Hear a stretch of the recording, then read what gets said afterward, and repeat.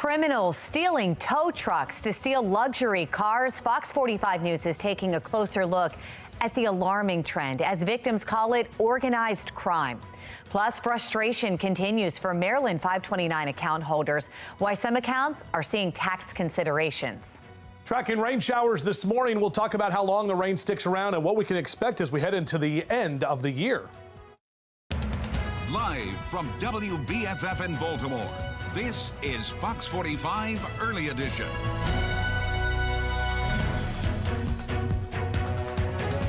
Good morning to all of you. Thank you for waking up with us on this Wednesday, December 27th. I'm Megan Gilland.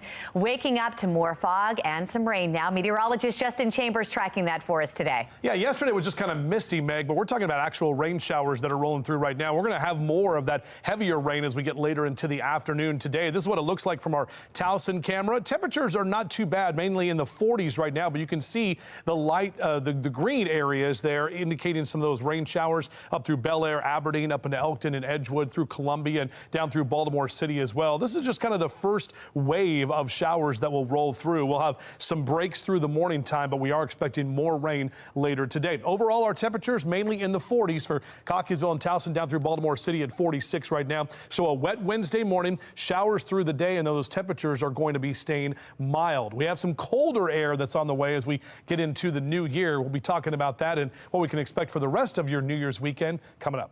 All right, Justin, thank you.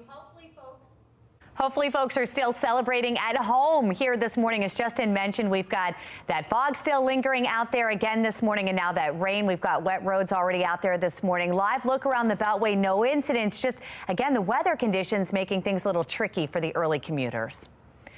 Shocking footage capturing the moment a stolen tow truck was used to pull a car right from a lot of a Baltimore County dealership. This is part of an alarming trend surrounding stolen tow trucks, with at least 4 in the past few weeks across the Baltimore area. Now some victims that we spoke to are calling it an organized crime. Stealing trucks and going to take other trucks, that's a rare. And it's just getting bigger now. And you also got to know what cars you can tow without the dollies just to pick up. Because see, a lot of them Acras are all-wheel drives. Some of them you can pick up and just roll with. Some of them you have to put those wheels on the back, which take another 2-3 minutes to put on. So he knew which ones he was grabbing. Baltimore City State's Attorney Ivan Bates and Prince George's County State's Attorney Aisha Braveboy have called the number of stolen vehicles across Maryland organized. A lot of what we're seeing now are more sophisticated operations involving multiple levels of people who are benefiting from this type of crime. Well, coming up at 5:30, Olivia Dance is diving deeper into this alarming trend and taking a closer look at similar thefts. If you have a stolen car story, or maybe you know someone who's been impacted by the spike in auto thefts, we want to hear about it. You can scan the QR code that you see right there on your screen, tell us what happened, or send an email to news@foxbaltimore.com. Turning now to a city in crisis. A 13-year-old boy is just the latest victim of gun violence in Baltimore City. According to police, the boy was shot yesterday evening on Annabelle Street in the Brooklyn neighborhood of South Baltimore. Police say the injuries are non-life-threatening, and the boy was taken to a local hospital. We know the investigation is ongoing. Police are asking anyone with information to call Metro Crime Stoppers at the number right there on your screen. Everything has finally settled down, and there's kind of one last, twist of the knife into us that they're trying to do.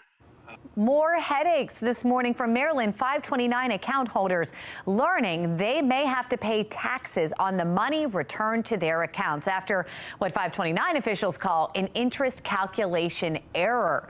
After a financial battle that lasted more than a year, the state recently agreed to repay Maryland families after their college savings were slashed without warning. But some account holders who were forced to file claims with the state treasurer's office are seeing ongoing issues. One account holder Fox 45 News spoke with among those receiving a settlement offer this month, with the state granting him nearly $10,000 in interest earnings that they now say should not have been taken from his account. But further review of the fine print reveals unexpected tax considerations on his tax-free investment. Crux of the plan was that it was a tax-free a tax-free plan. I mean, if that's their intent, that would be pretty terrible. Taxing these payouts could ultimately push people into another tax bracket, causing even more financial consequences. Your income goes up by the amount of the earnings. So there's certain phase outs, child tax credits, and then also if you're applying for financial aid, for FAFSA forms, that now goes in as interest. And it's going to be a lump sum payment. The state's treasurer's office has confirmed to Fox 45 News that while the payouts are exempt from state and local taxes, lawmakers did not make an exemption for federal taxes. Fox 45 News has reached out to the dozens of lawmakers who back the Maryland 529 legislation, asking, is it fair to tax funds Maryland families invested in a tax-free plan?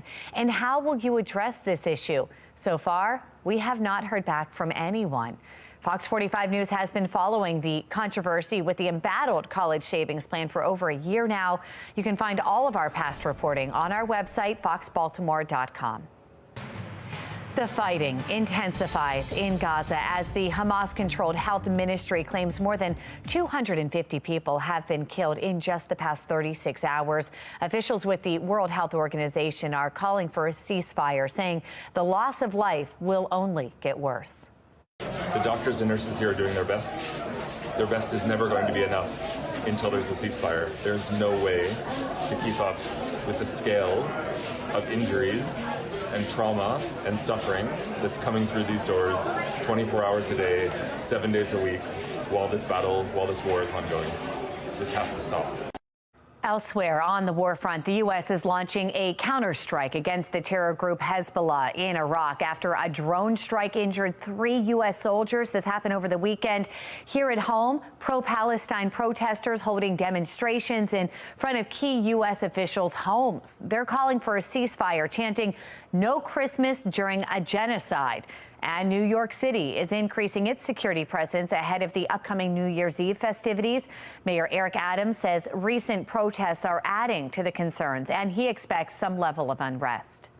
We're sure that there's going to be some type of attempt this year to use that stage for some other concerns that people are having. NYPD promises its enhanced security around the ball drop in Times Square, and there has been no credible threat so far. Still ahead this morning, it has been almost 3 months since a mass shooting shook the Morgan State community. Fox 45 News is looking back on the grim milestone.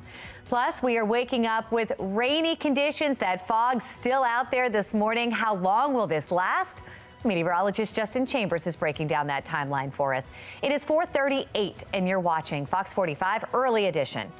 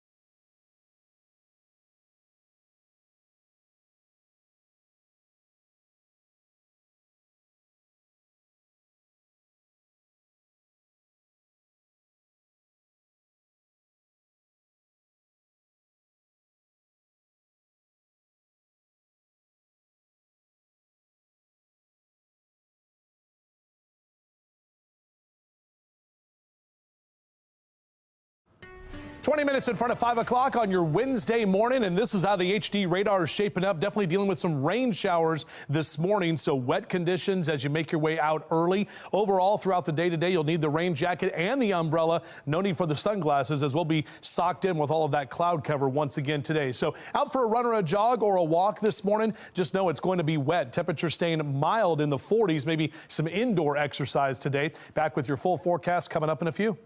Sounds good. Thank you, Justin. Taking a look at today's headlines, faith leaders will come together for a prayer walk today, honoring the lives lost to homicide this year.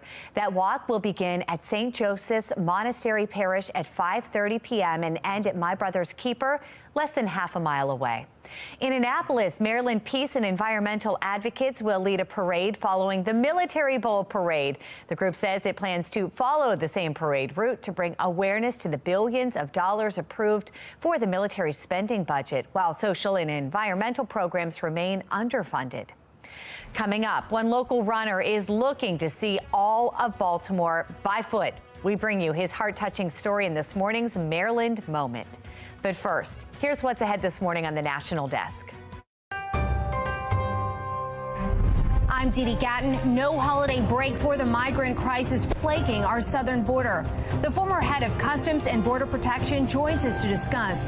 That's this morning on the National Desk, America's News Now, weekday mornings. You can watch the National Desk on our sister station, the CW Baltimore, weekdays from 6 to 9 a.m. It is 4:42 as you take a foggy look over the Inner Harbor. You're watching Fox 45 Early Edition, a local all.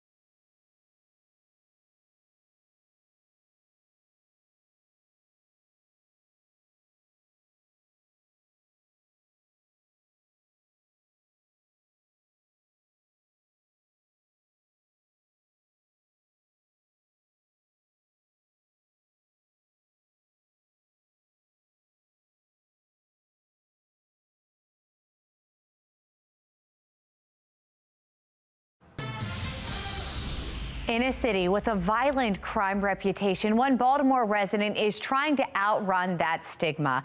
Fox 45's Rebecca Pryor and photojournalist Nathan Aaron share his mission in this morning's Maryland Moment. I hope we get a good morning. Practically prancing through the mean streets of West Baltimore. It's a great way to start the day. Is just about the nicest man you'll ever meet. Morning. Roaming alone along blocks of blight, areas often accompanied by drugs, crime, and homelessness. Trash. You see that a lot. I'm not gonna lie. Michael Lizicki hardly ever stops smiling while progressing his mission to never stop running. I'm not a doctor's fan because they always want you to take a break. Something Michael hasn't done in over a decade. You want to see me run in snow boots? Yeah, you feel like a fool. But what are you going to do? You don't want to miss a day. Rain or shine, in sickness and in health, I ran a mile on stomach flu. Michael began pounding the pavement at least once a day, every single day, what might seem like I don't want to lie. I'm not here to lie. an unbelievably long time ago. 639 days ago. That was Wilmer Court, by the way, that we just went down. And by the way, that's 13 years. I have not missed a day. And counting. Before that, the closest Michael ever came to cardio was heavy breathing into his oboe. A dream job with the Baltimore Symphony Orchestra is the path that brought Michael to Baltimore, a path he didn't dare stray from until, with age, his tune changed. I never did any type of intentional exercise. It was after seeing a photo of myself that I decided, I look like that, and I needed to make a change. Now his path This is where I almost cheated. is all over the map. Most days, most nights, I'll just sit here and I just stare at my map and I try to think, where do I want to go? I wonder, why do I have this one empty street right here? Because running every day can become mundane. And because Michael says training for one marathon was one marathon too many. I call it running. Most people call it jogging. I'm not fast. Michael recently set a new goal to have his feet hit every city street. Is this scientific? No. Again, it sounds unbelievable. I still feel defensive about what I'm doing. I mean, really? He ran all those streets? But his wife, Sandy, I am the witness. swears it's true. I think he wants to know every corner of Baltimore. And it really captures the essence of Baltimore, what Baltimore really is. There's a place for everybody in this city. And we're not just talking Charles Street, Bel Air Road, all that stuff. Just like in any major metropolitan city, parts of Baltimore are far from perfect. I'm sure a lot of the residents here have their struggles. But it's on the roads less traveled. Look at this row of houses coming up. Little moments. This is the kind of thing, this is the absolute thing that keeps me going. Whether it's a row of rainbow homes. There's pride there. There's care. Look, they're painted. A hidden piece of history. Look at the cool pagoda. And it snowed. Did I know about this? Do people in Baltimore drive by this how many times and don't know it's here? Here's the Perkins Square gazebo. I didn't know anything about this. Or even just... Even for a nicety to say good morning. What a wonderful greeting. And you know what? That sounds so small. That sounds absolutely small, but it's not in the big picture. Little moments can make a monumental impact. I was becoming very jaded, living in Baltimore for like 20 years and seeing the challenges and just kind of getting frustrated. I feel almost welcomed.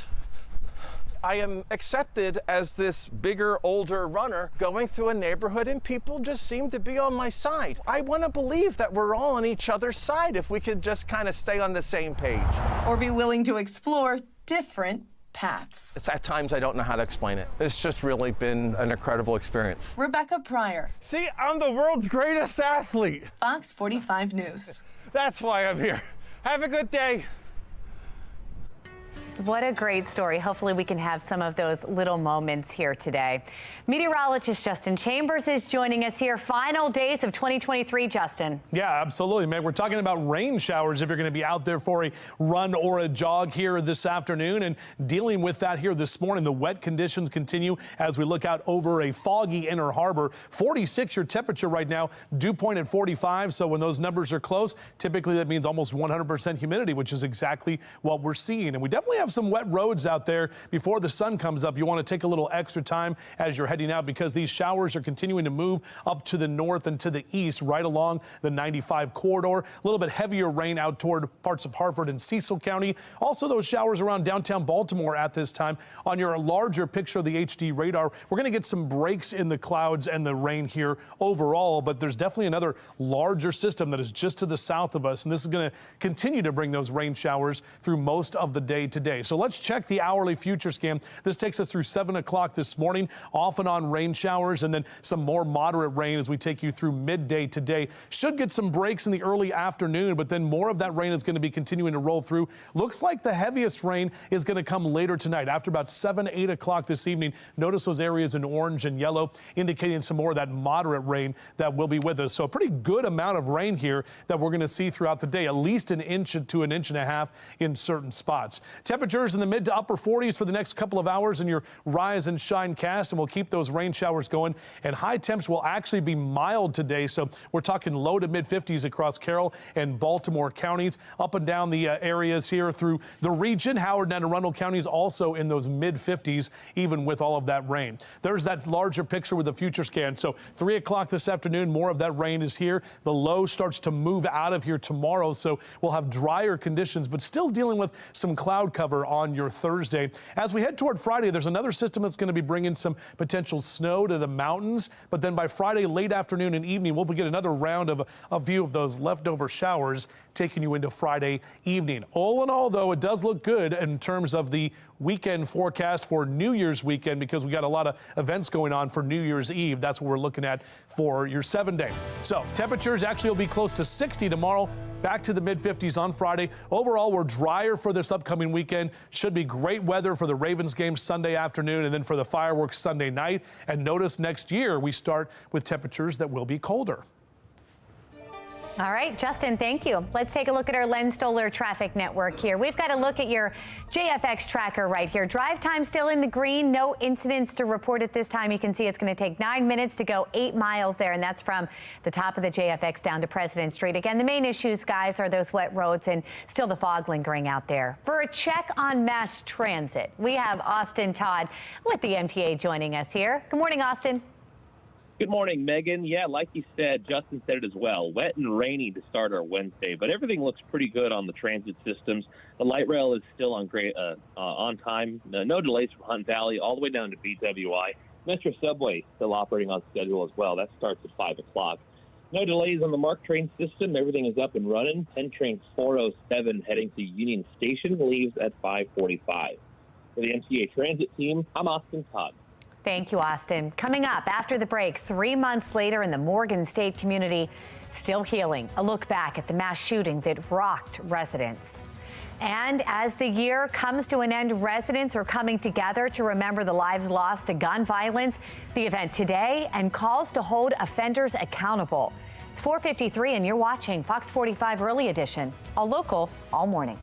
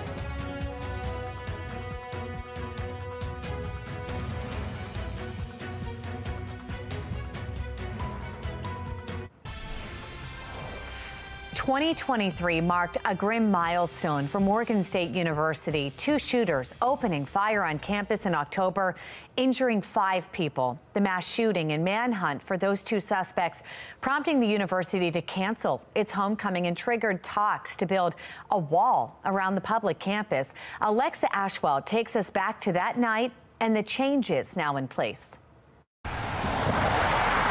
October 3rd, 2023, Northeast Baltimore. Morgan State University had just concluded its homecoming coronation when suddenly, gunshots. It was just like a ton of shots in a row, and then it stopped, and then more shots in a row. The sound of gunfire sends the campus into chaos. Students, faculty, and alumni begin running for their lives and taking cover wherever possible. I saw people crying. I saw people on the floor. I saw people just, having minor panic attacks. Police respond and sweep the campus. 5 people are found shot outside Thurgood Marshall Hall, including 4 students. Thankfully, all survive, but a shooter nowhere to be found. In the days that follow, Baltimore police released surveillance video of persons of interest, announce a reward, and then release these clear images of the 2 believed shooters.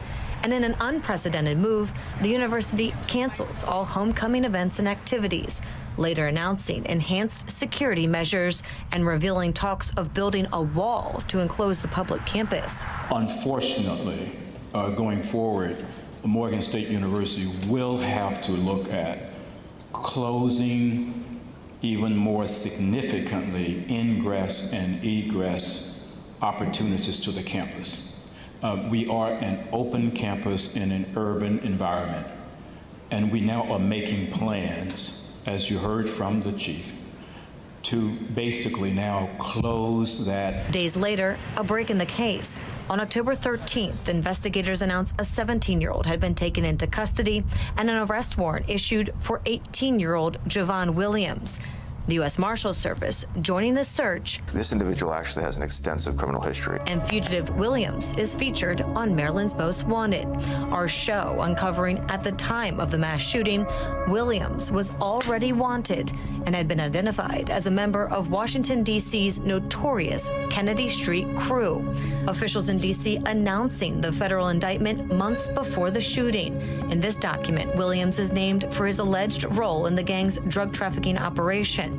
The gang accused of selling fentanyl and crack, using firearms to protect territory, and concealing their proceeds using shell businesses and other methods of laundering.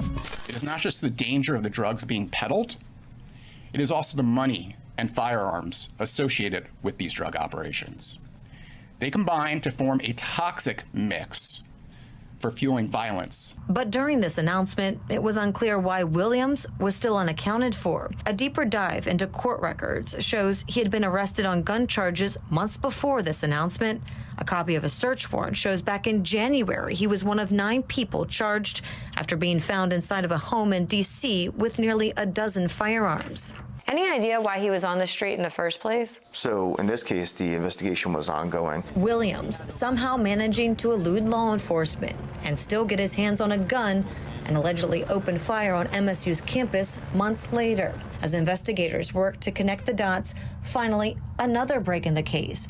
After being featured on Maryland's Most Wanted, investigators say they received several tips that Williams was not only still in D.C., but also committing armed robberies and carjackings. Investigators finally tracking down the suspect November 17th after they say he and 2 other suspects went on a crime spree in D.C. Williams was taken into custody after a brief pursuit. He has absolute complete disregard for public safety. Back on Morgan State University's campus, the Morgan community uniting and together moving forward, but never forgetting October 3rd, 2023. Alexa Ashwell, Fox 45 News. Fox 45 News demanding transparency surrounding Maryland's embattled college savings plan. The latest hiccup causing major headaches. And we're tracking rain showers here for your Wednesday. We'll talk about how long this rain sticks around and what we can expect for New Year's Eve weekend. Live from WBFF in Baltimore, this is Fox 45 Early Edition.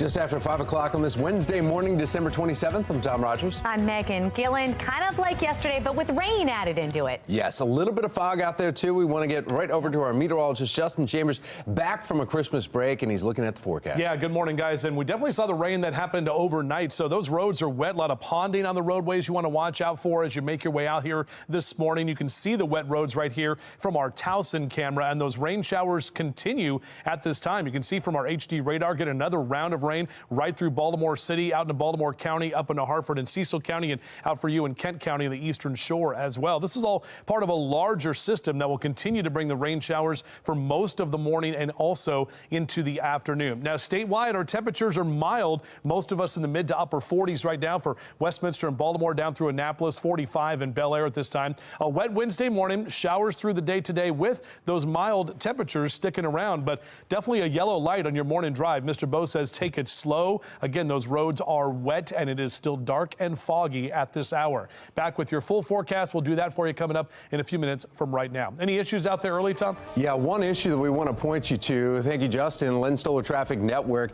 Here's a couple cameras around the area, but this is the issue that we want to point you to. This is happening, a collision, Baltimore County 95 South, right by exit 64 of Rossville Boulevard. Two right lanes. You can see where all the flashing lights are. They appear to be closed. There's also median back further. The left median there is also closed. This is southbound 95 right after you pass White Marsh Boulevard 43 and you're heading down to the loop. Everything has finally settled down, and there's kind of one last, twist of the knife into us that they're trying to do. Yeah, more headaches. You heard it there. He's describing it as a twist of a knife for Maryland 529 account holders, learning that they now have to pay taxes on money that was returned to their accounts after what 529 officials call an interest calculation error. After a financial battle that lasted more than a year, the state recently agreeing to repay Maryland families after their college savings were slashed without warning. But some account holders who were forced to file some claims with the state treasurer's office are seeing ongoing issues. One account holder telling Fox 45 News that it is among those receiving a settlement offer this month, the state granting him nearly $10,000 in interest earnings that they now say should not have been taken from his account. But further review of the fine print reveals unexpected tax considerations on his tax-free investment. Crux of the plan was that it was a tax-free plan. I mean, if that's their intent, that would be pretty terrible. Well, taxing these payouts could ultimately push people into another tax bracket, causing even more financial consequences. Your income goes up by the amount of the earnings. So there's certain phase outs, child tax credits, and then also if you're applying for financial aid, for FAFSA forms, that now goes in as interest, and it's going to be a lump sum payment. Now, the state's treasurer's office has confirmed to Fox 45 that while the payouts are exempt from the state and local taxes, lawmakers did not make an exemption for federal taxes. Fox 45 News has reached out to the dozens of lawmakers who back the Maryland 529 legislation, asking, is it fair to tax funds Maryland families invested in a tax-free plan? And how will you address the issue? So far, we have not heard back from anyone. Former 529 Director Anthony Savia resigned from the post last month amid some of those ongoing concerns. Savia's last day, November 30th, marking just over a year with the agency. Treasurer's office confirming Savia's resignation to Fox 45, but declined to comment on why he stepped down. Fox 45 News has been following this controversy with the embattled college savings plan for over a year now. You can find all of our past reporting right there on our website, foxbaltimore.com. Criminals stealing tow trucks to steal luxury cars. Fox 45 News is taking a closer look at the alarming trend, as victims call it organized crime. Plus, the Powerball jackpot growing after no winner Christmas Day. We're tracking a slower commute because we are seeing those rain showers, so we have a yellow light there for our morning drive. Want to make sure you are aware of that. We'll track when this rain moves out coming up.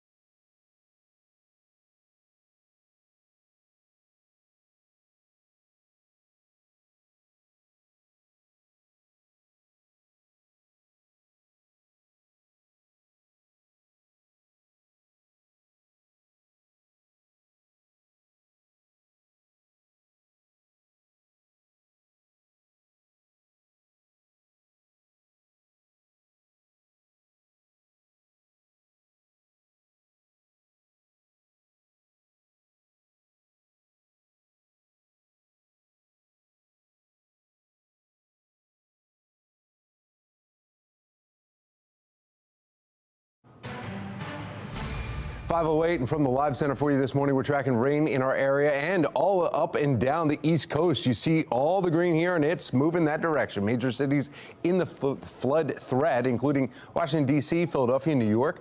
The storm will be followed by colder air, bringing snow to some southern states and central Appalachians. Now take a look at this video right here. Flooding in Florence, South Carolina. Sinclair's sister station, WPDE in Florence, speaking with people in Waccamaw, and they say that they will likely have to deal with the high waters for weeks. It takes weeks for it to come in as far as building up to higher and higher levels like this, but then it'll take at least a month or so to come back down generally. It all depends on how much is coming down from North Carolina, from the Lake Waccamaw. Now in Nebraska, the wicked weather causing multiple semis to jackknife. Look at these right here. Yeah, where are those packages? That happened on Interstate 80 Monday. The conditions so bad, State Patrol shut down roughly 70 miles of the interstate and responded to nearly 150 weather-related incidents. Well, this morning, most watches and warnings across the central and northern plains, they're set to expire if they haven't already. And another live look from our radar here, as you can see, even back here, some other ones that are coming through Pittsburgh here, tracking rain showers throughout the day. In fact, we want to go right over to our meteorologist, Justin Chambers, now with what we can see here in Maryland. Justin? Yeah, another wet day today, Tom. And, you know, yesterday was just kind of misty for most of the afternoon. We had a few light showers here and there. But today, more of that heavy rain is going to be with us as we take you into the afternoon. That's when we're going to see those showers. We've been basically tracking this rain since the overnight. So your morning drive is going to be wet. Now, temperatures are going to stay mainly in the mid to upper 40s for the next couple of hours. So really no issues with those temps being cold. But again, we're going to top out in the mid 50s later today with those scattered rain showers. Just kind of plan for an inside day. And if you do have to be out, just know you'll need the umbrella. We'll talk about how long that rain sticks around, how much the heavy rain will impact us by tonight, and what we can expect for New Year's Eve weekend if that rain moves out. That's all coming up in a few. Thank you, Justin. Still ahead this morning, fallout in the Middle East continues, the national protests and the safety measures being put in place. Plus, tensions rising in Ukraine as the war in Russia with Russia rages on. The latest attack. 5:11 is the time. You're watching Fox 45's Early Edition. We're all local.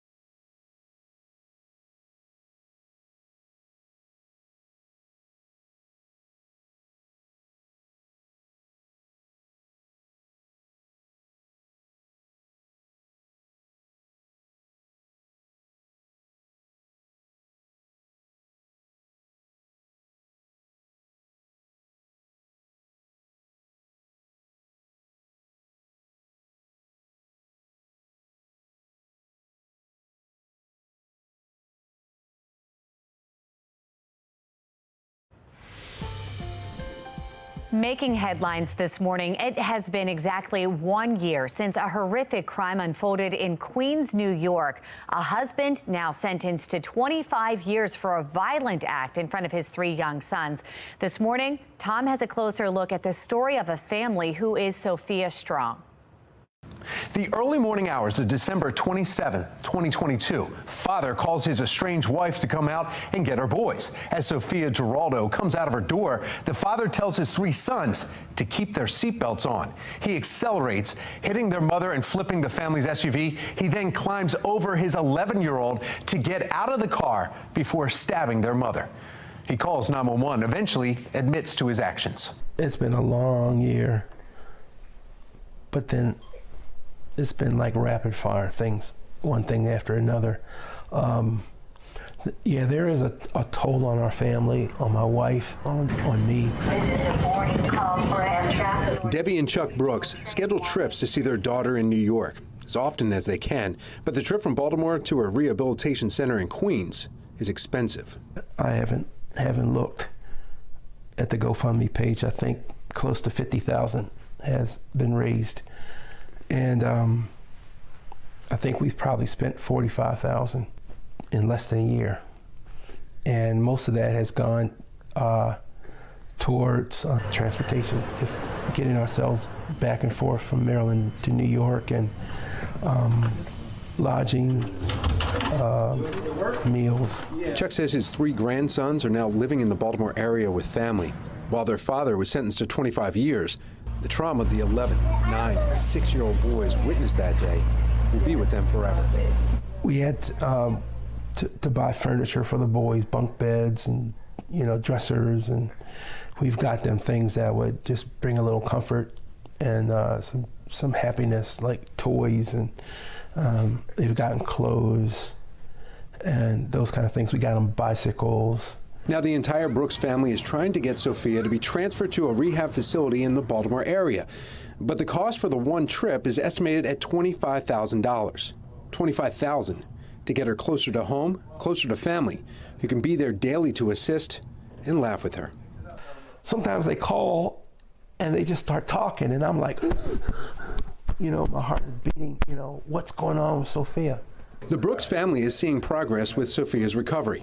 It is a slow process. They say Sophia needs someone with her almost daily to help with the multiple appointments, plus the ongoing battle and the cost to secure guardianship rights for Sophia. That would allow them to sell her car and get access to her accounts. Well, right now, her boys are only seeing her on average now once a month, if that. They would be able to see her daily if they want to, if she was in Baltimore. As far as the Brooks family faith, this has drawn our family closer together. And we were already close as a family, and now it's closer together than we've ever been before, and even closer in our love and devotion to God. For Chuck, the pastor, the father, and the grandfather, I'm getting too old for this. It's like, so, yeah, it's tough on my wife. It's tough on her. And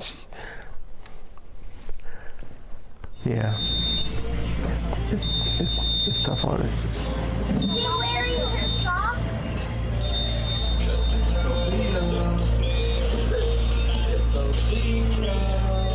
Now remember, just to transfer Sophia from New York City to the Baltimore area, the Brooks were told it would cost them $25,000. And they're asking for your support for a local rehab center and to raise enough money for that transfer. If you would like to help get Sophia strong and help Sophia Giraldo and her boys, you can donate now by going to the GoFundMe page. Tom Rogers, Fox 45 News. Hopefully this year will bring her closer. Yes, and hope that family gets more laughter here, yeah. Right now we need to find out exactly, though. It's one of those next foggy days. It's a nasty travel day again, and it looks like we're going to have some more rain all throughout the day. And today's the 3 French hens, right? That's right. Yes. That's right. Third day of Christmas. Well done. Yeah. Yeah. 12 days of Christmas. You're right. Those birds are going to be hanging out with under the wherever they can find to get out of the rain, because we've got the wet weather here that we're dealing with here this morning. We did have some pretty decent rain overnight, so there's definitely some ponding on the roadways. If you're just up with us now and you got to get up in the next couple of hours or get out in the next couple of hours, just know there's definitely some standing water on some of those roadways, especially on 695 and 95 and right here in Towson, where you can see those wet conditions that are continuing. 47 your temperature in Towson right now. Not much in the way of any wind at this time. And our temperatures are going to kind of hang out in the mild category for the next few hours. Notice where most of the rain is, right there in northern parts of 95 up into Cecil and Kent County, out over the eastern shore, parts of Harford County, even down through Baltimore City and County as well. You can see this line of showers kind of coming through, and basically just kind of a steady rain is what we're seeing at this time. When you pull out, you can see there is more that is to the south of us, especially as we go a little bit farther out. This area of low pressure, Tom was talking about that earlier in the hour, about how they were seeing some flooding in South Carolina, and more of that will continue to track up from the Carolinas into the mid-Atlantic as we take you through the afternoon and evening. So this is our hourly futures again. A lot of green that we're talking about, and we're going to see the kind of off and on showers through most of the morning through midday. You may get some breaks here and there into the afternoon, but those yellows that pop in that 2 and 3 o'clock hour, that's an indication of some moderate rain showers. And then the heaviest rain looks to come to about 6, 7 o'clock tonight. That's when you can see more of those rain showers through the region, maybe even a thunderstorm or two. So don't be surprised if you hear a rumble of thunder, because we have those kind of mild conditions for December with all of this rain and the dynamic atmosphere that we have. So just be aware that's going to be with you through most of the day today. On your jogging cast, out for a run or a jog, maybe an inside activities, and get that workout out inside as well, with temperatures hanging out in the 40s for the next couple of hours. And high temps today are mainly going to be in the low to mid 50s. These are above average as we take you through the day today, up and down the 95 corridor, a lot of low to mid 50s, even with all of that rain. Those numbers are going down. We actually will spike tomorrow close to 60, but then notice the kind of downward trend as we head into New Year's weekend. And for the new year, we're going to see those temperatures back into the 40s for Monday and Tuesday of next week. Obviously, some big things happening this weekend. So here we go for New Year's Eve. We're talking about a few showers on Friday, left over, really kind of Friday late afternoon and evening. Saturday looks pretty good with lower 50s. Should be great conditions for the Ravens game on Sunday afternoon and for New Year's Eve Sunday night for those fireworks and the drone celebrations that we got going on. But notice those temperatures will be colder as we kick off 2024 with highs back to the 40s. Tom? All right, thank you, Justin. Let's take a look at your Lens Solar Traffic Network. Really the one issue that we want to report. You can see it right here. This is 95. If I zoom in a little bit, there were 2 vehicles that were over on the right shoulder that was causing some major delays southbound. There's also one, there's no flashing lights, but you can see it right there in the median too. So both sides of the road, that's causing you to slow down, pause southbound right before Rossville Boulevard. And everyone else, you're moving along just fine. No other issues to report on the roads. Now we want to get a check of your mass transit. We have Austin Todd in this week for the MTA, giving us an update there. Good morning, Austin.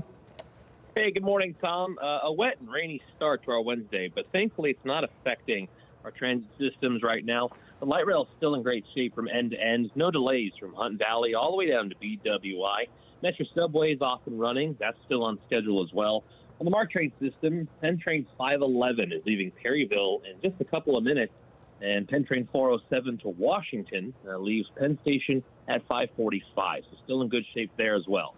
For the MTA Transit team, I'm Austin Todd. Thank you, Austin. The U.S. striking back after Iran-backed militants attacked American service members on Christmas Day. I'm Atrel Nashar with a look at the escalating threats to the U.S. tied to the Israel-Hamas war. Plus, a migrant caravan continues their journey through Mexico. The calls from the U.S. to curb the mass migration. 522, you're watching Fox 45's Early Edition, all local.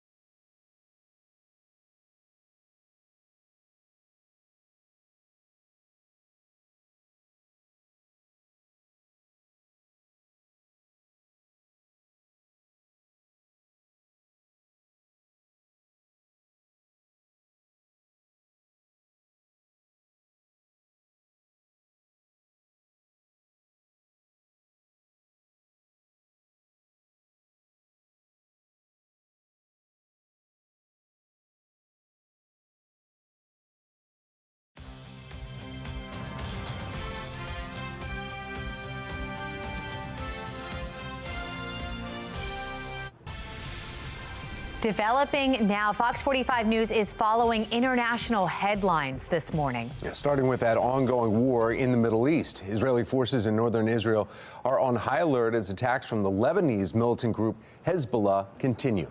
Now, yesterday, a church took a direct hit from the anti-tank guided missile, injuring a civilian. Meanwhile, Israel's main battle arena remains in Gaza, where the war between Israel and Hamas is entering its 82nd day.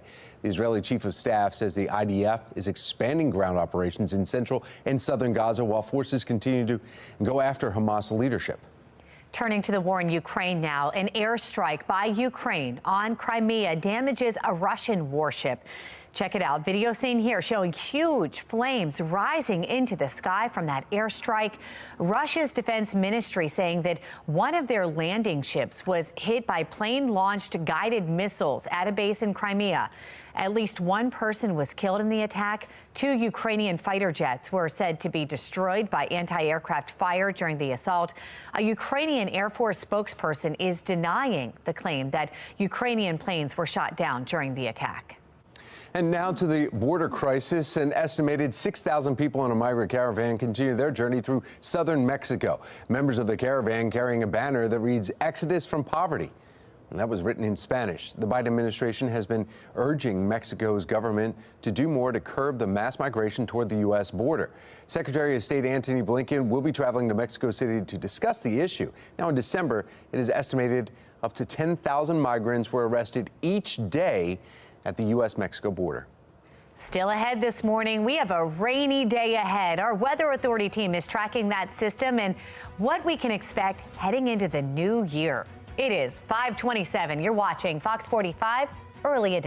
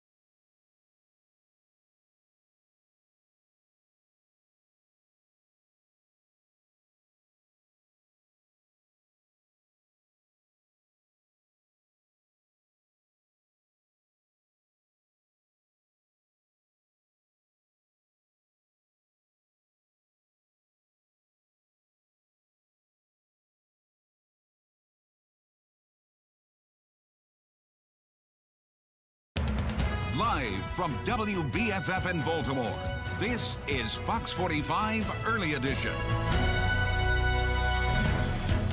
Welcome back to Fox 45 Early Edition on this Wednesday, December 27th. I'm Megan Gilland. I'm Tom Rogers. We need to find out exactly how long we need to have those umbrellas. Oh, meteorologist Justin Chambers here tracking the rain. Final hump day of the year, guys, as we take you outside right now. Yeah, this is what it looks like here this morning from our Toyota Inner Harbor Sky Cam. Those low clouds hanging around and those off and on rain showers, too. Right now, we're getting some steady rain right over Baltimore City, up into the outer loop of the Beltway for Towson, Cockeysville, all the way up toward the Pennsylvania line, and continuing to see that kind of track toward 95 to the north. And down to the south, too, you're seeing some showers as well. Look at all of that heavier rain that's coming through Richmond right now. That's tracking from the south, from the north to the south.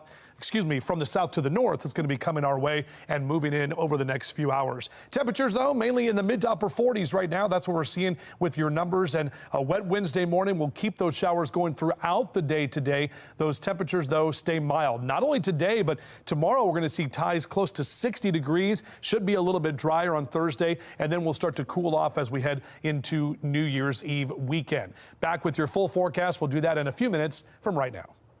Thank you, Justin. Continuing our coverage this Wednesday morning, Fox 45 News has been following the increase in car thefts throughout Baltimore this year, but now a troubling new trend is tow trucks are being used to commit crimes. We have Olivia Dance joining us live now with the concerns about this new car theft strategy. Olivia.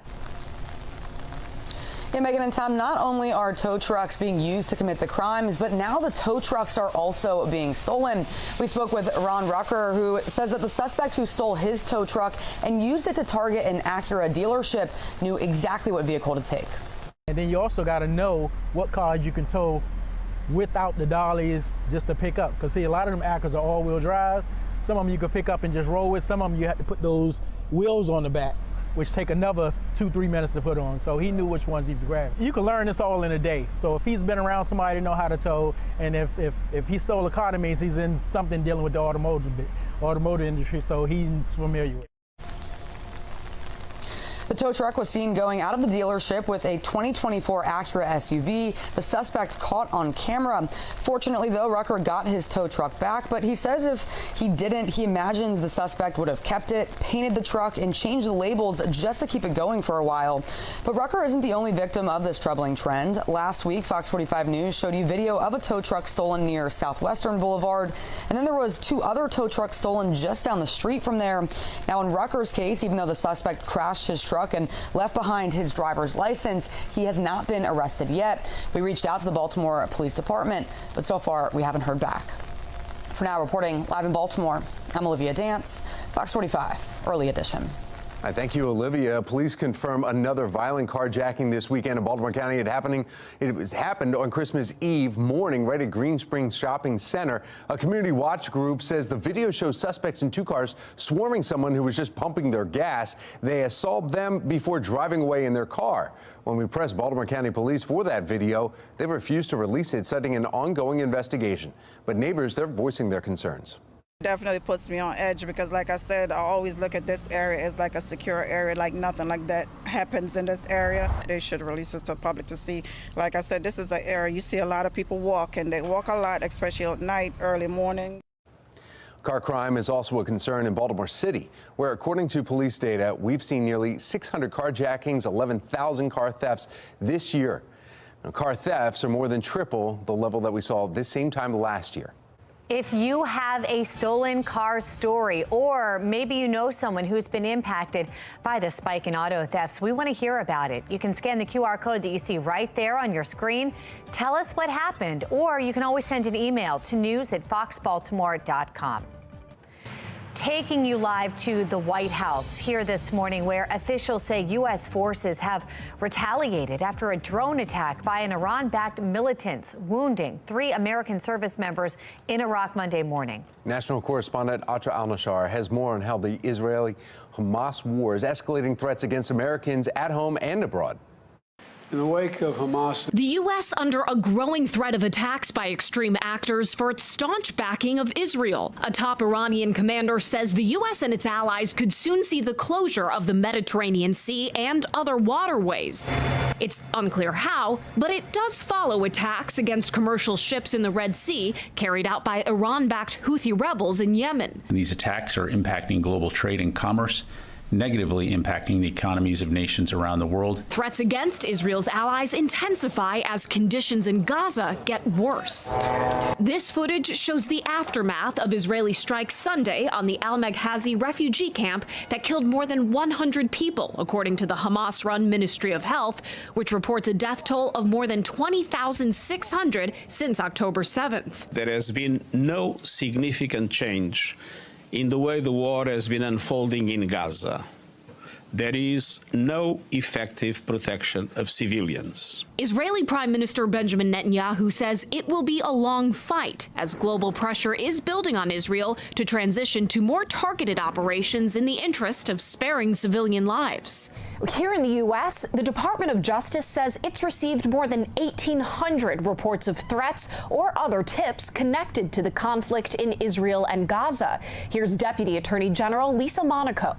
We have this range of ideologies that can motivate and inspire individuals to violence. FBI Director Christopher Wray and members of Congress also concerned about the potential for a terrorist attack in the U.S. The threat levels that are all-time high, October the 7th, put gasoline on a fire. Law enforcement and security officials urging Americans to be vigilant, especially through New Year's Day, as public gatherings could be targets for violence. In Washington, I'm Atra El-Najjar reporting. At 36 now, and Baltimore City Councilwoman Odette Ramos is weighing in on a recent anti-Semitic vandalism that happened in Hamden after two Jewish homeowners who take part in the Miracle on 34th Street display say that they found smashed watermelons in the front yards and on their holiday displays. Watermelons are a symbol of Palestinian solidarity. Ramos says that she spent time with families impacted by the vandalism, noting there's been a rise in anti-Semitic and Islamophobic incidents that happened in Hamden this year. She added there's no place for hate in Baltimore. Ramos was one of 4 council members who abstained from voting on a resolution condemning the anti-Semitism this month, saying the resolution failed to acknowledge the rise in Islamophobia as well. Well, the council members who abstained later proposed their own resolution condemning hate in all forms while calling for a ceasefire in Israel. That resolution did not get enough support from the council to pass. From our live center here this morning, maybe this is the best way to ring in the new year. A Powerball drawing is happening tonight after no one won Monday night's Christmas Powerball jackpot, bringing the major winning to, you ready for this? $685 million. Now, for those who would choose the cash option, that comes out to $344.7 million. So here's your reminder to go buy your ticket sometime today. Now, no one won the Christmas jackpot, but there were two $2 million winners. There was one in Colorado and also one in Georgia. There were also 3 winners in California, New Hampshire, and Pennsylvania who won $1 million each. That sounds pretty great. Now, not to discourage you, but, putting things in perspective here, the overall odds of winning the Powerball jackpot are 1 in 292.2 million. But if you do win, that would definitely be a pretty great start to 2024. Frustration continues for Maryland 529 account holders, why some accounts are seeing tax considerations. And a local runner looking to see all of Baltimore by foot. We're going to bring you his heart-touching story in this morning's Maryland Moment. Plus, a rainy start to your day. Our Weather Authority team tracking when the system moves out. 5:39, you're watching Fox 45's Early Edition. We are all local.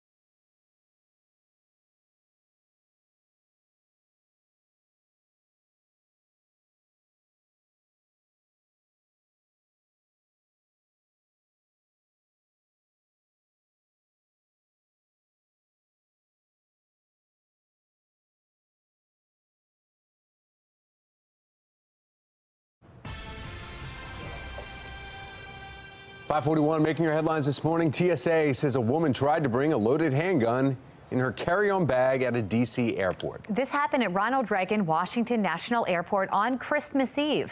Officials say the gun was found at a security checkpoint and never made it onto the plane. It's unclear who the woman is, but officials say she is from Bethesda. She was cited by police on a weapons charge and her gun was confiscated. Officials say she will also be facing a fine. Coming up in 2024, just 5 days away, the most desired cities besides Times Square to spend New Year's celebrations. Plus, if you got a gift card for Christmas, there are some restrictions you need to be aware of, how long you have to spend them. It's 5:42. You're watching Fox 45 Early Edition, all local, all morning. Fox 45 News, winner of 16 2022 Regional Emmy Awards, more than all other Baltimore news stations combined.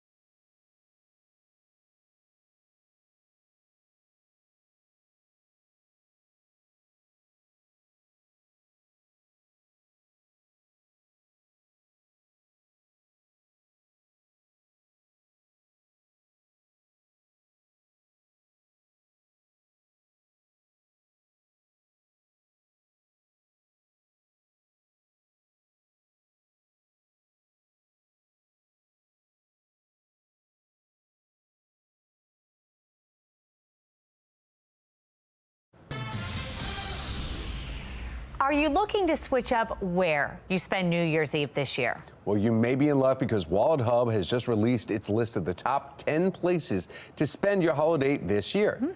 Top 3 cities: Orlando, San Diego, and of course the Big Apple, you know that, in New York City. Now, if you're looking for somewhere a little bit closer to home where you don't have to jump on a plane, Washington, D.C. made the list at number 10. Baltimore sadly did not make the top 10, but we did make it in the top 50. Ooh. Our city ranking in at number 32. That's actually pretty good. Well, gift cards are a popular Christmas gift, but many times they end up going unused and tons of money goes to waste. So here's what you should know about the gift cards that you are giving or receiving, for that matter. They expire within 5 years from the time of purchase, though some state laws require longer time periods. Use it or lose it. It's wise to spend gift cards quickly, as over time its value will decrease, and some stores actually may go out of business. Another option is to sell it on resale sites such as Card Cash or Raise. Interesting. Never even thought of that. Didn't know that existed. 0 gift cards this year. That's good, right? I mean, any cash? I got the one from Sinclair, but that was about it. Yeah, my mom gave me a Starbucks one as a little stocking stuffer, but that was it. Yeah. So today, the second day of Kwanzaa, third day of Christmas, but the holidays now the holiday countdown shifts a little bit, guys. And coming up in a couple of minutes, You have the an brand updated new one. look? The brand new be one. Some hearts and little cherubs in there. There might be hearts. There might St. be Patrick's Day, would that make it? You never know. See that? You have bunny to hopping, watch. a little bunny hopping Yeah, around. spring is right around the corner. Holy moly. Yeah, here we go. All right, here's our downtown Baltimore camera. Lots of those low clouds hanging around and the rain that continues at this hour. We're at 47 as you're up with us here on your Wednesday morning. I hope you enjoyed the holidays or are enjoying the holiday season as we are right in the midst of it here. Here's that HD radar right in the midst of the rain that continues for Baltimore City up into Towson and Cockeysville. Up to the north on 95, continuing to see that over toward Elkton and parts of Cecil County, and down south in Columbia, Elk Ridge for you. Even in Anne Arundel County, you're seeing some of those showers at this time. So basically, it's going to be that steady off and on rain for most of the morning and into the afternoon, all thanks to this large area of low pressure right over the Carolinas that's going to continue to bring a lot of that moisture right up the East Coast. And we're going to be inundated with this rain, with the heaviest rain coming a little bit later on into the evening tonight. I'll show you that right here in our future scan. So this takes us through about 6, 7 o'clock this morning. Notice it's going to be wet. Noontime, we'll see those off and on showers. You may get some breaks in the rain throughout the day, but this is about 2, 3 o'clock this afternoon. So if you're out doing your returns or just that kind of those errands here, getting run here later today, you're going to see those light to moderate rain showers. Looks like the heaviest rain about 6, 7 o'clock tonight, really getting in there and continuing to can be with us through most of the evening, even through about 9 o'clock on your Wednesday. Definitely a wet Wednesday. Enjoy your breakfast and coffee with us here as you rise and shine. Next couple of hours hanging out in the 40s. Sun up at 7:25. Notice that sunset time at 4:51. So once we get into early January, we'll get our first sunset back at 5 p.m. That sunset getting a little bit later each day as now those daylight hours will continue to expand since we're past the winter solstice. 47 here in the 8 o'clock hour, Brewers Hill. Yeah, it's going to be rainy today. So we are seeing temperatures that will hang out in the low to mid 50s for most of the afternoon. So even though we've got the rain, it's not going to be a really cold rain, almost kind of a mildish rain, because check these numbers here across central Maryland, Eastern Shore, across the Bay Bridge, up and down the Chesapeake. Most of us will be hanging out in the mid 50s. And we actually could get to about 60 tomorrow before those temperatures start dropping. Heading into Saturday and Sunday for New Year's weekend, notice those numbers are coming back down near average. Here's a look at that future scan. So there's that area of low pressure moving out of here as we get into Thursday. Some drier air is coming in. Start the day with cloud cover tomorrow, but by tomorrow afternoon should get some pockets of sunshine. Friday, there's another system that'll bring some snow showers to the mountains, and even on Friday evening, some leftover rain showers for us. But Saturday and Sunday actually will look drier, which is good news for New Year's Eve. All right, are you guys ready? Are you guys ready for the holiday countdown? All right, here we go. So 5 days until New Year's Day, MLK Day in 19 days, Groundhog Day, that seedy, swarmy character. Look at him just eyeing me right there. Ugh, don't like that guy. 37 days until that. We're 7 weeks to the day till Valentine's Day, speaking of cherubs. And yeah, there's Lou the leprechaun. He's 81 days away from getting his St. Patrick's Day on. I think that was pretty good. Yeah. I mean, you know, we got all the stuff now. We're looking forward. Obviously, we have a pretty big game on Sunday. Yeah, your #1 Ravens are taking on the Dolphins there. Sunday afternoon should be great weather for that game. And then Sunday night, no issues for the fireworks or any of the celebrations into next year. Notice those temperatures will be colder. All right, Justin, well done. First of all, out on the roads, not terrible, but you heard him mentioning kind of that fog out there, the rain that we're expecting, making for some wet conditions out there. We have been watching a backup on 95. This is southbound at Rosedale, at exit 64. You can see we've got police presence still out there. We've got congestion still backing up as traffic tries to get past that incident. Both shoulders right now are closed, as well as the far left lane. So keep that in mind. Again, we're moving through on the map. It was showing green, but again, still looking kind of congested. Let's get a check now on mass transit. Austin Todd with the MTA joining us. Hi, Austin. Hey, Megan. Good morning. A wet and rainy start to our Wednesday. We are seeing a delay now on light rail. The delay is about 5 to 10 minutes, so riders should allow extra time for travel. Metro Subway, good news, is still operating on schedule. No delays in the MARC train system. 10 train 511 on the way to Washington is still on time. 10 train 407 is leaving Baltimore in just a few minutes. Everything looks good on the MARC train system. For the MTA Transit team, I'm Austin Todd. Thank you, Austin. As the year comes to an end, residents coming together to remember those who were killed by gun violence. The event today and the calls to hold offenders accountable. 5:51, you're watching Fox 45's Early Edition. We're all local, all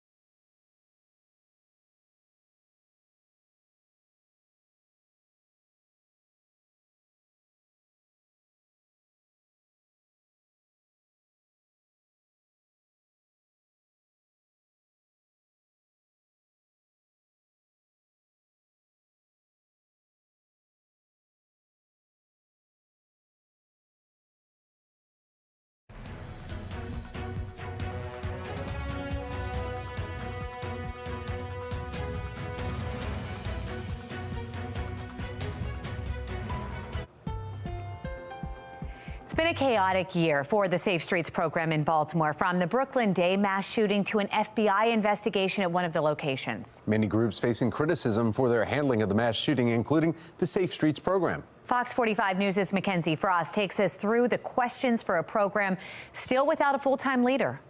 2023 began when LifeBridge Health and Catholic Charities, the two nonprofits, officially started overseeing the operations of the 10 Safe Streets sites.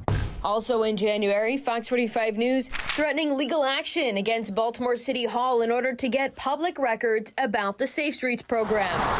With the 10 sites, Safe Streets is a cornerstone of Mayor Brandon Scott's crime-fighting strategy. He had shared with me probably about a couple weeks before he was murdered that he was looking to be hired by Safe Street.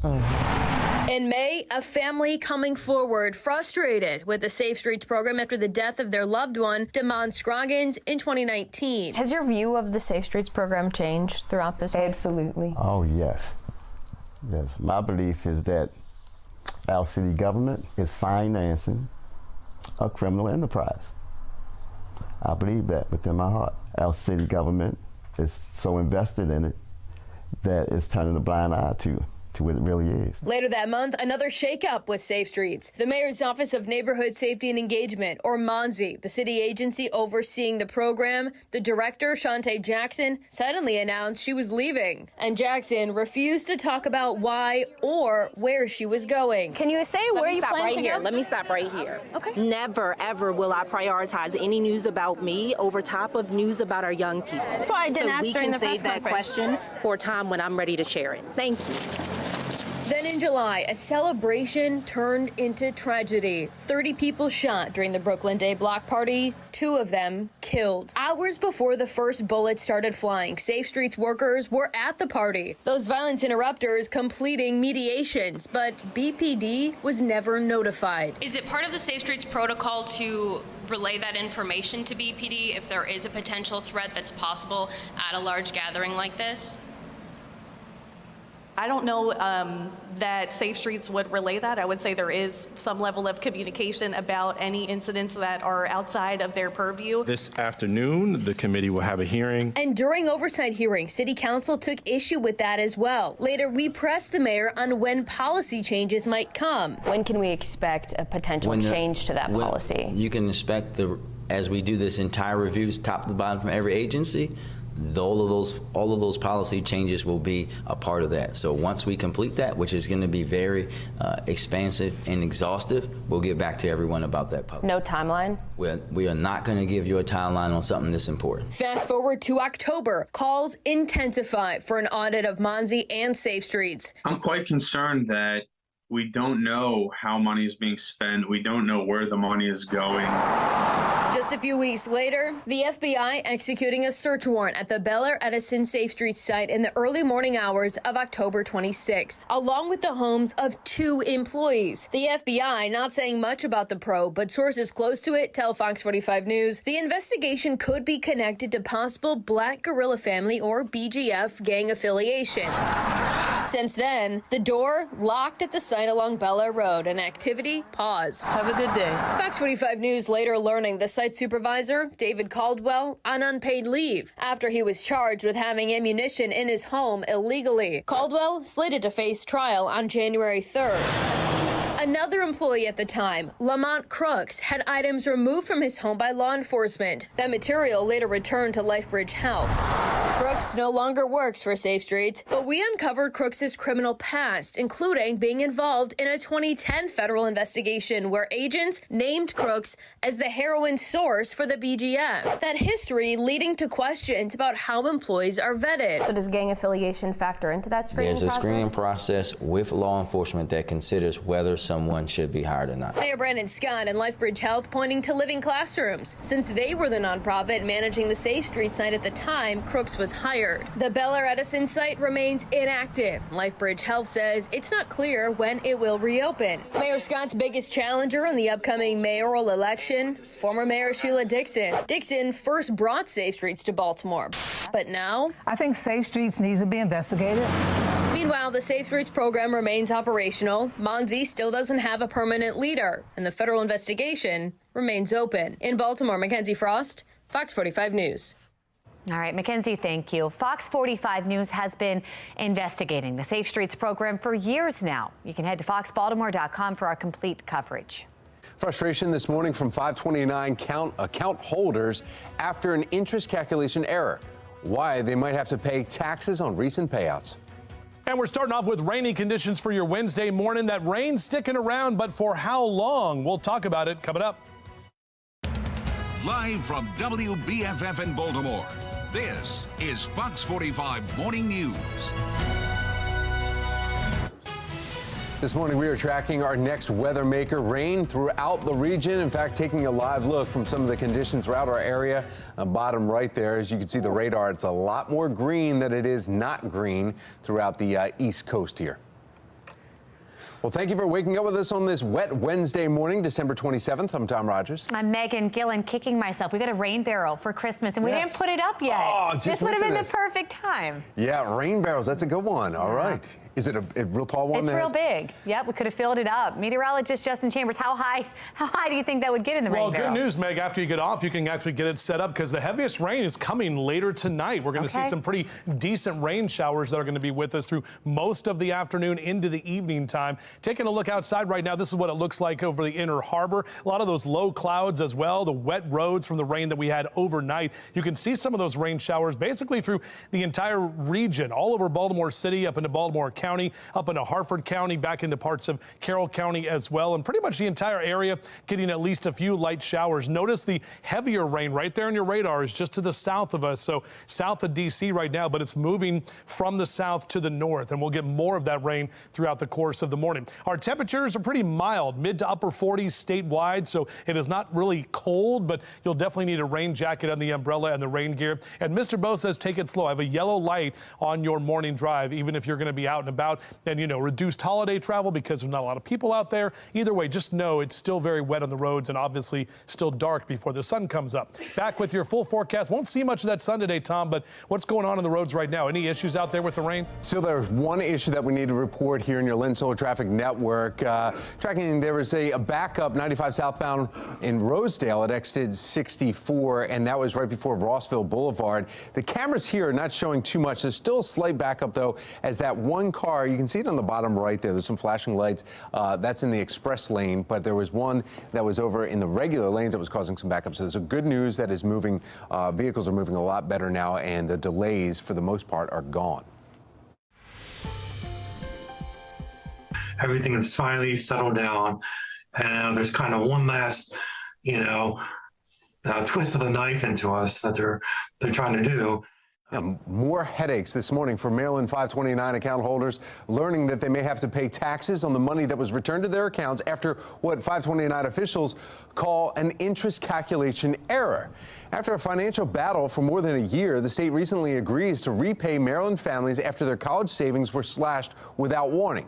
But some account holders who were forced to file claims with the state treasurer's office are seeing ongoing issues. One account holder telling us at Fox 45 News he's among those receiving a settlement over this month. Now, the state granting him nearly $10,000 in interest earnings they now admit should not have been taken from his account. Now, also further review of the fine print reveals unexpected tax consideration on his tax-free investment. Crux of the plan was that it was a tax-free plan. I mean, if that's their intent, that would be pretty terrible. Well, taxing these payouts could ultimately push some people into another tax bracket, causing even more financial consequences. The state's treasurer's office has confirmed to Fox 45 that while payouts are exempt from state and local taxes, lawmakers did not make an exemption for federal taxes. 6:03 happening today, a prayer walk to remember the victims who were killed in Baltimore this year. This year, Baltimore is on pace to have fewer than 300 homicides for the first time in 9 years. But this year, 258 people were killed in the city. Olivia Dance joining us live this morning with the details on today's prayer walk and the calls for change from the victims' loved ones. Olivia. Well, Megan and Tom, as the year is coming to an end, the community is coming together to remember those who lost their lives and plead for an end to the violence. The prayer walk starts at 5:30 this evening, right behind me here at St. Joseph's Monastery Parish, which is off of Old Frederick Road. The walk will then end at My Brother's Keeper, less than half a mile away from here. During the candlelit walk, there will be prayer, and the names of the 2023 homicide victims will be read.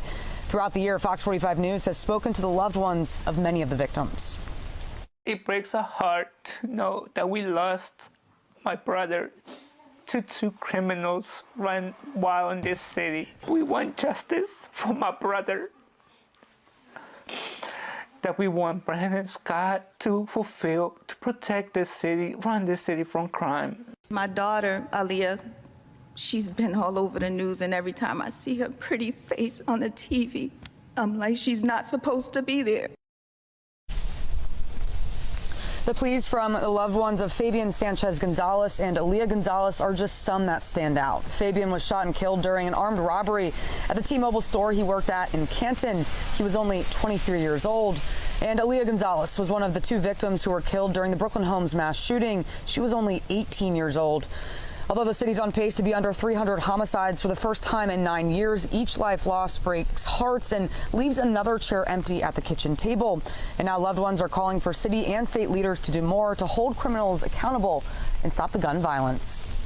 For now, reporting live in Baltimore, I'm Olivia Dance, Fox 45 Morning News. All right, Olivia, thank you again. As 2023 winds down, Baltimore appears to be on pace to fall below 300 homicides. This is the first time in 9 years that would happen. According to Baltimore police, the city has seen 258 murders and 625 non-fatal shootings so far this year. Mayor Brandon Scott appeared on CNN this weekend to discuss what he thinks is fueling this drop in gun crime this year. I created the first ever comprehensive violence reduction plan for Baltimore City, bringing everybody together, but also putting an emphasis on the ecosystem, creating a community violence intervention ecosystem, treating violence like a public health crisis, focusing our police on those who are most at risk of being a victim and the perpetrator of violence through our group violence reduction strategy, bringing in all of our partners between our federal partners, our state's attorney, our U.S. attorney, but most importantly, the community. And that's how we're doing it, and doing it the right way. Mayor Scott mentioned the partnerships with City State's Attorney Ivan Bates and U.S. Attorney for Maryland Eric Barron. The two teamed up earlier this year. Homicides are down 20%. Non-fatal shootings down 9% since then.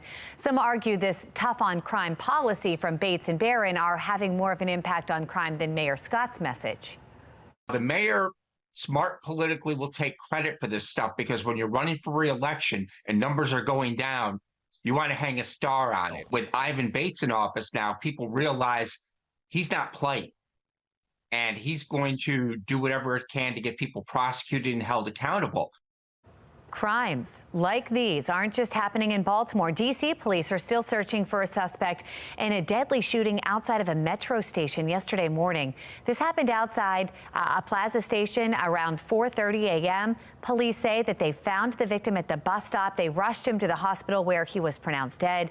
You can see the suspect's photo on the right there. Police say he's 5'6" and was wearing dark clothing at the time of the shooting.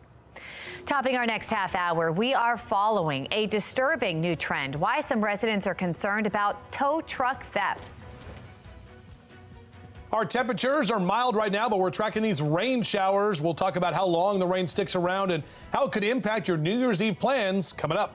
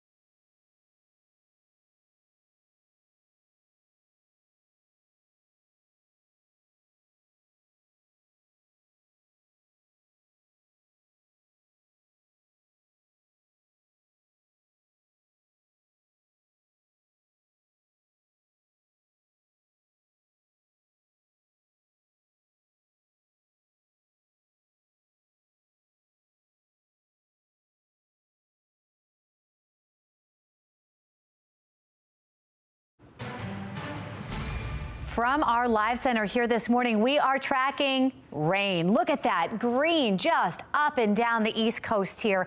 Major cities in the flood threat include Washington, D.C., Philadelphia, New York. This storm will be followed by colder air, bringing snow to some southern states and central Appalachians as well.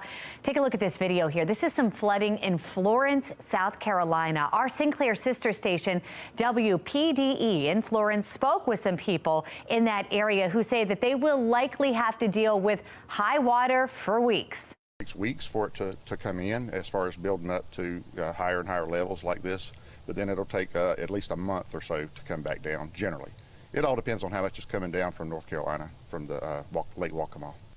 In Nebraska, the wicked weather causing multiple semis to just jackknife on Interstate 80 on Monday. The conditions so bad that State Patrol shut down roughly 70 miles of the interstate there and responded to nearly 150 weather-related incidents. A lot of ice reported in that area. This morning, most watches and warnings across central and the northern plains are set to expire if they haven't done so already. Another live look here at our radar here this morning showing the rain showers throughout the day as we move into the later morning hours. We want to bring in the expert, meteorologist Justin Chambers, and see what we could see here in Maryland as the day moves forward. Yeah, Meg, we're going to continue to see these rain showers through most of the morning. The heaviest rain looks to come later this afternoon and into the evening time tonight. We're probably going to get a good inch and a half, possibly even close to 2 inches in some spots. Now, we're still in a drought situation, so any of this rain is definitely good, but obviously coming on days when folks are trying to travel. You can see right there on your HD radar where the heaviest rain is to the south of D.C. right now, but starting to move into southern Maryland, and some of that will make it up the 95 corridor in the next couple of hours. Temperatures, however, are mild. We're mainly in the mid to upper 40s, all the way down to Richmond. We're in the 50s there, 51 in Salisbury, 47 in Baltimore right now, and 45 in Philly. So overall, a wet Wednesday morning. We'll have those showers through the day today, and temperatures for the most part are going to be staying mild. We'll track this rain and let you know exactly when it moves out of here and if we dry out just in time for New Year's Eve. The race is on to get back to the moon. I'm Kayla Gaskins. Coming up, why critics worry China might get there first. New York Police Department increasing security ahead of New Year's Eve in Times Square. How they are working to keep people safe. 6:13, you're watching Fox 45 Morning News, all local, all morning.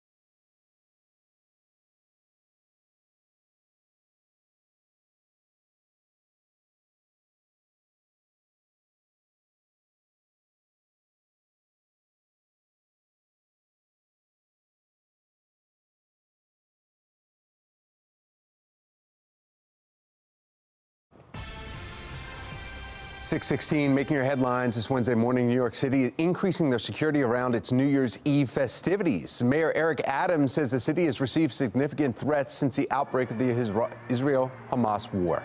He says recent protests have added to concern, but he's been pleased with the efforts to limit disruption. Still, he expects some levels of unrest. We're sure that there's going to be some type of attempt this year to use that stage for some other concerns that people are having. And New York's police department promising enhanced security around the ball drop in Times Square. Well, in the coming weeks, 2 U.S. companies are set to launch uncrewed spacecraft to the moon. Sinclair National correspondent Kayla Gaskins taking a look at the new space race now underway.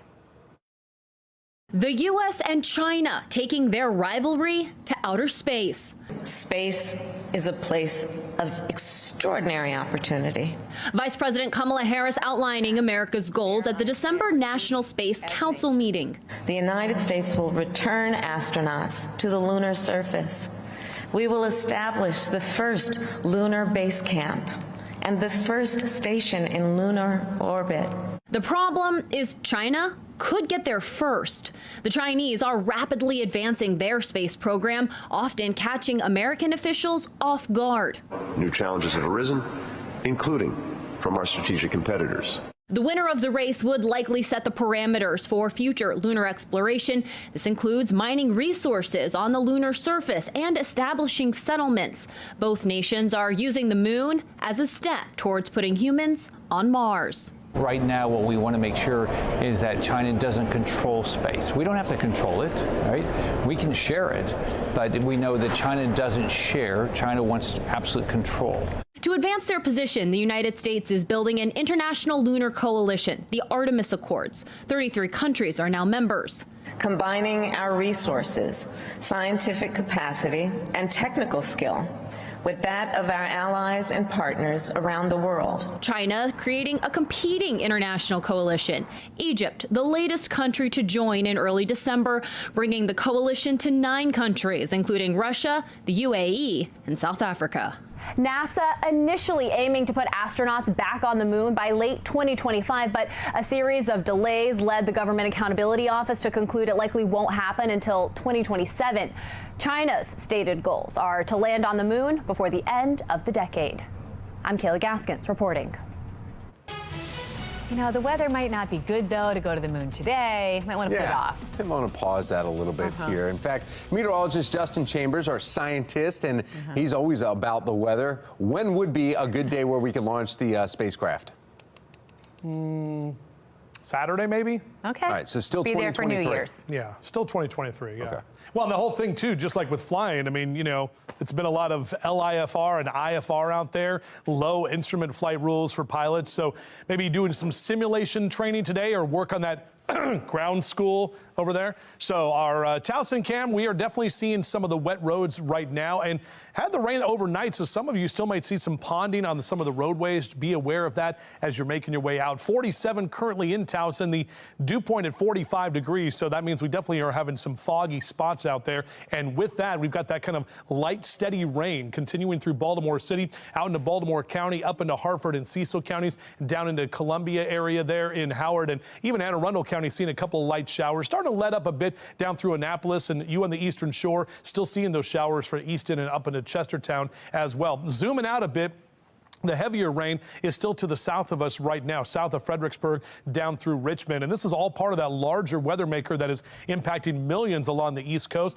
That area of low pressure right over the Carolinas will continue to track this moisture and move it up into our area over the next day or so. So we're going to have to deal with this rain through most of the rest of the morning. You can see that here in our hourly future scan through about noon today. Those off and on rain showers will be with us. Later into the afternoon, about 3, 4 o'clock, we could get some pockets of some more moderate rain. That's when you see the yellow right there. And then it looks like the heaviest rain comes about 7, 8 o'clock tonight. Look at all of the areas in orange and yellow there. So that's a good dose of rain. We definitely need the rain as we're still in a drought situation. We'll continue to see this rain hanging through about 10 o'clock tonight, all the way out toward the Eastern Shore before it finally moves on out of here.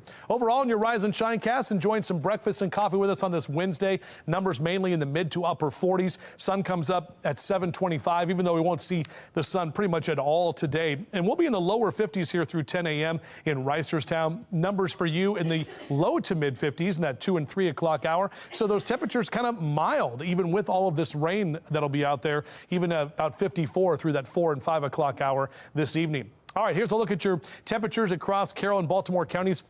Mid-50s for Westminster, Hereford Zone 52, 53 Reisterstown, mid-50s as well for you in Towson over through Perry Hall and White Marsh. Hartford and Cecil counties, you're going to see a lot of those low to mid-50s as well for Bel Air and Aberdeen up in the northeast and into Elkton as well. We actually are going to be warmer tomorrow before those numbers start falling back off, and you can see that kind of cooler trend as we head into this upcoming weekend. So here's that area of low pressure and the system moving out of here. Left over tomorrow, a couple of showers in the morning time, but should get some pockets of sunshine by tomorrow afternoon. There's a second system coming in on Friday. That's going to bring snow to the Alleghenies, and we could have a few of those leftover rain showers by Friday evening before we dry out nicely into Saturday and, more importantly, into Sunday, because we got a big football game going on at M&T Bank Stadium, and of course, New Year's Eve celebrations down at the Inner Harbor. So all of that should be dry and good to go. And notice we're cooler to kick off the new year. Numbers will start off in the upper 40s for 2024. All right, now let's get an update with our mass transit. Austin Todd with the MTA. Good morning, sir. Hey, good morning, Justin. Things are still looking pretty good out there. We are watching the light rail. There is a delay of about 20 minutes, but that's really the worst of it right now. Metro Subway is still operating on schedule. The MARC train still looks pretty good right now as well. Penn train 511 is on time. Camden train 845 is delayed about 5 minutes. Next train out of Perryville is 517. That leaves in the next 15 minutes. For the MTA Transit team, I'm Austin Todd. Thank you, Austin. A new development in ongoing auto thefts throughout Baltimore City. How thieves are using tow trucks to steal other cars. This holiday season, you're probably curling up with a hot drink. Up next, we'll let you know the best cup of cocoa that you can make right at home. 6:23, you're watching Fox 45 Morning News. We're all local all morning.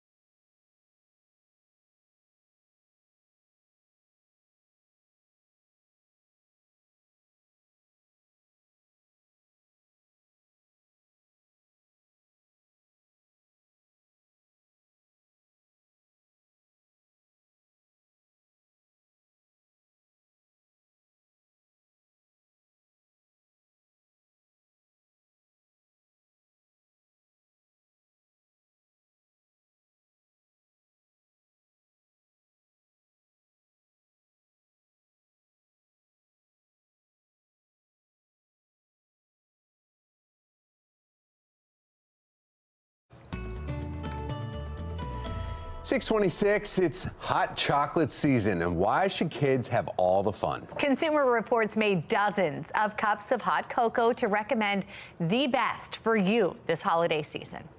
One of the benefits of winter weather, coming in from the cold to a warm mug of hot cocoa. It's a crowd pleaser, says Consumer Reports' Jodira Rodriguez. She wanted to see if there was a way it could taste even better. Besides just wanting to drink a lot of hot cocoa at work, we really just wanted to see if there was a method that could beat the traditional method, which is just the stovetop method. For consistency and a little nostalgia, Consumer Reports made batches of Swiss Miss milk chocolate hot cocoa mix on the stovetop. Then compared it to cups of cocoa made in this nostalgia retro hot chocolate maker. And then for fun, hot chocolate made with the top scoring milk frother in Consumer Reports' test, the Nespresso Arancino 4. The results? If you're looking to elevate your hot cocoa experience, Consumer Reports' taste testers favored the frothing. It was nuttier, it was creamier, they could taste the chocolate more, but it wasn't so sweet, which is an issue that you get with a lot of the hot cocoa mixes. However, it's pricey, and you can only make one cup at a time. So if you're making cocoa for a crowd, Consumer Reports says you can save your money and make your cocoa in a pot on the stove, which tasted just as good as the Nostalgia Retro Hot Chocolate Maker method. You can spice up your cocoa by adding cinnamon sticks. If you like minty, you can do some peppermint candy and sort of melt that in also. And don't worry, if you don't do dairy, you can always substitute it with almond, oat, or soy milk. Just don't forget the marshmallows. Well, if you are considering frothing your hot cocoa, Nespresso cautions against adding any powders, sugars, or syrups to the Arancino, as that can actually damage the coating during use. All right, so they say froth first and then add warm milk to your mug, mix your cocoa, and enjoy. A local doctor with an incredible story. We sit down to talk about treating Palestinian patients in a war zone 6,000 miles away. 628, you're watching Fox 45 Morning News. We are all local.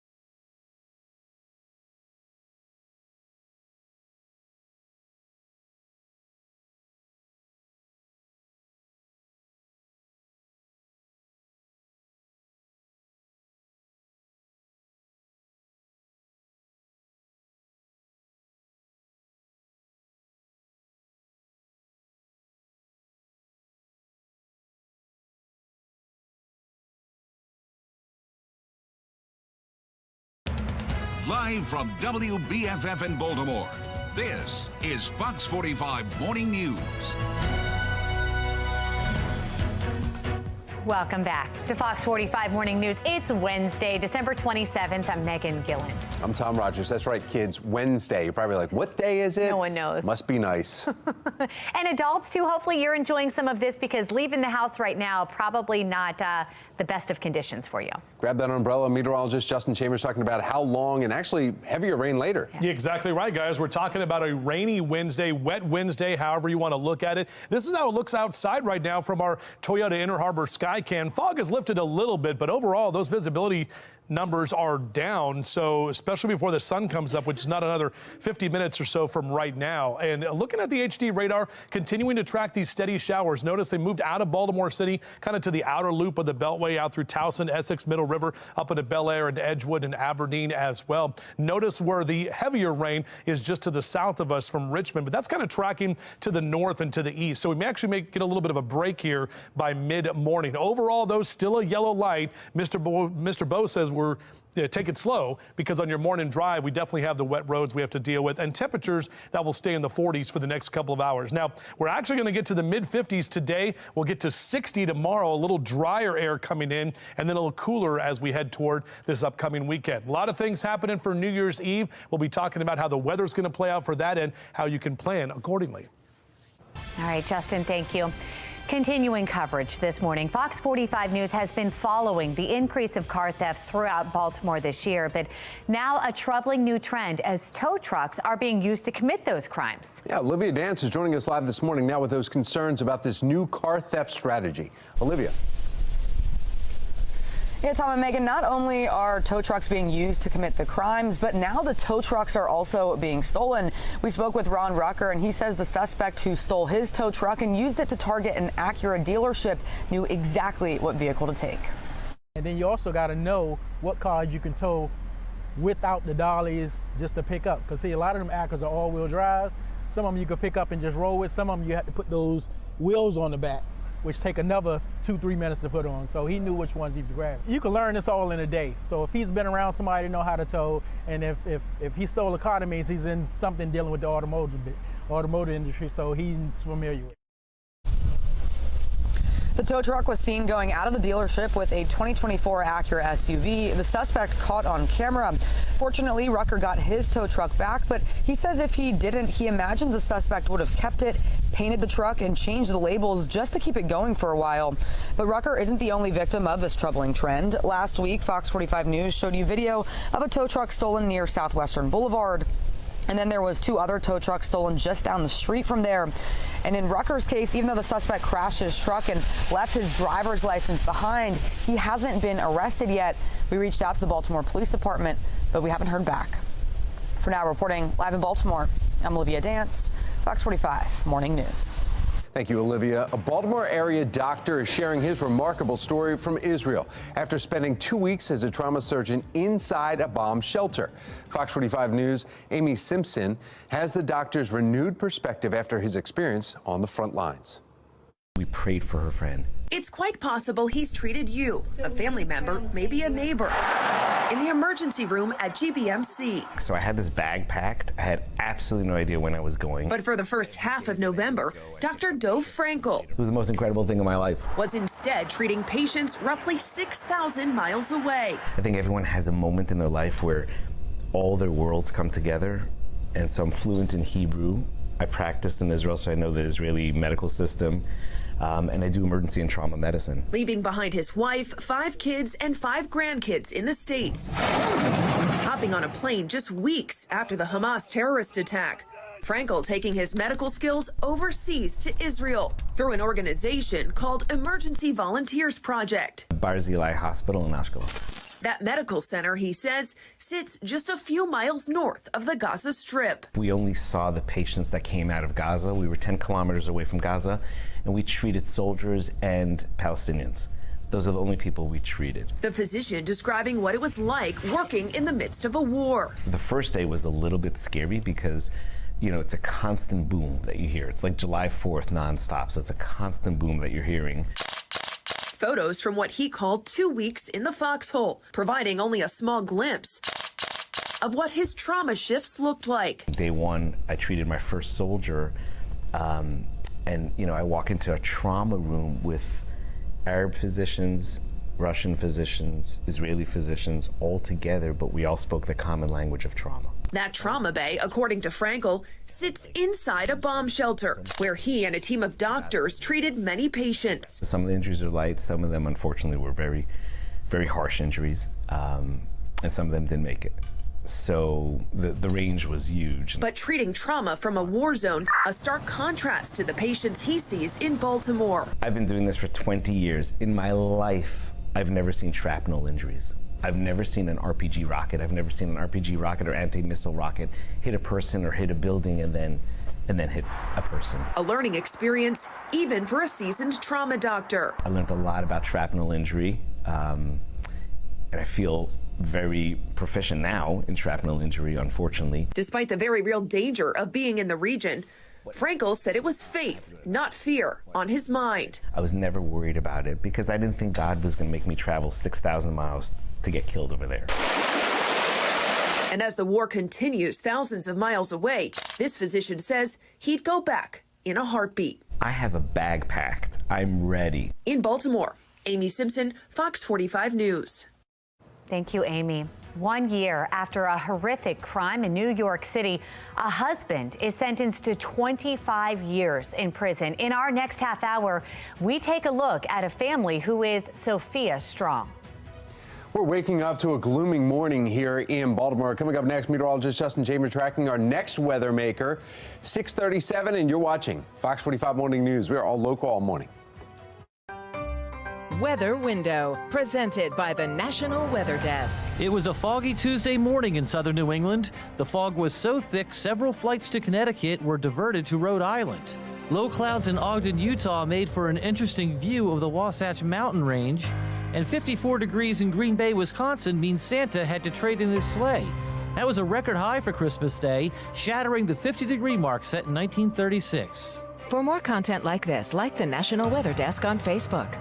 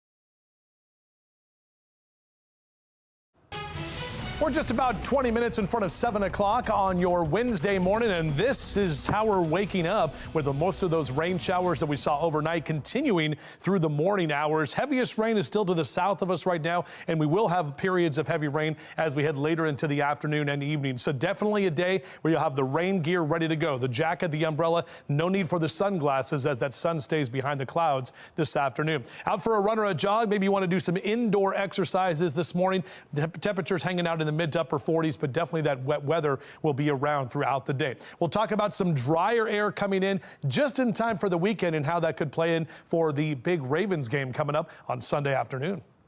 Sounds good, Justin. Thank you. Well, this week we are taking a look back at some of our favorite Maryland moments. After the break, one man's mission to have his feet hit every city street. And topping our next half hour, Baltimore is expected to fall under 300 homicides for the first time in 9 years. We've got a preview of today's prayer walk to honor this year's homicide victims.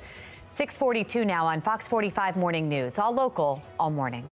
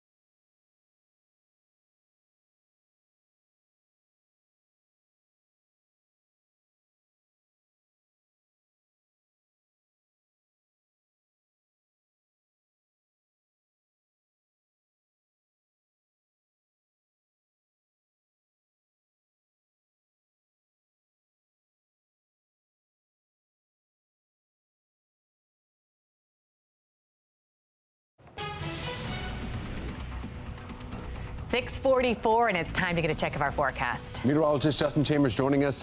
Good Christmas?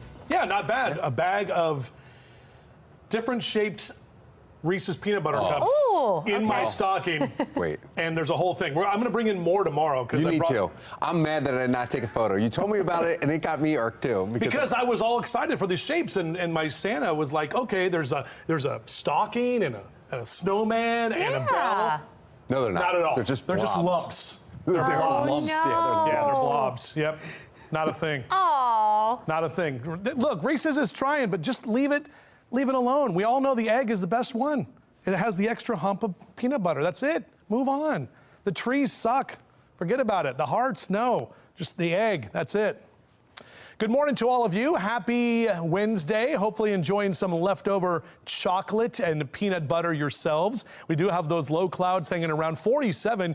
Your current temperature at BWI Thurgood Marshall. A little northeasterly wind, about 8 to 10 miles an hour. That wind is going to kick up a bit later today and actually bring us some mild temperatures, even with all of the rain. But you can see on our HD radar a few light showers from Cockeysville out toward the eastern part of the Beltway, the outer loop, moving over toward Perry Hall and White Marsh, up into Bel Air and Edgewood. Notice we're getting a bit of a break from the rain, even if it's not showing up on radar. Probably still getting or using the windshield wipers because we have that mist that is taking place. That continues down through Annapolis and across the Bay Bridge for you out over the eastern shore. The heaviest rain remains to the south, and it's south of Fredericksburg down into Richmond right now. A lot of this is tracking to the north and the east, and it's all part of this large area of low pressure. You can see that L right there just spinning around. That's kind of the engine for this whole system that's driving all that moisture right up the east coast.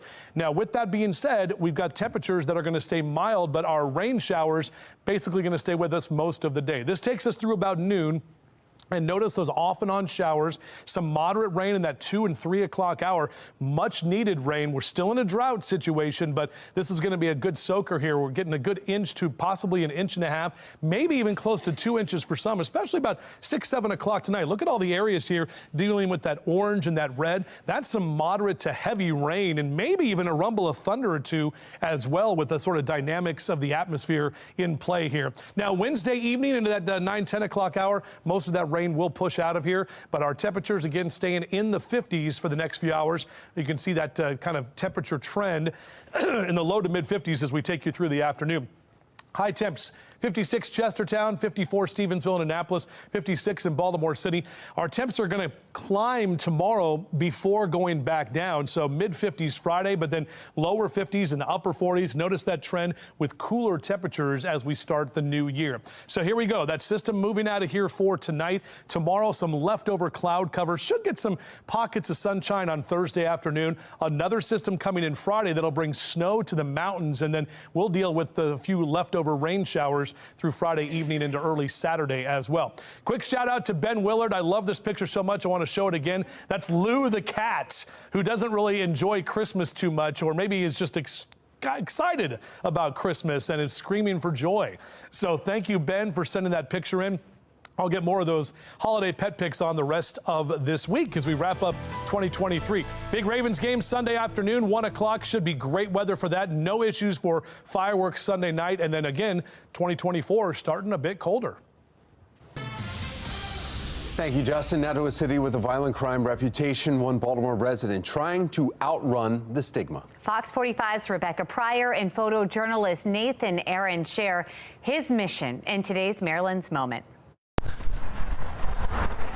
I hope we get a good morning. Practically prancing through the mean streets of West Baltimore. It's a great way to start the day. Is just about the nicest man you'll ever meet.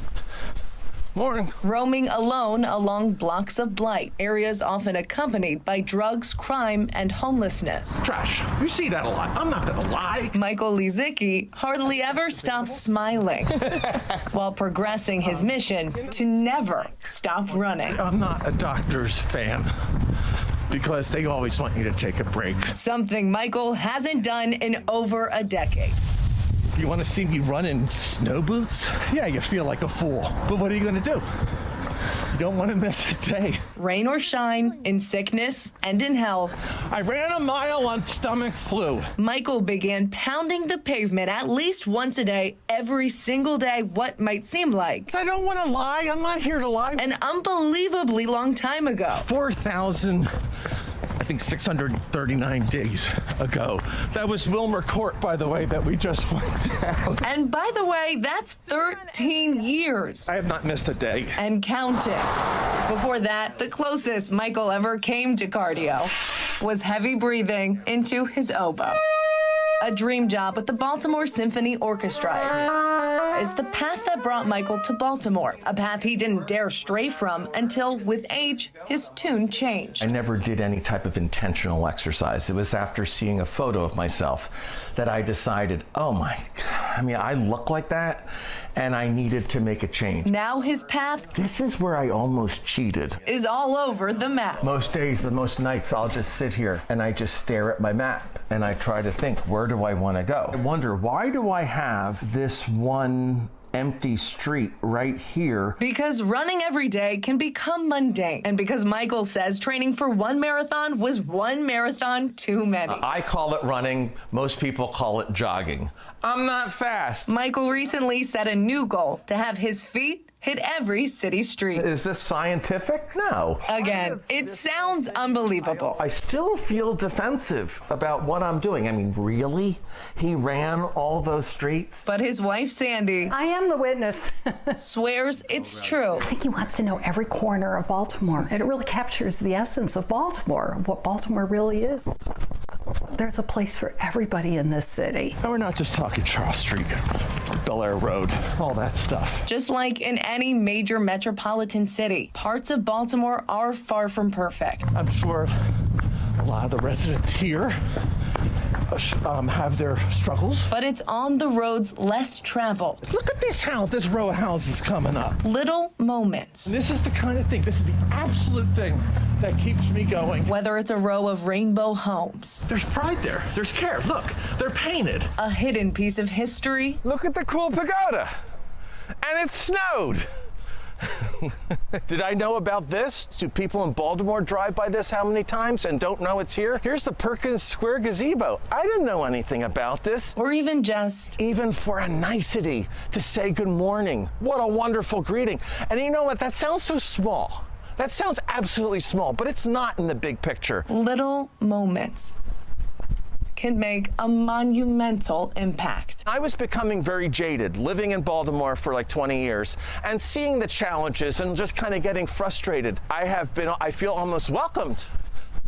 I am accepted as this bigger, older runner going through a neighborhood and people just seem to be on my side. I want to believe that we're all on each other's side if we could just kind of stay on the same page.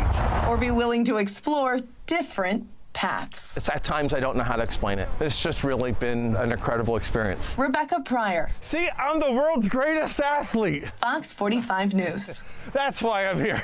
Have a good day. One step at a time, he just might be. Rebecca, thank you. With the holiday shopping rush winding down, you might be wondering what to do with all those empty boxes. Why police are warning not to leave them out in the open. And it's out with the old and in with the new. We take you inside Port Discovery's family-friendly New Year's celebration. But first, we are ringing in this Wednesday morning with a pick-me-up. Yeah, in fact, let's celebrate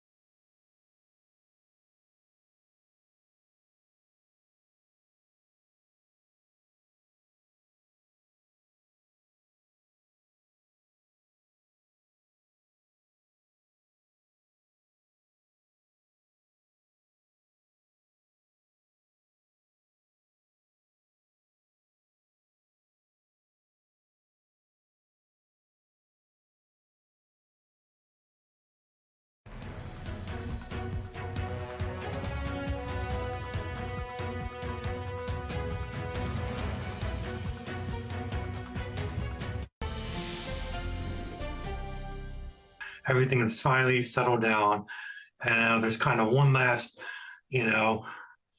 twist of the knife into us that they're trying to do. This morning, there's more headache for Maryland 529 account holders learning they may have to pay taxes on the money returned to their accounts after what 529 officials call an interest calculation error. Fox 45's Rebecca Pryor pushes lawmakers for a response as parents share their frustration. Yeah, the Treasurer's Office tells me at least 150 accounts are impacted. It is a devastating case of deja vu for these families that thought this year-long financial battle that they had been facing was finally over. A promise to pay back Maryland families whose college savings accounts were slashed without warning in 2022 made many parents believe the fight had been won. I am just grateful that he did the right thing and honored our contracts. But for those with complicated cases who were forced to file claims with the state treasurer's office, they now fear another fight has just begun. We thought we're at the end of the line now. Everything has finally settled down, and there's kind of one last, twist of the knife into us that they're trying to do. Ken Sachs, among those receiving his long-awaited settlement offer this month, the state granting Sachs nearly $10,000 in interest earnings that they now say shouldn't have been taken from his account in the first place. It was pretty much the number I was expecting. Until further review of the fine print revealing the unexpected tax considerations on his tax-free investment. The crux of the plan was that it was a tax-free plan. I mean, if that's their intent, that would be pretty terrible. Not only would it shortchange Sachs's settlement, $3,000 pretty much right off the top. Taxing these, in many cases, large payouts will push people into another tax bracket, causing a ripple effect of further financial consequences. Your income goes up by the amount of the earnings. So there's certain phase outs, child tax credits. And then also, if you're applying for financial aid, for FAFSA forms, that now goes in as interest. And it's going to be a lump sum payment. Potentially preventing parents from securing financial aid or interest-free loans. It would have significant repercussions. Other claimants sounding off on social media. One writing, quote, "I think we need some serious answers on treating this as a taxable event. If that is the case, then I will file another claim so they can pay my taxes on this money. This is absolutely ridiculous." Another writing, "This is a bad turn of events. I think we need clarification, media attention, and a response from the state legislators who wanted parents to be made whole by a claims process." The state treasurer's office confirming while the payouts are exempt from state and local taxes, lawmakers did not make an exemption for federal taxes. Today, Fox 45 reaching out to the dozens of lawmakers who backed the Maryland 529 legislation, asking, is it fair to tax funds Maryland families invested in a tax-free plan? And how will you address this issue? As of news time tonight, no response, even from lawmakers who took the reins in calling for residents to be fully reimbursed earlier this year. We should not wait another day before we make these families whole. Back in January, Senator Mary Washington issuing a statement calling on the state attorney general to investigate the embattled college trust. I think we should pay everybody, pay everything. Fox 45 initially asking Washington for a response to the new tax troubles on December 15th and again today, but Washington says she has no comment. Now, we also reached out to the state treasurer's office again today, asking if they had really explored every possibility that could prevent these settlements from being federally taxed. As of news time tonight, though, I have not heard back. In the newsroom, Rebecca Pryor, Fox 45 News. Thank you, Rebecca. Fox 45 News has done extensive coverage on the issues surrounding Maryland 529's program. For our full list of stories, you can head to our website, foxbaltimore.com. Today, many will gather in Baltimore to remember the 2023 homicide victims. Coming up next, hear from some of the victims' loved ones and their calls for change. Also happening today, Virginia Tech Tulane fans are taking over the Military Bowl at the U.S. Naval Academy. Just ahead this morning, all the events that you can check out today, including seeing the Budweiser Clydesdales. And if you're heading out for some football, make sure to have that rain gear ready to go because we're tracking those showers. Hang in with us through your Wednesday. We'll break down when that rain moves out right here on Fox 45 Morning News. Let's go. Live from WBFF in Baltimore, this is Fox 45 Morning News.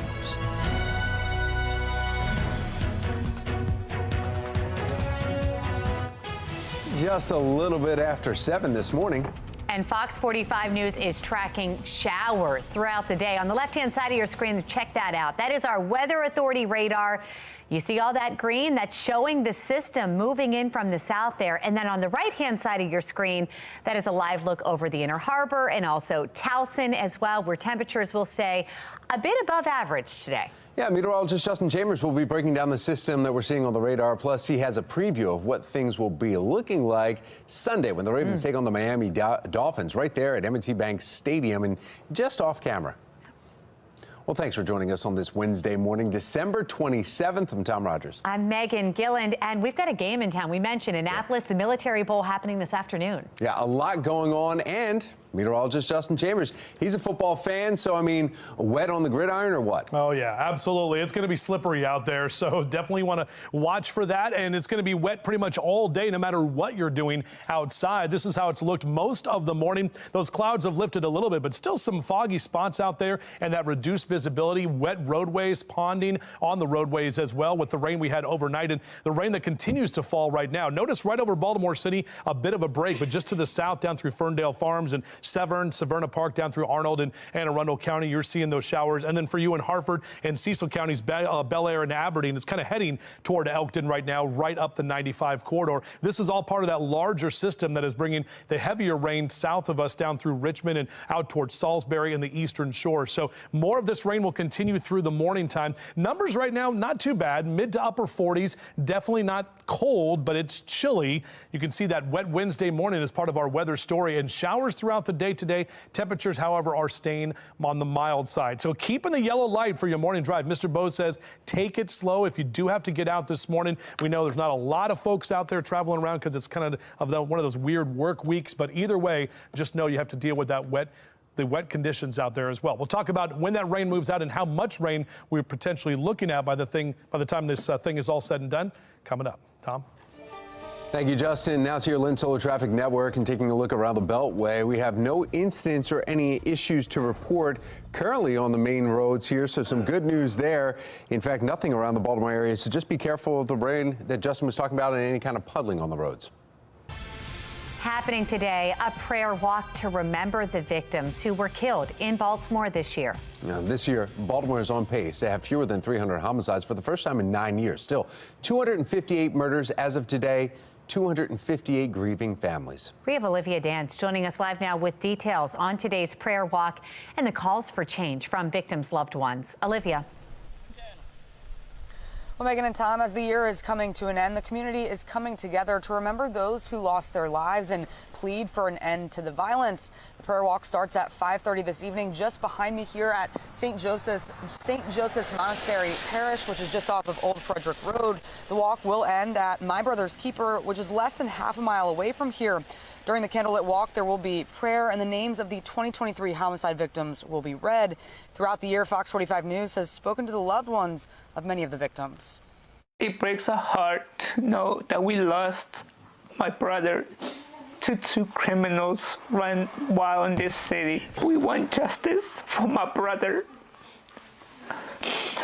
That we want Brandon Scott to fulfill, to protect this city, run this city from crime. My daughter, Aaliyah, she's been all over the news, and every time I see her pretty face on the TV, I'm like, she's not supposed to be there. The pleas from the loved ones of Fabian Sanchez Gonzalez and Aaliyah Gonzalez are just some that stand out. Fabian was shot and killed during an armed robbery at the T-Mobile store he worked at in Canton. He was only 23 years old, and Aaliyah Gonzalez was one of the two victims who were killed during the Brooklyn Homes mass shooting. She was only 18 years old. Although the city's on pace to be under 300 homicides for the first time in 9 years, each life lost breaks hearts and leaves another chair empty at the kitchen table. And now loved ones are calling for city and state leaders to do more to hold criminals accountable and stop the gun violence. For now, reporting live in Baltimore, I'm Olivia Dance, Fox 45 Morning News. Thank you, Olivia. And from the live center this morning, we are tracking rain in our area. You just saw Olivia with the umbrella and the rain falling down in front of her. It is going down all the way up and down the East Coast. Look at this, all the way up into Canada here. Flood threat, though, includes Washington, D.C., Philadelphia, and New York City. That storm will be followed by colder air, bringing snow to some southern states and central Appalachians. Well, take a look at this video. The flooding in Florence, South Carolina. Our Sinclair sister station WPDE in Florence spoke with people who are in Waccamaw who say that they likely have to deal with high water for weeks.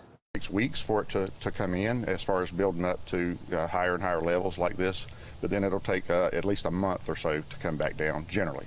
It all depends on how much is coming down from North Carolina, from the Lake Waccamaw.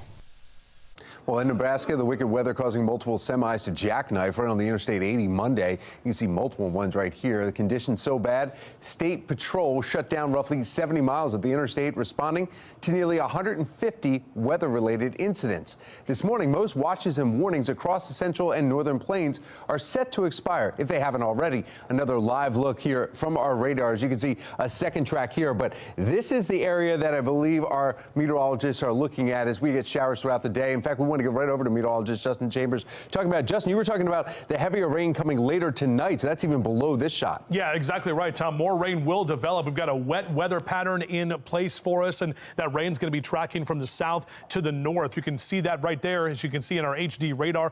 Getting definitely some rain over to Salisbury, the eastern shore, southern Maryland, all the way down toward Richmond, and more of that rain will continue to move in over the next couple of hours. Temperature-wise, though, mild conditions, 40s across the state for Cumberland over to Baltimore City, 51 in Salisbury, 54 in Richmond, and we're going to see numbers today that will stay in the 50s for the most part. So on your out-the-door cast, jacket and umbrella for sure. Make sure you have that rain gear ready to go because we're not really drying out anytime soon. And high temps today will be in the low to mid 50s, so not a cold rain, but more of a mild rain. We do dry out for the weekend, and we'll talk more about that coming up in a few. All right, thank you, Justin. Yeah, from the rain that's falling to the gridiron here this Sunday. Turning now to Sports Unlimited. What did Christmas night teach the rest of the NFL? It's probably best not to think of the Ravens as underdogs anymore. Certainly not. Record-wise, they are the best team through 16 weeks. And they did it by totally dominating the 49ers in their home turf. If you thought Christmas night was big, just wait until this Sunday in Week 17 for the Ravens. That is when they host the Miami Dolphins. Miami is second right now in the AFC playoff picture here. If the Ravens win, they would lock it up, that number 1 seed for playoffs. A loss, we'd have to see how the final 2 weeks play out. Now, the Ravens can also lock up the AFC North. If they win or tie in with Miami, it's theirs. Actually, if the same in Cleveland loses or ties, the Ravens have a 2-game lead right now. The Browns play the Jets Thursday night.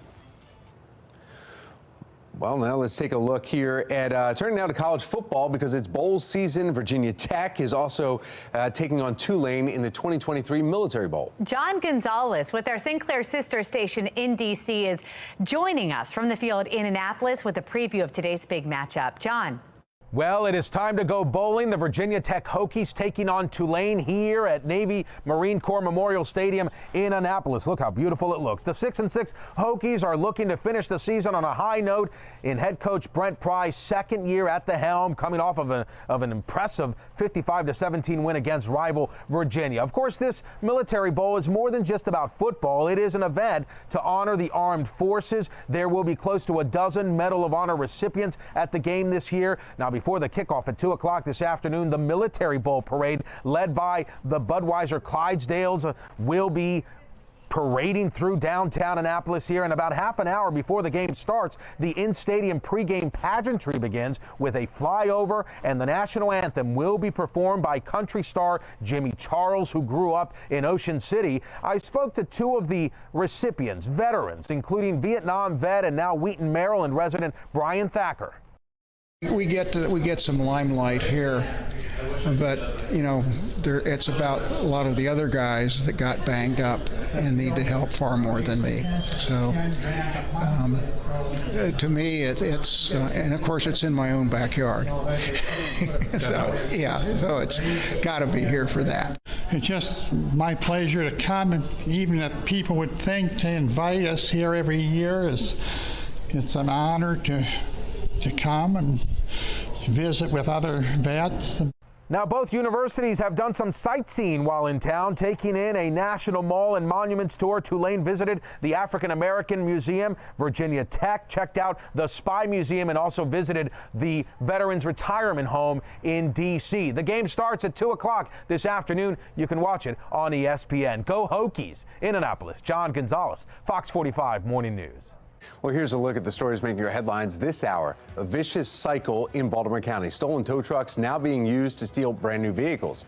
Fox 45 News looking deeper into the organized efforts to steal cars all across the state.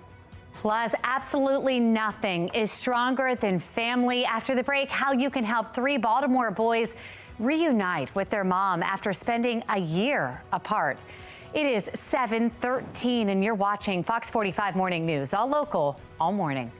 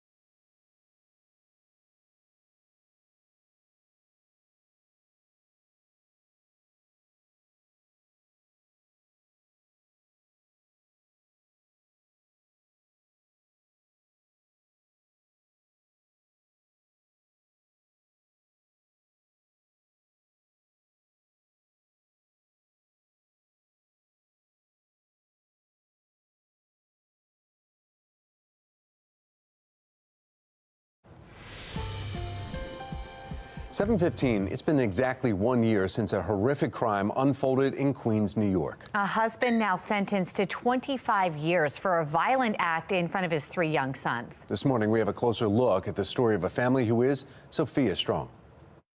The early morning hours of December 27, 2022, father calls his estranged wife to come out and get her boys. As Sophia Giraldo comes out of her door, the father tells his 3 sons to keep their seatbelts on. He accelerates, hitting their mother and flipping the family's SUV. He then climbs over his 11-year-old to get out of the car before stabbing their mother. He calls 911, eventually admits to his actions. It's been a long year, but then it's been like rapid fire things, one thing after another. Yeah, there is a toll on our family, on my wife, on me. This is a warning call for air traffic. Debbie and Chuck Brooks schedule trips to see their daughter in New York as often as they can, but the trip from Baltimore to a rehabilitation center in Queens is expensive. I haven't looked at the GoFundMe page. I think close to $50,000 has been raised. And I think we've probably spent $45,000 in less than a year. and most of that has gone towards transportation, just getting ourselves back and forth from Maryland to New York, and lodging, meals. Chuck says his 3 grandsons are now living in the Baltimore area with family. While their father was sentenced to 25 years, the trauma the 11, 9, and 6-year-old boys witnessed that day will be with them forever. We had to buy furniture for the boys, bunk beds and dressers, and we've got them things that would just bring a little comfort and some happiness, like toys, and they've gotten clothes and those kind of things. We got them bicycles. Now the entire Brooks family is trying to get Sophia to be transferred to a rehab facility in the Baltimore area, but the cost for the one trip is estimated at $25,000. $25,000 to get her closer to home, closer to family, who can be there daily to assist and laugh with her. Sometimes they call and they just start talking, and I'm like, my heart is beating, what's going on with Sophia? The Brooks family is seeing progress with Sophia's recovery. It is a slow process. They say Sophia needs someone with her almost daily to help with the multiple appointments, plus the ongoing battle and the cost to secure guardianship rights for Sophia. That would allow them to sell her car and get access to her accounts. Well, right now, her boys are only seeing her on average now once a month, if that. They would be able to see her daily if they want to, if she was in Baltimore. As far as the Brooks family faith, this has drawn our family closer together. And we were already close as a family, and now it's closer together than we've ever been before, and even closer in our love and devotion to God. For Chuck, the pastor, the father, and the grandfather, I'm getting too old for this. It's like, so, yeah, it's tough on my wife. It's tough on her. And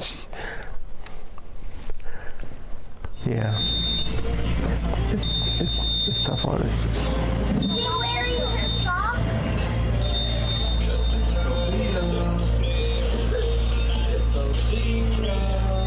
Now remember, just to transfer Sophia from New York City to the Baltimore area, the Brooks were told it would cost them $25,000. And they're asking for your support for a local rehab center and to raise enough money for that transfer. If you would like to help get Sophia strong and help Sophia Giraldo and her boys, you can donate now by going to the GoFundMe page. Good story. I'm just praying for them in the future as we head into a new year. What a great family, too.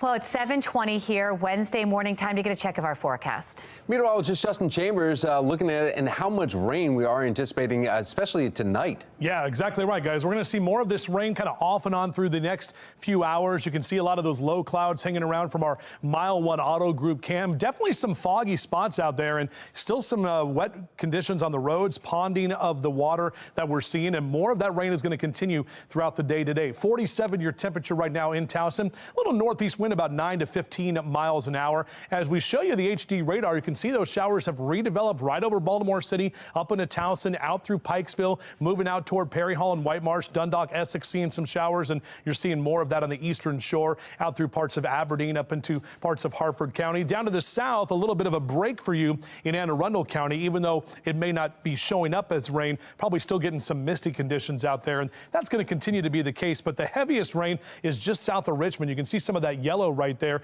That's going to track from south to north and potentially move into our area over the next few hours, all part of this larger area of low pressure that's parked over the Carolinas. That's going to continue to pump that moisture right up the eastern seaboard and into the mid-Atlantic. So here's a look at our hourly future scan. Off and on showers through 9 a.m. so that commute will continue to be wet. Midday today, a few more of those light to moderate rain showers we'll see kind of push through the area. May get some brief, breaks in the rain, but really after about 4 p.m., that rain's going to start kicking up. And look at this, as we get to that 6-7 o'clock hour tonight, some moderate to heavy rain will be possible from Bel Air and Cockeysville down through Baltimore City into Columbia and down through Laurel as well. That'll push through the entire 95 and 83 corridor through about 9 p.m. before it pushes out of here into about 11 o'clock tonight. So getting some much needed rain. In terms of the flooding potential, it's low, but still a good 1.5 inches of rain area wide is what we're looking at in terms of our future scan from now through early tomorrow morning. So not on that 2-inch variety, but definitely a good soaking rain is what we need for that drought. So our Rise and Shinecast, the sun's still up in about 3 minutes from right now, goes to bed tonight at 4:51. Even though we won't see the sun today, just know that those sunset times are getting later each afternoon as we get a little bit farther away from the winter solstice. And by the time we get to mid-January, we'll have sunsets at about 5 o'clock and after. So here's a look at your high temperatures. Carroll, Baltimore counties mainly in the low to mid-50s for this afternoon. Howard and Anne Arundel counties also in the mid-50s. So again, those mild conditions sticking around even with the rain that's with us today. It will be colder as we head toward the weekend, but tomorrow could see close to 60 degrees for our high. It will be a bit drier. A few more showers develop on Friday evening. Saturday and Sunday looking dry right now, which is good news for the Ravens game on Sunday afternoon and for the fireworks Sunday night. Monday and Tuesday, we kick off the new year with colder temperatures, highs back to the 40s. Thank you, Justin. Now that the holiday shopping season is coming to an end, Fox 45 News looking at ways to better protect your stuff. After the break, the advice from a Maryland police department. And we report discovery this morning, getting ready for Noontime New Year. What exactly is Noontime New Year? We'll tell you all about it coming up on Fox 45 Morning News, all local, all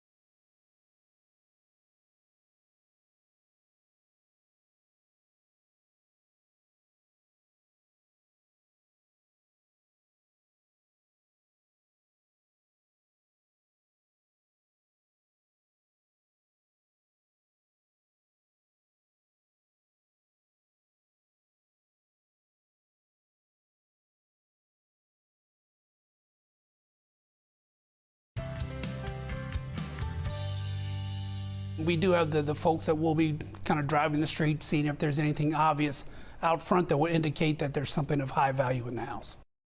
The holiday shopping rush is winding down. Yeah, now is the time when you have to figure out what to do with all of your empty gift boxes and containers. But this morning, police in Chevy Chase, Maryland are warning not to leave your boxes in the open for everyone to see. It's just removing the opportunity. So we've got all the boxes of TVs, PlayStations or if you're an Xbox person. We've got all those things kind of telegraphing what we got for the holidays. So we want to make sure that we don't leave a calling card or an advertisement out on our front porch for anybody who might be driving through the area looking for victims. Chief Neske recommends taking boxes straight to the recycling center if you can, or break them down so they can fit inside the bin curbside. The same advice goes for your trash all year round. Just keep it hidden. We can expect some rain showers throughout the day, but our temperatures will be above average for the first time this time this year. Meteorologist Justin Chambers will let us know how long the wet weather is sticking around. It's coming up in his full forecast. In Baltimore, there's been several cases of tow trucks being used to steal cars. Coming up next, all the details of this troubling trend. You're watching Fox 45 Morning News, all local, all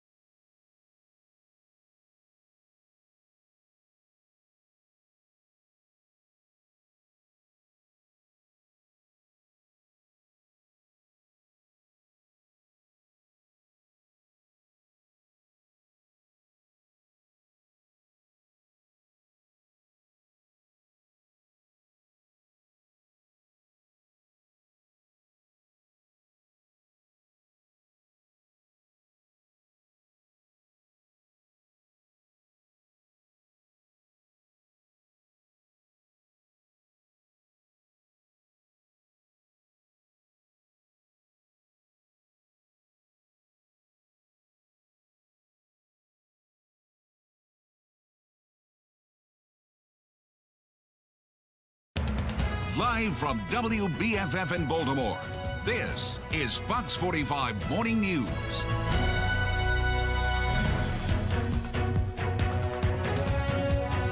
Welcome back to Fox 45 Morning News. It's Wednesday, December 27th. I'm Megan Gilland. I'm Tom Rogers. The week after Christmas, and there's a little bit of a lull. Maybe you're finished playing with some things, and you're like, you know what?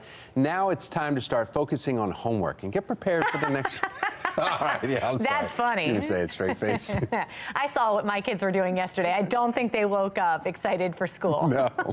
Nope. No, not at all. In fact, it's a good day not to have to go down to the bus stop. Meteorologist Justin Chambers with the forecast. Yeah, happy that we're staying inside. That's going to be an inside day, which is going to be what most of us will be doing for this afternoon, because we're tracking the rain and the foggy conditions as well from our Mile 1 Auto Group cam. Those low clouds hanging around, and you can see in our radar consistently been showing you those rain showers that have been moving through the region through the morning. This is going to continue for most of the morning and into the afternoon as well, with the heaviest rain coming later tonight. Temperatures statewide mainly in the mid to upper 40s, so mild conditions. So a wet Wednesday morning, showers through the day with those temperatures staying mild as well. Back with your full forecast in just a few. All right, Justin, thank you. We've got your Len Stoller Traffic Network here. Our Beltway boxes showing those rainy conditions, as Justin was mentioning there. We got some wet roads. The fog, a little bit better than what it was earlier, but still something to keep in mind as you head out this morning. 7:31, continuing our coverage this morning. Fox 45 News has been following the increase in car thefts throughout Baltimore this year, but now a troubling new trend is new tow trucks are being used to commit the crimes. Olivia Dance is joining us live now with the concerns about this new car theft strategy. Olivia. Yeah, Megan and Tom, not only are tow trucks being used to commit the crimes, but now the tow trucks are also being stolen. We spoke with Ron Rucker, and he says the suspect who stole his tow truck and used it to target an Acura dealership knew exactly what vehicle to take. And then you also got to know what cars you can tow without the dollies just to pick up. Because, see, a lot of them Acras are all-wheel drives. Some of them you can pick up and just roll with. Some of them you have to put those wheels on the back, which take another 2-3 minutes to put on. So he knew which ones he was grabbing. You can learn this all in a day. So if he's been around somebody to know how to tow, and if he stole a car, that means he's in something dealing with the automotive industry, so he's familiar with it. The tow truck was seen going out of the dealership with a 2024 Acura SUV. The suspect caught on camera. Fortunately, Rucker got his tow truck back, but he says if he didn't, he imagines the suspect would have kept it, painted the truck, and changed the labels just to keep it going for a while. But Rucker isn't the only victim of this troubling trend. Last week, Fox 45 News showed you video of a tow truck stolen near Southwestern Boulevard, and then there was 2 other tow trucks stolen just down the street from there. Back to Rucker's case, even though the suspect crashed his truck and left his driver's license behind, that suspect has not been arrested yet. We also reached out to the Baltimore Police Department and haven't heard back. For now, reporting live in Baltimore, I'm Olivia Dance, Fox 45 Morning News. All right, Olivia, thank you. Police confirmed another violent carjacking this weekend in Baltimore County.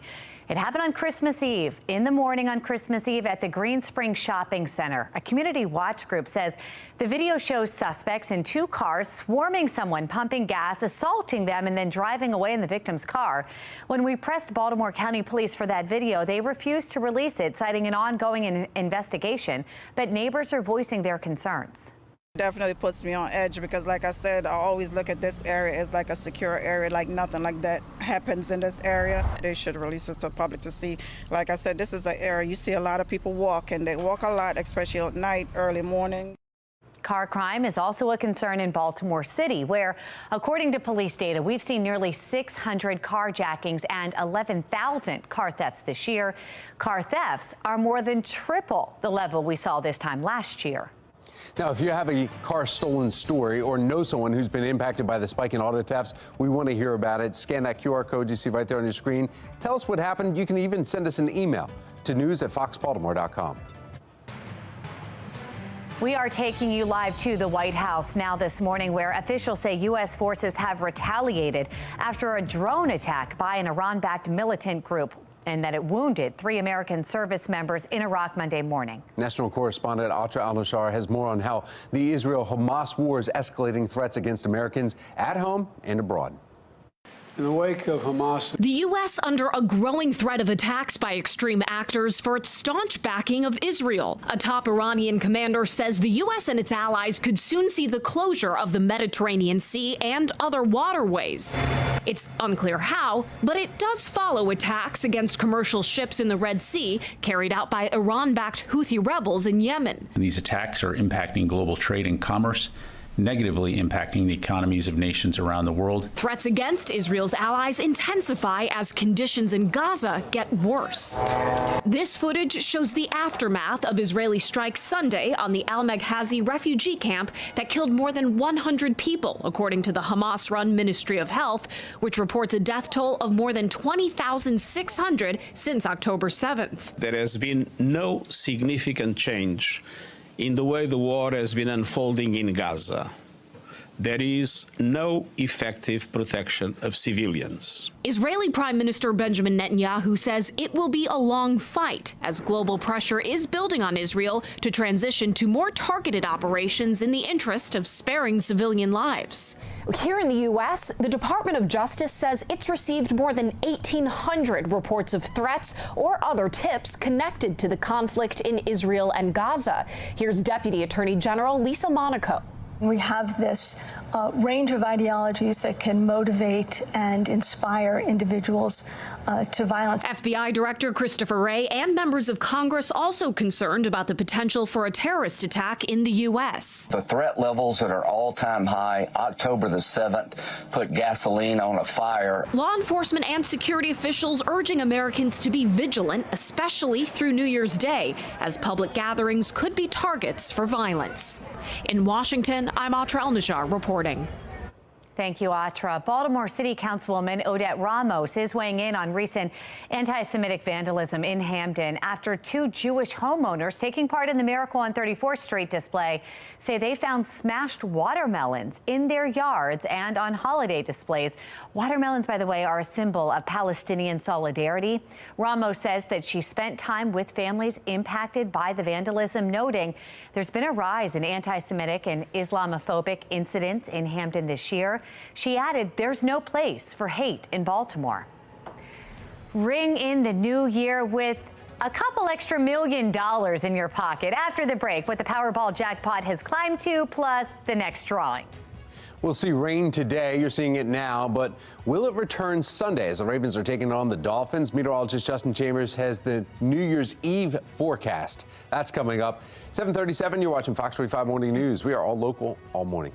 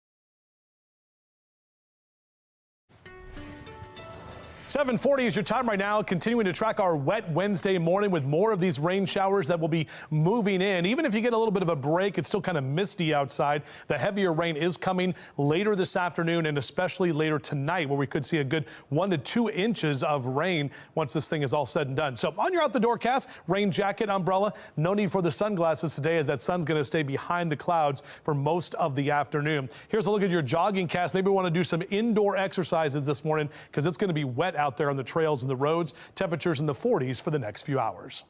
All right, Justin, thank you. From our live center here this morning, this might be the best way to ring in the new year. A Powerball drawing is happening here tonight after no one won Monday night's Christmas Powerball jackpot. And that brings the major winning to, did you see it? $685 million. For those who would choose that cash option, that comes out to a whopping $344.7 million. So here's your reminder to go buy your tickets sometime today. Again, the drawing tonight. No one won the Christmas jackpot, but there were two $2 million winners. There was one in Colorado and also one in Georgia. There were also 3 winners in California, New Hampshire, and Pennsylvania who won $1 million each. That would be great. So not to discourage you, but, you know, we got to put things in perspective. The overall odds of winning the Powerball jackpot are 1 in 292.2 million. But if you do, it would definitely be a great start to 2024. Some Maryland families are now paying taxes on a tax-free college savings program. Fox 45 Morning News is bringing you the very latest twist from Maryland's embattled 529 college savings program. Plus, human trafficking happens all over the world, but often goes unnoticed by the public. After the break, we are discussing the signs to look for if you suspect the worst. It is 7:42, and you're watching Fox 45 Morning News, all local.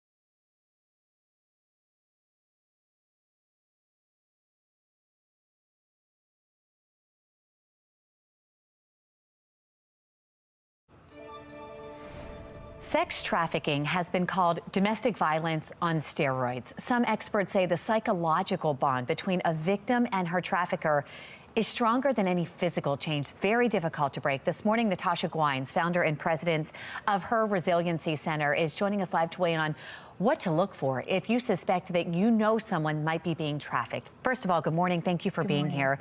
We hear that this is prevalent all over the world. What about here in Maryland? Is this an issue? It absolutely is an issue. It's an issue in our own backyard. It's an issue in Baltimore City. It's an issue throughout the state of Maryland, in fact. One of the reasons that makes Baltimore a hub of human trafficking, sex trafficking, is being on the 95 corridor. Yeah. Victims are often trafficked up and down the 95 corridor from New York to Florida. Also, the international airport. That does not mean that they're going out of the country or coming in from out of the country, but just the movement. We also have casinos and stadiums, which are very big hot spots, and just the access to the highways in and out. Something that I think surprised me in reading more from your foundation is that the women don't always realize that they're being held captive against their will. Exactly. We run a street outreach team here in Baltimore City, and we have to ask questions a number of times in a number of different ways.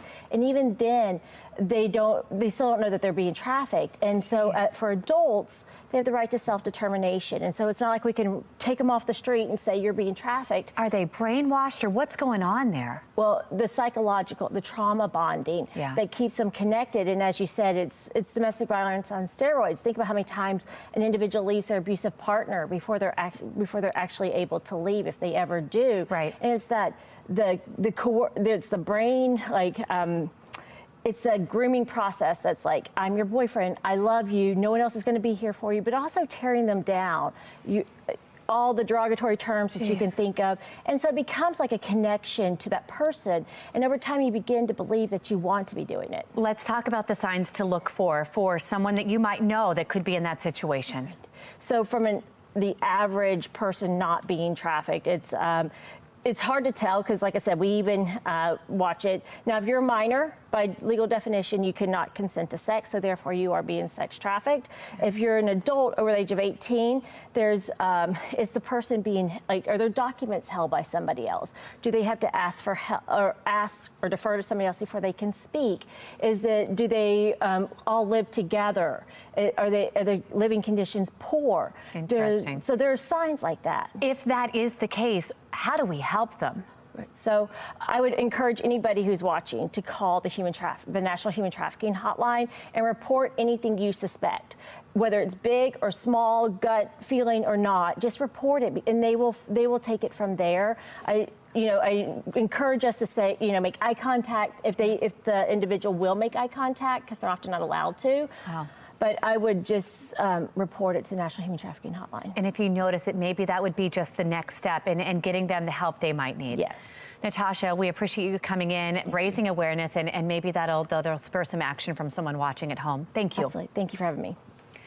7:48 here. It's a Wednesday morning, and a rainy one at that. Meteorologist Justin Chambers is tracking it as we move through the day. Yeah, and looking out over M&T Bank Stadium, kind of a purple haze right now. We have the mist that is out there, and we are looking at better weather for the Ravens game come Sunday afternoon. Overall, not too bad. Excuse me. We are seeing some of those rain showers here at this time for Cockeysville and Towson, out through Perry Hall and White Marsh, moving out toward Edgewood and Aberdeen, and even for you out toward the Eastern Shore and parts of Cecil and Kent counties. Overall, even if it's not showing up as rain on the radar, you're still getting wet as you're making your way outside. The heaviest rain in Richmond right now. You can see some of those areas in orange, yellow, and even red with that heavy rain that continues to track from the south to the north. This is all part of that area of low pressure that's parked over the Carolinas. That will continue to push that moisture up the East Coast and into the Mid-Atlantic.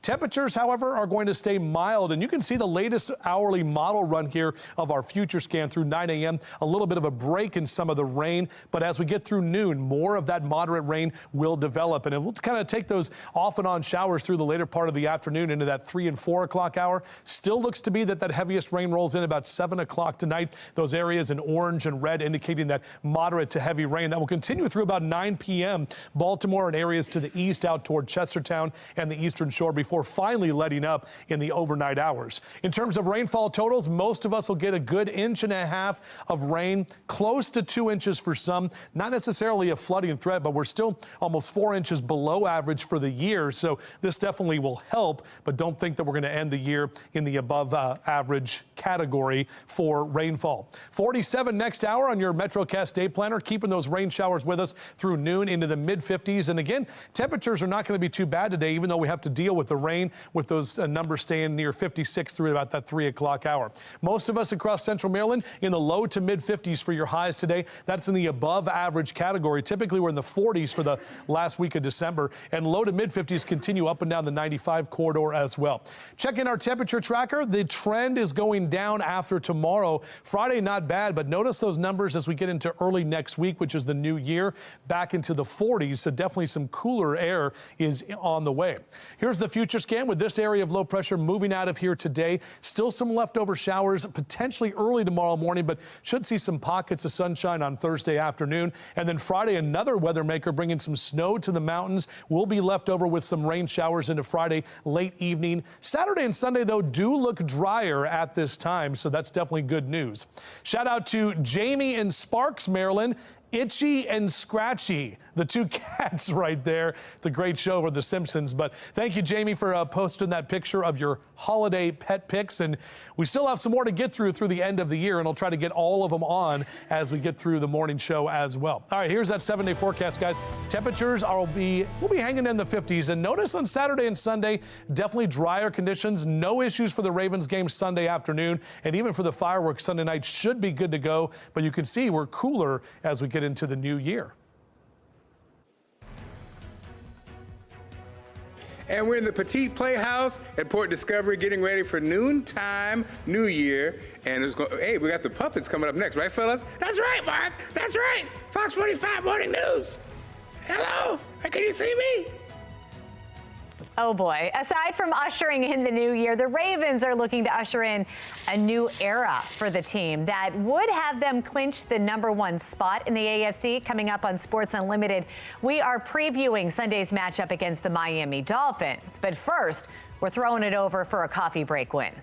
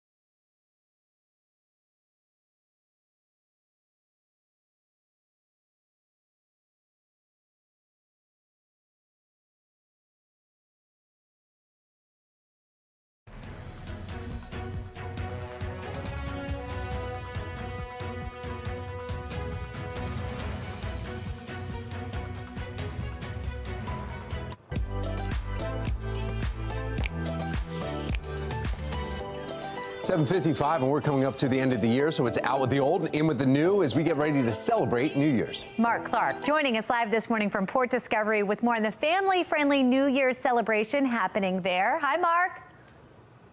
How's it going, guys? Now I'm sorry, are you Derek or Peak? I'm Peak. I'm sorry. It's okay. Okay, so this must be Derek. Yes, this is he. Okay, Hi. are you going to be doing the talking, Peak? Yeah, I'm going to be talking because I'm going to be one of the stars of one of the shows that you can see at Noontime New Year at Port Discovery. So what do we need to do? Tell us about Noontime New Year. Oh, Noontime New Year is going to be a lot of fun. It's going to be on December 31st from 10 a.m. to 5 p.m. It's Port Discovery's end of the year special day with lots of fun activities and crafts and a countdown with all sorts of confetti and a balloon drop and cookies and juice and just so much fun. Not cookies and juice. So are you going to be playing the guitar? Are you going to be playing for it? Oh, no.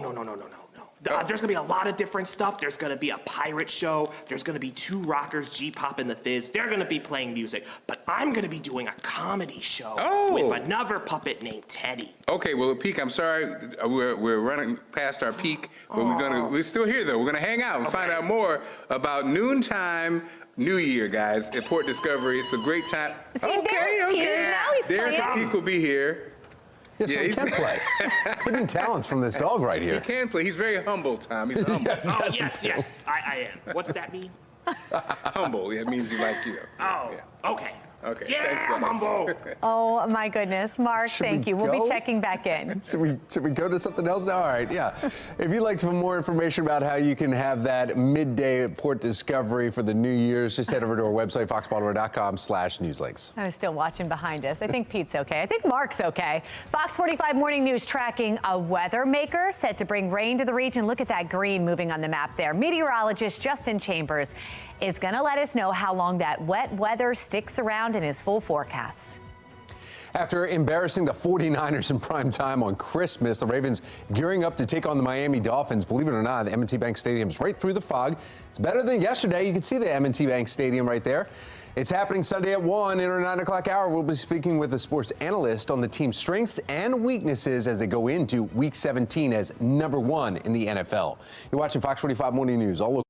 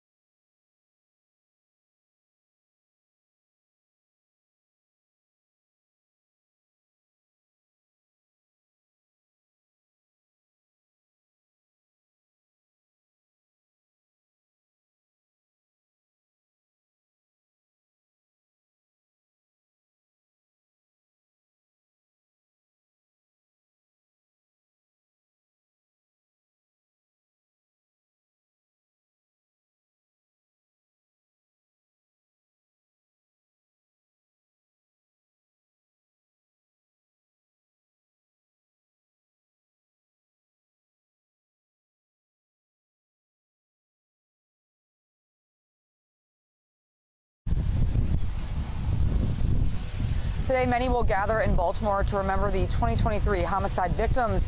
Coming up next, hear from some of the victims' loved ones and their calls for change. And controversy surrounding Maryland's college savings plan due to an interest calculation error. What local officials are saying and the tax implications the error may have. Live from WBFF in Baltimore, this is Fox 45 Morning News. Well, 8:01 is the time on this Wednesday morning, December 27th. I'm Tom Rogers. I'm Megan Gilland, and we're waking up to a little bit of rain with more on the way. Yeah, in fact, we want to get right over to our meteorologist with the great news today. Yeah, exactly right, guys. Definitely a wet Wednesday is what is in store for us. We've seen the rain since overnight, and the fog as well continues from our Mile 1 Auto Group cam. Visibility is very low out there, so if you do have to get out, just take it slow on the roadways. Most of the rain is moving out for right now. You can see that on our HD radar, moving from the southwest to the northeast, kind of right up the 95 corridor. Still a few leftover showers. The heaviest rain is to the south down in Richmond right now, but more of that rain is going to be moving in as we go throughout the day today. Statewide, numbers are mainly in the mid to upper 40s, so mild conditions continue with your temperatures. And overall, we're going to keep those showers going throughout the day. That's part of our weather story for your wet Wednesday. Check the numbers here over the next couple of hours. You're out and about cast, probably more of an indoor day, but temperatures, though, in the low to mid 50s with those rain showers continuing into the afternoon. We'll talk about how much rain we're looking at getting here from this system and if it will impact our New Year's Eve plans coming up. Thank you, Justin. Happening today, a prayer walk to remember the victims who were killed in Baltimore this year. Yeah, this year, Baltimore is on pace to have fewer than 300 homicides for the first time in 9 years. Still 258 murders as of today. 258 grieving families. We have Olivia Dance joining us live now with details on today's prayer walk and the calls for change from victims' loved ones. Olivia.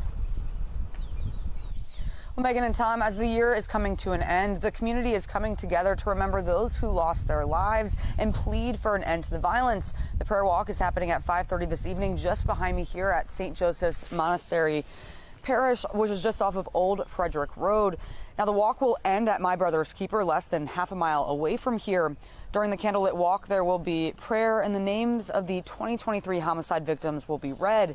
Throughout the year, Fox 45 News has spoken to the loved ones of many of the victims. It breaks our heart to know that we lost my brother to two criminals run wild in this city. We want justice for my brother. That we want Brandon Scott to fulfill, to protect this city, run this city from crime. My daughter, Aaliyah, she's been all over the news, and every time I see her pretty face on the TV, I'm like, she's not supposed to be there. The pleas from the loved ones of Fabian Sanchez Gonzalez and Aaliyah Gonzalez are just some that stand out. Fabian was shot and killed during an armed robbery at the T-Mobile store he worked at in Canton. He was only 23 years old. And Aaliyah Gonzalez was one of the two victims who was killed during the Brooklyn Homes mass shooting. She was only 18 years old. Just heartbreaking. Although the city's on pace to be under 300 homicides for the first time in 9 years, each life lost breaks hearts and leaves another chair empty at the kitchen table. And loved ones are now calling for city and state leaders to do more to hold criminals accountable and stop the gun violence. For now, reporting live in Baltimore, I'm Olivia Dance, Fox 45 Morning News. Thank you, Olivia. As 2023 winds down, Baltimore appears to be on pace to fall below the 300 homicides for the first time, as we said, in 9 years. As of today, the city has seen 258 homicides, 625 non-fatal shootings. Mayor Brandon Scott appearing on CNN over the weekend to discuss what he thinks is fueling the drop in gun crime this year. I created the first ever comprehensive violence reduction plan for Baltimore City, bringing everybody together, but also putting an emphasis on the ecosystem, creating a community violence intervention ecosystem, treating violence like a public health crisis, focusing our police on those who are most at risk of being a victim and the perpetrator of violence through our group violence reduction strategy, bringing in all of our partners between our federal partners, our state's attorney, our U.S. attorney, but most importantly, the community. And that's how we're doing it, and doing it the right way. Mayor Scott mentioned the partnerships with City State's Attorney Ivan Bates and U.S. Attorney for Maryland Eric Barron. The two teamed up earlier this year. Homicides, as we mentioned, are down 20%. Non-fatal shootings are down 9% since then. Some argue the tough on crime policies from Bates and Barron are having more of an impact on crime than Mayor Scott's message. The mayor, smart politically, will take credit for this stuff because when you're running for re-election and numbers are going down, you want to hang a star on it. With Ivan Bates in office now, people realize he's not playing. And he's going to do whatever it can to get people prosecuted and held accountable. Everything has finally settled down. And there's kind of one last, twist of the knife into us that they're trying to do. More headaches this morning for Maryland 529 account holders, learning that they may have to pay taxes on the money returned to their accounts after what 529 officials call an interest calculation error. After a financial battle for more than a year, the state recently agrees to repay Maryland families after their college savings were slashed without warning. But some account holders who were forced to file claims with the state treasurer's office are now seeing ongoing issues. One account holder telling us here at Fox 45 that he is among those receiving a settlement offer this month. The state granting him nearly $10,000 in interest earnings. They now admit they should not have been taken from his account. But further review of the fine print reveals unexpected tax consideration on his tax-free investment. Crux of the plan was that it was a tax-free plan. I mean, if that's their intent, that would be pretty terrible. Well, taxing the payouts could ultimately push some people into another tax bracket, causing even more financial consequences. Your income goes up by the amount of the earnings. So there's certain phase outs, child tax credits, and then also if you're applying for financial aid, for FAFSA forms, that now goes in as interest, and it's going to be a lump sum payment. The state's treasurer's office has confirmed to Fox 45 News that while the payouts are exempt from state and local taxes, lawmakers did not make an exemption for federal taxes. Baltimore City, as we've been saying, is set to fall below 300 homicides for the first time since 2014. Reactions from a longtime resident and the steps ahead. That's coming up next in about 8 minutes. And another attack on a shipping vessel in the Red Sea. Who is responsible, what shipping companies are saying, and how countries are responding. That is coming up after the break. Tracking rain showers. More of that rain is going to be moving in through the afternoon and evening. We'll talk about how much we're looking at and when this rain rolls on out.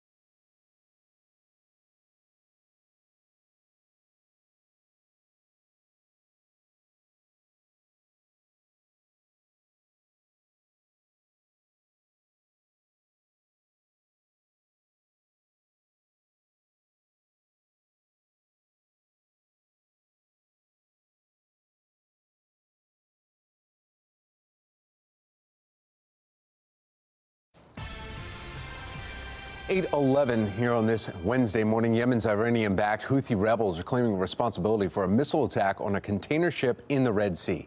MSC Mediterranean Shipping said its ship was traveling from Saudi Arabia to Pakistan when it was attacked, but no crew members were hurt. Israeli military said separately a fighter jet shot down a hostile aerial target above the Red Sea.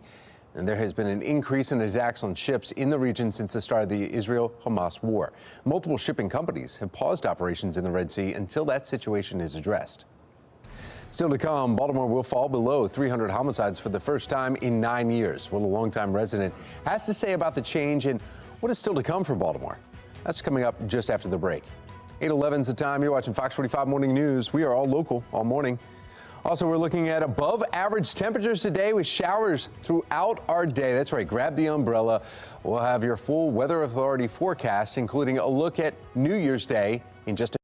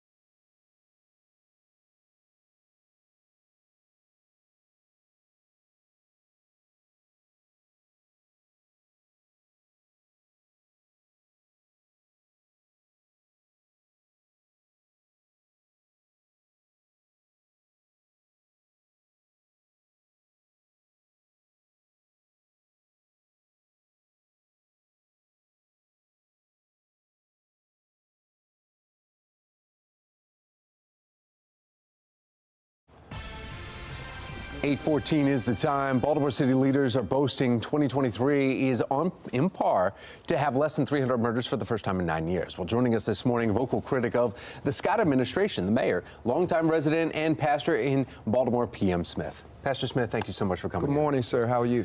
Doing very well. We just heard it right there. Maybe you saw the clip that we've been airing here too. Mayor Brendan Scott on CNN talking about the murder rate, the drop down, and the reasons behind why it is lower, below 300. He said his plan has been working and he's doing it, and now we're seeing that drop below. Dishonest is to be acknowledged but not applauded.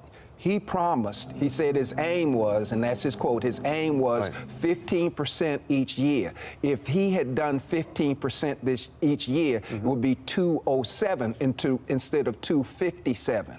So he's on national television selling snake oil when he talks about crime in the city in medical terms. If he's going to classify crime in this city in medical terms, it's cancer. You don't send a social worker to deal with cancer. You don't do radiation or chemotherapy. The shape that this city is in, we need radical surgery. He's not the surgeon. Who would be Dr. Eric with a K. Okay. L. Barron is the surgeon, not Mr. Brandon, not Mr. Bates. Dr. Barron is the surgeon we need, and since he's been in office, that's the reason for it coming down. You saw that drop when it went from a state level, not a city level. This Correct. is a different approach, using the feds coming in instead of state and local. This young man is not playing. Have you ever seen him smile? He's not playing. Yeah. He's coming in. He says this. He let everybody know this is my approach. Capone approach. I'm taking you down white collar. I'm taking you down with your guns. However I need to get you, he's getting you. And I saw an interview. Mr. Charles Good made a statement that I'm afraid is true. I believe that our city government is engaged in a criminal enterprise. Munzie, somebody going to jail, a federal jail, not in Pennsylvania, but in Washington State. He's a serious surgeon, and that's who we need right now. Not somebody who's going to sell snake oil on a national level when we know what the reality is on the local level. And talking about the feels, I mean, if you're walking around in Baltimore, we still have a lot of people that say they don't feel safe. Even though those numbers are showing that there's a drop in homicides, a drop in shootings and non-fatal shootings, a lot of people will tell us that they're saying, I don't feel safe though. I didn't feel safe. Even when before, 10 years ago, I felt a lot safer even when those numbers were going up. The reality is this. Whether you're in Baltimore City or Baltimore County, when you hear about it, you know it could be you. When you see the victimization, you know it could be you or your daughter or your wife, and I don't feel not only good about it, I don't feel safe. Each time I step out of my house, I'm looking both ways. I get to a stop sign. You realize nobody stops for stop signs anymore. Right. Nobody stops for red lights anymore. They will pull around you in a turn lane and turn in front of you. They know that the police force is down. They know that the police are outmanned and outgunned. So it's almost chaos and lawlessness in this city, and that's what people are feeling. We're looking for somebody to come in with a cut out the cancer. Some folk cannot live in a civil society. They live by the law of the jungle. Maybe that's where they need to be. Pastor P.M. Smith, thank you. We appreciate it. Thank you, Tom. Sure. We want to head over to meteorologist Justin Chambers. We got to look at the forecast and how much rain we're expecting. Yeah, and we've been continuing to see these shots, Tom, with a lot of the foggy conditions out there. Even if it's not raining on your FOX45 mobile radar and your weather app, it's still misty out there, so you're getting wet no matter what. We're trying to look at M&T Bank Stadium. We know the weather is going to be better for the game, and I'm going to talk about that in the 7-day forecast coming up in a moment. That's the game on Sunday. We know we have a game this afternoon, the Military Bowl. It's definitely going to be wet there in Annapolis. So east-northeast wind about 10 to 15 miles an hour, 47 your current temperature in Baltimore City. Overall, our temps have kind of hung in the mid to upper 40s. You can always see those numbers right there on the right side of your screen. Notice on our HD radar the actual rain out through Edgewood up into Aberdeen for you out toward the eastern shore. It's a bit of a break right now from the moderate to heavy rain. That's definitely moving through Richmond. It's now north of Richmond, heading up the 95, and this is going to be tracking toward D.C. and eventually into Baltimore here over the next couple of hours. All part of this larger weather maker, this area of low pressure that is going to be off the coast of the Carolinas, pulling all of this moisture right up the mid-Atlantic region and into our area through the next couple of hours. So this is our hourly future scan. Again, a bit of a break through about 10 o'clock this morning, but right around noon, you're going to see another wave, and it'll be kind of just wave after wave of these rain showers coming through into the later part of the afternoon. 2, 3 o'clock, another round of some light to moderate rain. The heaviest rain starts about 6 o'clock tonight, and notice between 6, 7, and 8 o'clock. Look at all of that moderate to heavy rain that's expected through most of the 95 and 83 corridor. By about 9 p.m., this will continue to track off to the north and east, and we'll get some drier conditions in the overnight hours, but that means tomorrow morning those roads are still going to be wet. In terms of rainfall totals, most of us will get more than an inch and possibly even an inch and a half for Chestertown, Stevensville, across into Annapolis, an inch and a half in Baltimore City up into Cockeysville. So much needed rain, but again, kind of putting raining on your parade if you're going to be hanging out this afternoon. Temperature-wise, most of us will be in the mid-50s 50s, which are kind of mild conditions. Typically 45 is where we are for this time of year, but a lot of us in the low to mid 50s across Carroll and Baltimore counties. For you in Harford and Cecil counties, also in those low to mid 50s as well. Even the Eastern Shore, my friends there, Chestertown, Centerville over to Rock Hall in the mid 50s for your highs later today. Here's a look at your temperature trend. We're actually going to be warmer tomorrow, but those numbers are going to start going down Friday and especially into Saturday, Sunday, and Monday. By next year, which is next week, we will be definitely colder. So that system moves out of here today. A bit of a break on Thursday, another round of showers for the mountains on Friday, and some of those showers could be lingering into our region by Friday afternoon and evening time. Here's an update on your holiday countdown. 5 days until New Year's Day. We're just 19 out till MLK Day. Groundhog Day now back there, 37 days away. 7 weeks from today is Valentine's Day, and there's Lou, Leapin' Lou. St. Patty's Day, 81 days from right now. How about that? All right, here's that 7-day forecast. We know there's a lot of stuff going on this weekend, and overall, Saturday and Sunday should be drier with temps in the lower 50s. Should be great weather for the Ravens game Sunday afternoon and for the fireworks on Sunday night. But notice those temps are colder early next week. Tom? Thank you, Justin. Well, coming up, thieves using stolen tow trucks to steal other vehicles. What tow truck owners are saying and the police response. That's coming up in our next half hour. And we're at Port Discovery getting ready for noontime New Year. We're in the art playhouse. I just made that up. But we're going to show you how to make some fun coming up on Fox 45 Morning News. All local, all morning long.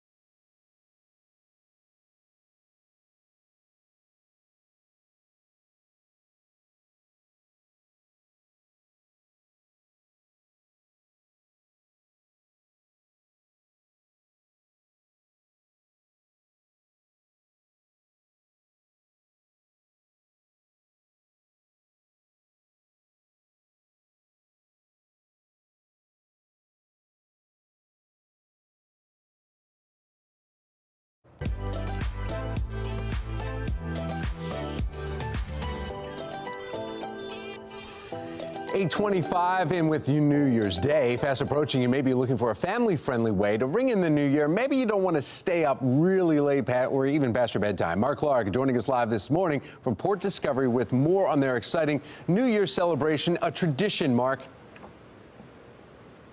That's right, a tradition here, and of course, Derek is a tradition. Don't let his face fool you. He's 87 years old. He's been here for quite some time. So, Derek, this is kind of the play station, the art station, the workstation. Yes, this is where he makes the magic studio happen. workshop. So this is going to be one of the places that we're going to be having a lot of fun activities. Are our confetti poppers. So this is something that the kids and the parents can do when they come to New Year's Eve on our Noontime New Year event. I love it. So you supply the supplies? You have the supplies? Yeah, so we'll have the supplies here. We have some tissue paper. We've got some ribbon, just common materials that you can use at home, but you can use them to make your very own confetti popper. Really easy that you can use to celebrate at home and at the museum. In fact, we're going to have a confetti drop at the museum, a balloon drop, a big one that will happen at noon. So you don't have to stay up till midnight. You can do it at noon with us. I love it. And so, we got the poppers popping. Let's give them a little bit of a preview. Let's get it popping. Are we literally. ready? Derek, are we ready here? Now, do we need to put up anything?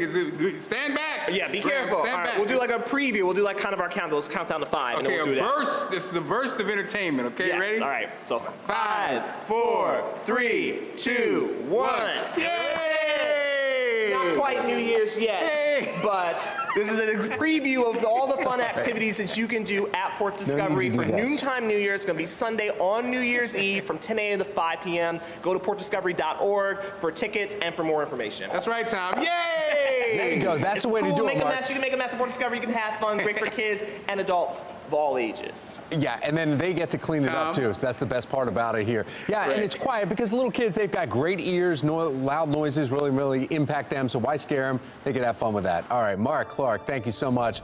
A quiet way to end 2023 and bring in 2024. For more information about that, it's happening at 10 a.m. at Port Discovery. You can go to our website, foxbaltimore.com/newslinks. Tonight, $685 million up for grabs in the Powerball drawing. Your chances at winning in what states had partial winners Christmas night. Where are your relatives? In Baltimore, there's been several cases of tow trucks being used to steal cars. Coming up next, I'll have more details on this troubling trend. You're watching Fox 45 Morning News, all local.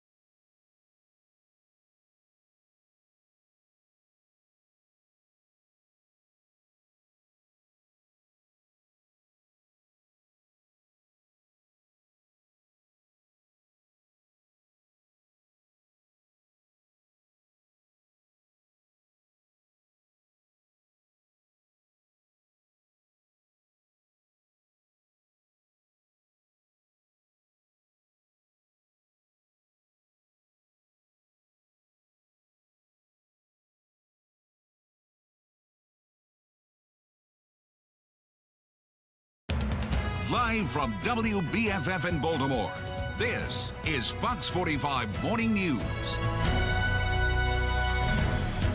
Welcome back to Fox 45 Morning News on this Wednesday, December 27th. I'm Megan Gillen. I'm Tom Rogers. Yeah, a lot of activity going on for your house today? Well, my kids are going to work with my husband today because we're back at work, and so they're going to the office. I just talked, and they've got their bags packed. And it's Daddy's Bring Daughters to Work Day. Yep. Should At be least exciting. For the Gyllenhaal family.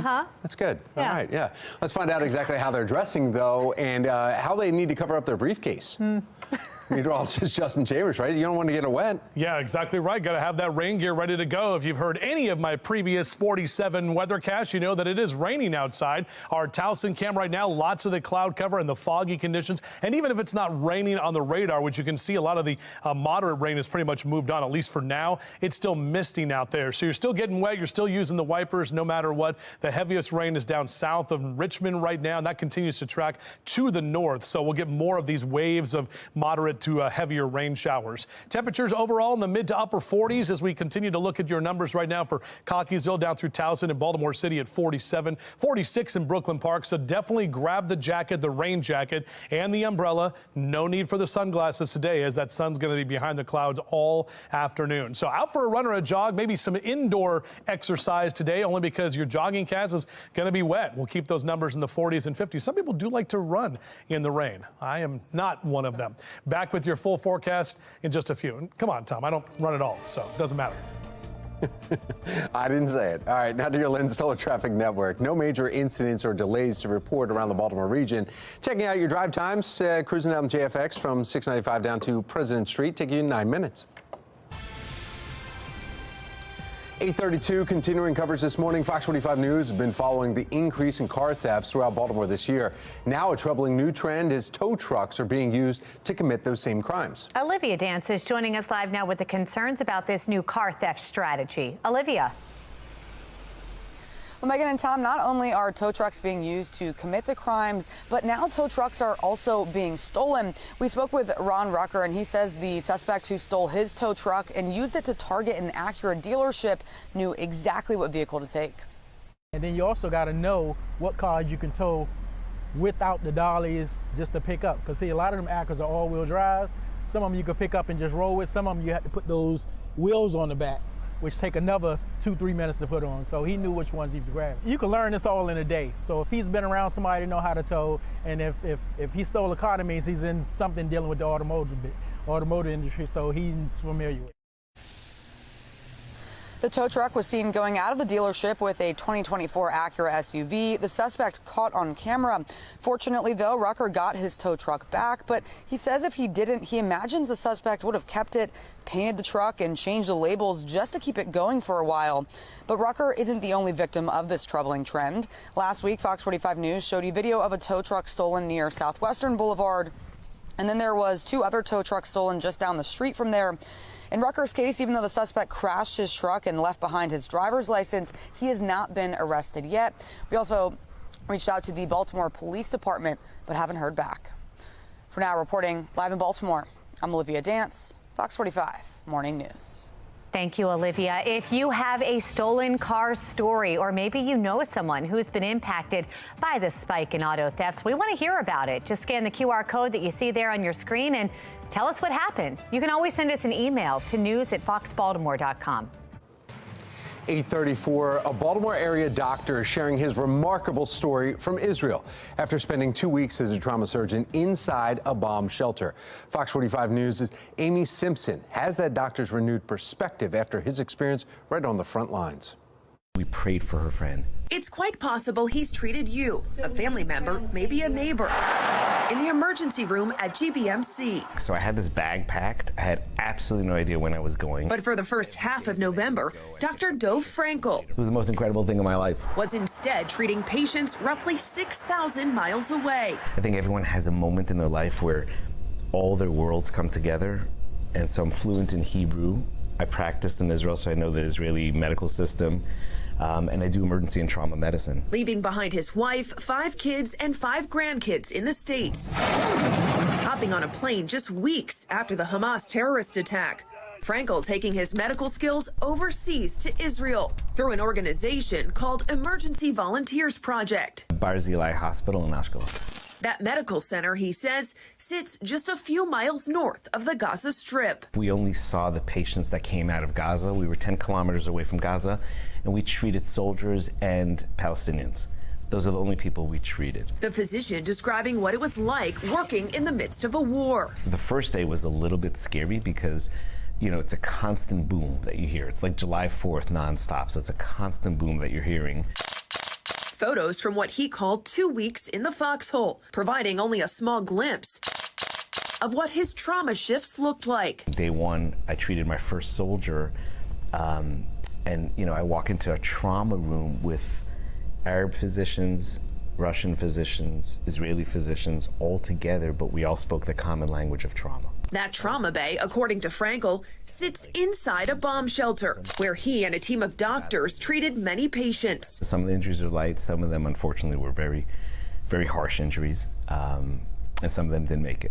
So the range was huge. But treating trauma from a war zone, a stark contrast to the patients he sees in Baltimore. I've been doing this for 20 years. In my life, I've never seen shrapnel injuries. I've never seen an RPG rocket. I've never seen an RPG rocket or anti-missile rocket hit a person or hit a building and then hit a person. A learning experience even for a seasoned trauma doctor. I learned a lot about shrapnel injury, and I feel very proficient now in shrapnel injury, unfortunately. Despite the very real danger of being in the region, Frankel said it was faith, not fear, on his mind. I was never worried about it because I didn't think God was going to make me travel 6,000 miles to get killed over there.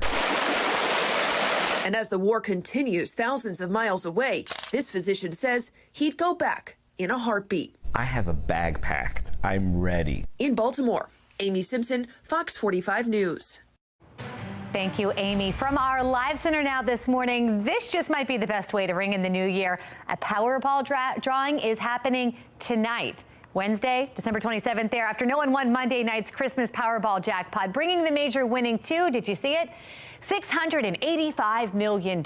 Now, for those who would choose the cash option, you're looking at $344.7 million. So here's your reminder. Make sure you buy those tickets sometime today. Again, the drawing is tonight. No one won the Christmas jackpot, but there were two $2 million winners. There was one in Colorado and one in Georgia. And there were also three big winners in California, New Hampshire, and Pennsylvania who won $1 million each. That'd be pretty nice. Now, not to discourage you, but just to put things in perspective, the overall odds of winning the Powerball jackpot are 1 in 292.2 million. But if you do win, that would definitely be a great start to 2024. Good luck. Well, coming up, experts were expecting a drop in holiday spending, but Americans splurged in a record year. The jump in sales and where consumers put their money this year. That's coming up after the break. And it's cloudy and rainy Wednesday. Stick around after the break for a look at what we can expect this weekend, as well as a sneak peek at your New Year's Eve forecast. 8:38, you're watching Fox 45 Morning News. We're all local.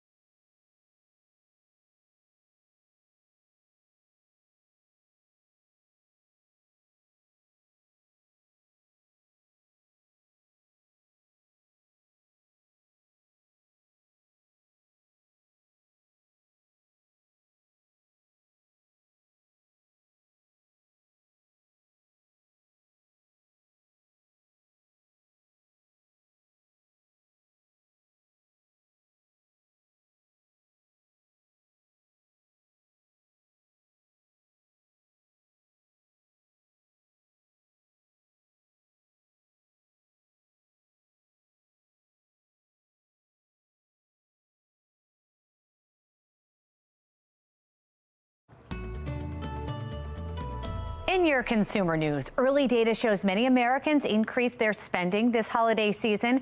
According to MasterCard Spending Pulse, retail sales increased 3.1% from November 1st to December 24th, compared to that same time last year. Spending rose across multiple categories, with restaurants seeing one of the largest jumps at almost 8%. Apparel sales increased by 2%, and groceries also saw a boost. Holiday sales figures were driven by a healthy labor market and wage gains. Coming up, some parents are hesitant about letting their kids use AI. After the break, the benefits and concerns of artificial intelligence in the classroom. And a new study shows an interesting link between pet ownership and dementia. After the break, we're going to take a look at how your furry companion may help slow the progress of dementia. It is 8:42 and you're watching Fox 45 Morning News, all local, all morning.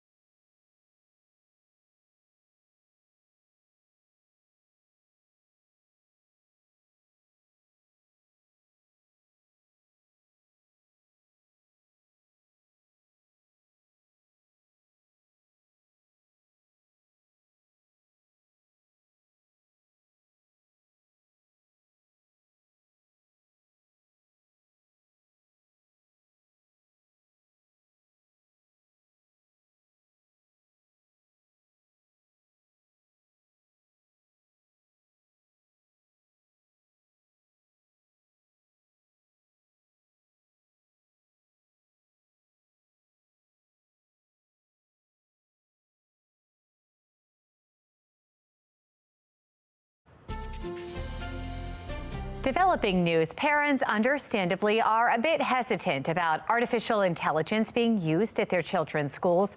The National Desk's Janae Bowen shows us the concerns and benefits of young students being exposed to AI. So how about we ask ChatGPT to make us a list of books about volcanoes? Yeah, okay. Okay. Jamie Barba and her husband Chris homeschool their two sons and are passionate about teaching them how to use artificial intelligence at a young age. I think it's important for us to know what's new, what's upcoming, what other people are using. Jamie emphasizes to her 9 and 10-year-olds that it enhances your work. It's not something that should do your work. So if they do get to the point where they're writing papers, it can be a great research tool. But not all parents agree. A National Parents Union survey shows 44% of parents think there are about equal potential benefits and downsides when it comes to AI tools being used in K-12 public education. In addition to cheating, skeptics warn AI may hinder development. We don't introduce the calculator before children understand how it works, how math works. It's an evolutional tool Dr. Lisa Palmer, an artificial intelligence business strategist, says teaching AI to children requires carefulness. So educators have experience helping to evolve kids' learning approach. And this is what we need to do. The same applies to AI. Jamie says she is teaching her sons how to use AI responsibly now to hopefully help them get ahead. Having the ability to use that tool will just further them both in their education and their ability to get jobs in the future. The National Parents Union also found 51% of parents know little general information or nothing at all about AI. Dr. Lisa says parents must embrace this technology so their kids don't fall behind. In Washington, I'm Janae Bowens. All right, Janae, thank you. A new study finds surprising health benefits for elderly people who own pets. The Chinese study found a slower cognitive decline in elderly people who live alone and own a pet. Pet ownership among the group can also aid verbal memory and fluency. The study included about 8,000 people ages 50 and up. Researchers also believe loneliness is a potential factor in older adults living with dementia. The World Health Organization says more than 55 million people have dementia globally. Health experts hope that this and other studies could aid, these are other animals, right? I'm seeing out of the corner of my eye, aid public health policies aimed at slowing cognitive decline. I thought, yeah, is that a kangaroo that we just saw jump past? I'm reading and couldn't see the video. Justin, was that a kangaroo? What was that jumping across? I'm not sure. It was something hopping along. Yeah. For sure, yeah.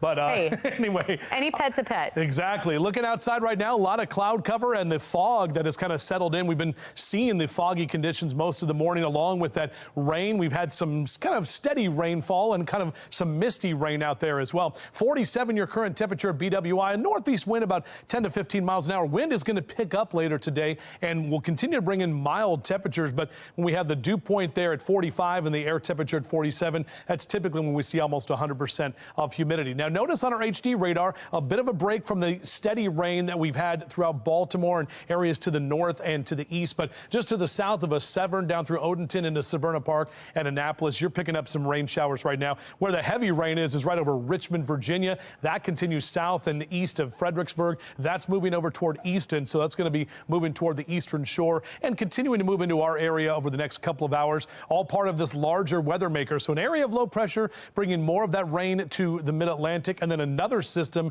that's in the Great Lakes region in the Midwest. Those two systems are going to combine over the next couple of days, and that's what's going to give us our adverse weather. This is a trough of low pressure right there, those yellow lines, along with that area of low pressure just to the south, and that low is going to ride up to the north, but it's going to be kind of sitting here and hanging out for the next few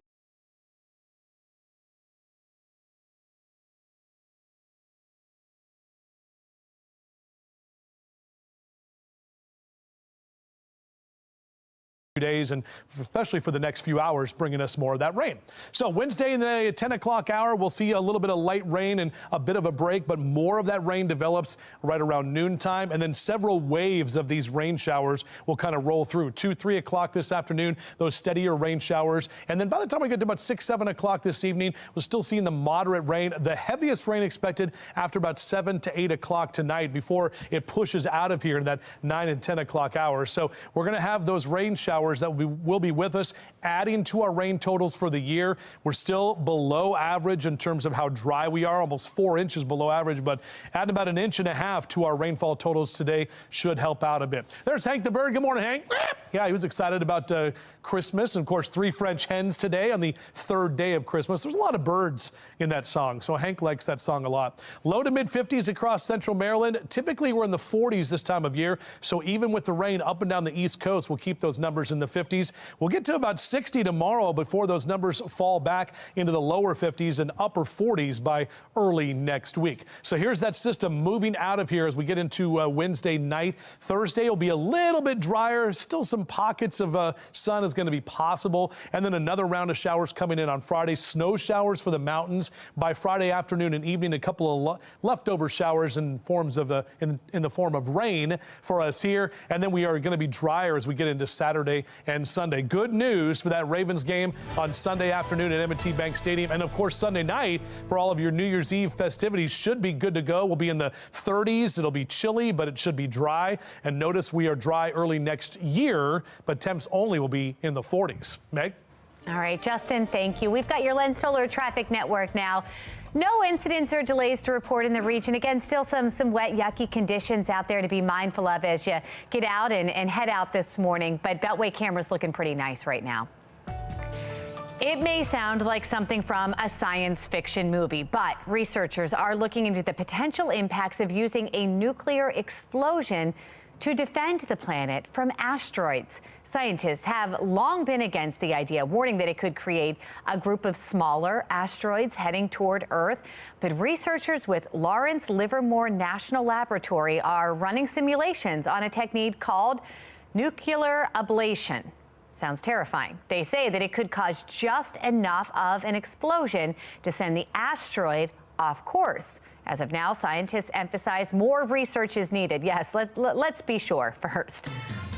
Ads are making their way to Amazon Prime Video soon. The company says it will be rolling out limited ads on movies and TV shows starting January 29th. But if you want to watch your entertainment ad-free, you can pay an extra $2.99 per month on top of your subscription. Amazon says that it plans to have fewer ads than what's on TV.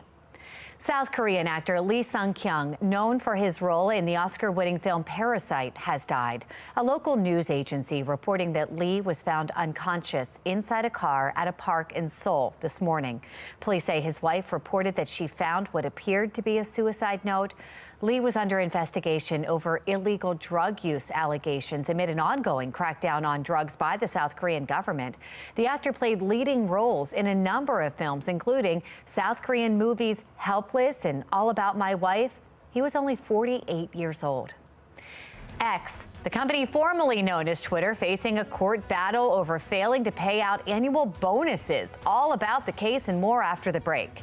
And if you were disappointed when unwrapping your Christmas gifts this year, oh no, you may not be able to count on that return receipt. After the break, the retailers that are now charging fees to return your gifts. But first, it is time for a coffee break. We'll enjoy that.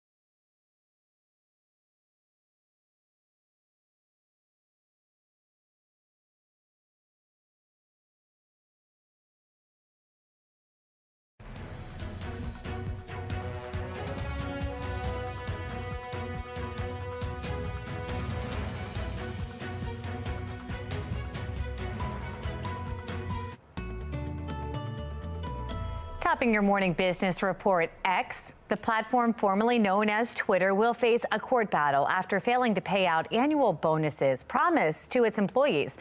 A former employee who left the company in May filed the class action lawsuit in San Francisco. A judge ruled on Friday that the case can go forward, stating that the offer to pay a bonus is a binding contract under California law. The social media company had argued that an oral promise should not be binding and that the case should be heard in Texas. According to the court complaint, ex-executives repeatedly promised bonuses in the months leading up to Elon Musk's purchase of Twitter. In other news, Christmas retailers are saying no to free gift returns. Logistics firm Happy Return says about 81% of merchants will charge you a fee this year to return items. Some retailers charging return fees include Abercrombie, Dillard's, and H&M. Retailers are no longer willing to absorb return expenses because of initial sale costs of the item and growing company costs. The National Retail Federation says 17% of items purchased last year were returned, and that totaled about $816 billion. Now it's time for today's America Steals and Deals. No returns. The following segment is sponsored by Naki. Haven't we all been in that situation where as soon as you get in your car, that tire pressure light goes on, then it starts blinking, then you have to go to the nearest gas station, and you just hope that someone's there to help you fill your tires with air? Well, thanks to the folks at Never Go Flat, you don't have to worry about that anymore. This is your emergency 3-in-1 peace of mind kit, knowing that you never, ever will be stranded and you're always going to be prepared. That's what I love so much about this. So you can actually inflate your tire on your car, your truck, your bike. If you have pool equipment, if you have sports equipment, it's awesome. Even an air mattress. This does the job, which is so great. It also has an emergency floodlight, flashlight, blinking light. On the back here, it actually has a USB port. So it's just great that you are always ready no matter what happens. I was very insecure when it came to this kind of stuff, but now I don't have to be. So if you're ever stranded on the side of the road, this is your assurance for you that, again, you are good to go. Every year, there are 33,000 tire-related accidents. So this is your peace of mind. You give it to all your family members that you love, making sure that they are always prepared. And that's what the folks at Never Go Flat really want to see happen. So right now, we're offering 31% off on Never Go Flat. Head to asadeals.com for this exclusive offer.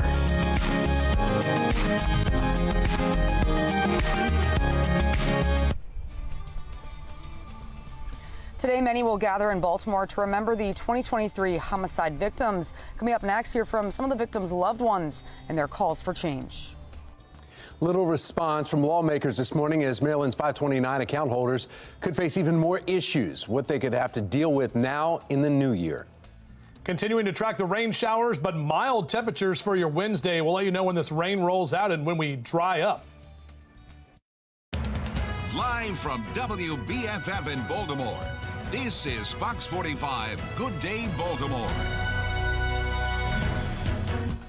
Oh, coming up on 9 o'clock here on this Wednesday morning. Good day. It's a rainy day, December 27th. I'm Tom Rogers. I'm Megan Gillen. It's a good day for my aunt. It's her birthday, Aunt Sherry. Yay! Aunt Sharon, happy birthday. It's her day. Probably good for the movies, maybe? Good for the movies. A couple candles on the cake you can see through the fog. Yeah, a couple. You're lighting it up. I think it'll light it up pretty nicely, Aunt Sherry. Don't want to ask a woman's age, but yeah, a lot of candles will make it bright. There you go. So you need those candles. Taking a look now at what we're talking about with the fog here, as you can see, rain throughout our region. Live look at the conditions throughout the area. The bottom right there, the radar.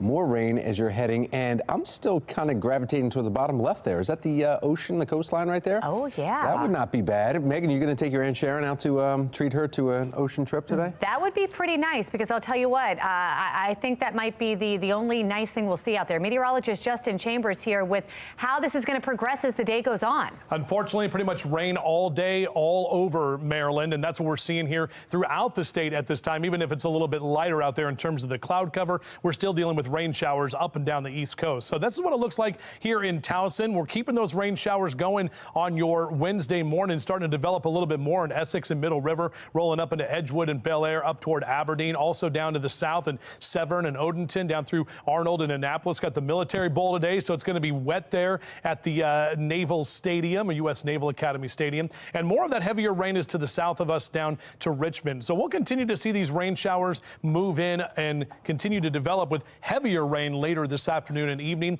40s and 50s, though, so our temperatures are kind of mild after our wet Wednesday morning. We'll have showers through the day and those temps that stay mainly in the 50s. Back with your full forecast in just a few.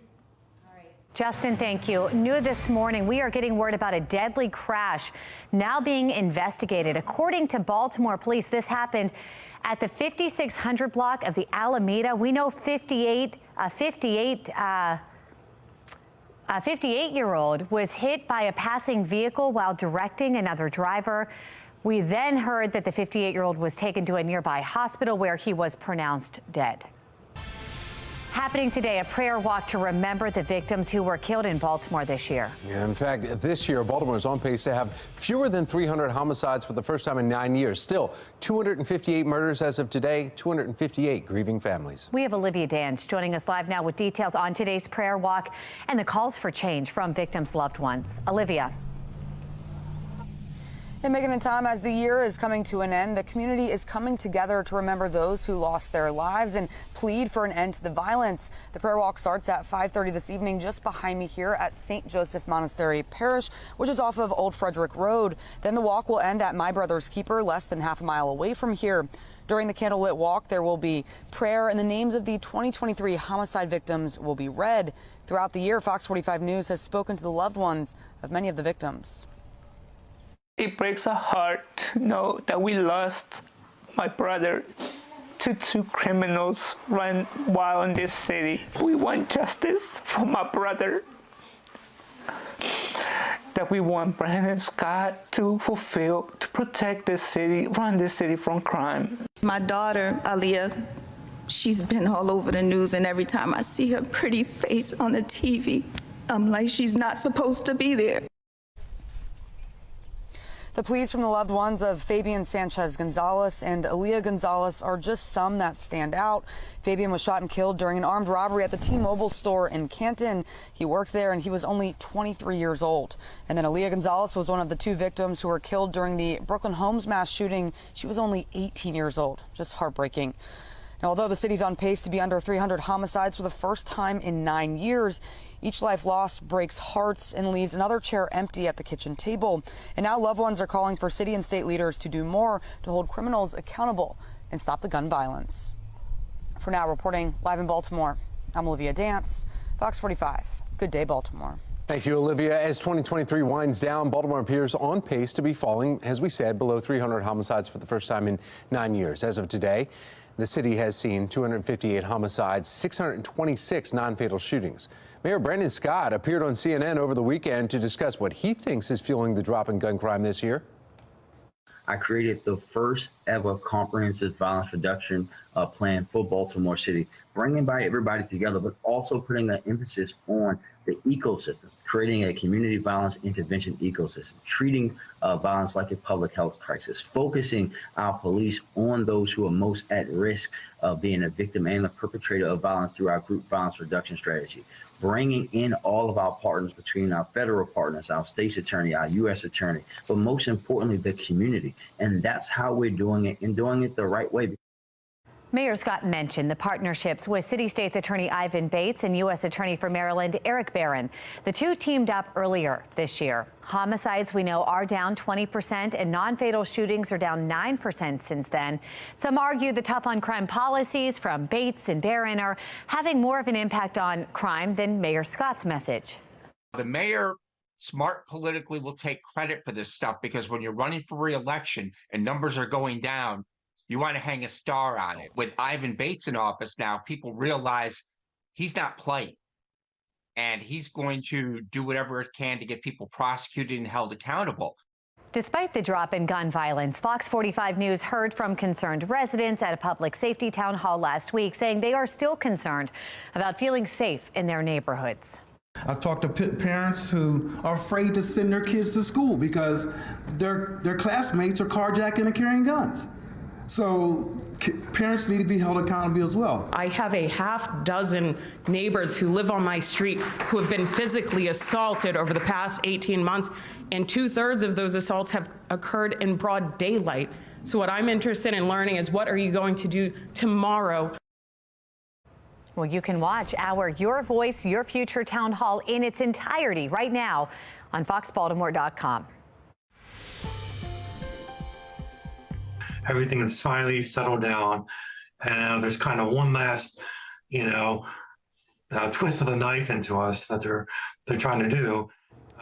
Yeah, getting nickeled and dimed here. More headaches this morning for Maryland 529 account holders, learning they may have to pay taxes on the money that was returned to their accounts after what 529 officials are calling an interest calculation error. After a financial battle for more than a year, the state recently agrees to repay Maryland families after their college savings were slashed without warning. Some account holders who were forced to file claims with the state treasurer's office are seeing ongoing issues. One account holder telling us here at Fox 45 he's among those receiving a settlement over this offer this month. The state granting him nearly $10,000 in interest earnings, and they now admit should not have been taken from his account. But further review of the fine print reveals unexpected tax considerations now on his tax-free investment. Crux of the plan was that it was a tax-free plan. I mean, if that's their intent, that would be pretty terrible. Taxing the payouts could ultimately be pushing people into another tax bracket, causing even more financial consequences. Your income goes up by the amount of the earnings. So there's certain phase outs, child tax credits, and then also if you're applying for financial aid, for FAFSA forms, that now goes in as interest, and it's going to be a lump sum payment. Well, the state's treasurer's office has confirmed to Fox 45 that while the payouts are exempt from the state and local taxes, lawmakers did not make an exemption for federal taxes. There are growing fears about the breakout of a broader conflict in the Middle East as fallout from the Israel-Hamas war spans from the Suez Canal to Yemen to Tehran. National correspondent Atra Al-Nashar is joining us live from Capitol Hill this morning with what we are learning with the developments on Iran's nuclear capability. Atra. Hey, good morning, Tom and Megan. According to a confidential report by the United Nations nuclear watchdog that was viewed by the Associated Press, Iran has tripled its production of highly enriched uranium in just the past 3 months. Now, not only is this seen as an aggressive step toward Tehran acquiring weapons-grade uranium that's needed for nuclear weapons, but it's also a reversal of an agreement with the Biden administration in which Tehran agreed to scale back enriched uranium production in exchange for a prisoner swap that brought 5 Americans home and unfroze Iranian assets held in Asian and Mideast markets. Now, of course, the broader context of this is Iran's backing of Hamas and militant groups like Houthi rebels in Yemen and Kataib Hezbollah in Iraq. The former is engaged in strikes on commercial vessels in the Red Sea, and the latter has launched that strike on U.S. forces in Iraq on Christmas Day that wounded 3 American troops and for which the U.S. launched a retaliatory strike. So the broader concern here is escalation of a broader regional conflict. Interesting. Atra, meantime, on the other side of the world today, top Biden administration officials, we know they're in Mexico, meeting with counterparts, trying to talk about ways to reduce the border crossings. What more do we know? What's the plan? Yeah, Secretary of State Antony Blinken, DHS Secretary Alejandro Mayorkas, and the White House Homeland Security Advisor Liz Sherwood-Randall are making this trip, and we expect them to focus on ways that the two countries can move migrants south and away from the U.S.-Mexico border, crack down on the use of railways that migrants often use to move north, and then also implement more visa programs, incentives for legal pathways to the United States. Now, this meeting follows a phone call that President Biden had with Mexican President Andres Manuel Lopez Obrador last week about the need for more enforcement at key ports of entry. Now, border security and immigration are high-stakes issues in Washington right now because, as we've been reporting, Republicans in Congress say that they won't get behind renewed support for Ukraine or Israel until the border is addressed. And also, as we've been reporting, key negotiators left for the holidays without reaching a deal. And Vice President Kamala Harris not involved with that, too. Interesting. Asha, thank you very much. The increase in vehicle thefts continues in Baltimore. Now residents and police, they're growing concerned about one troubling trend that's contributing to the rise. Plus the rate. 5 Good Day Baltimore.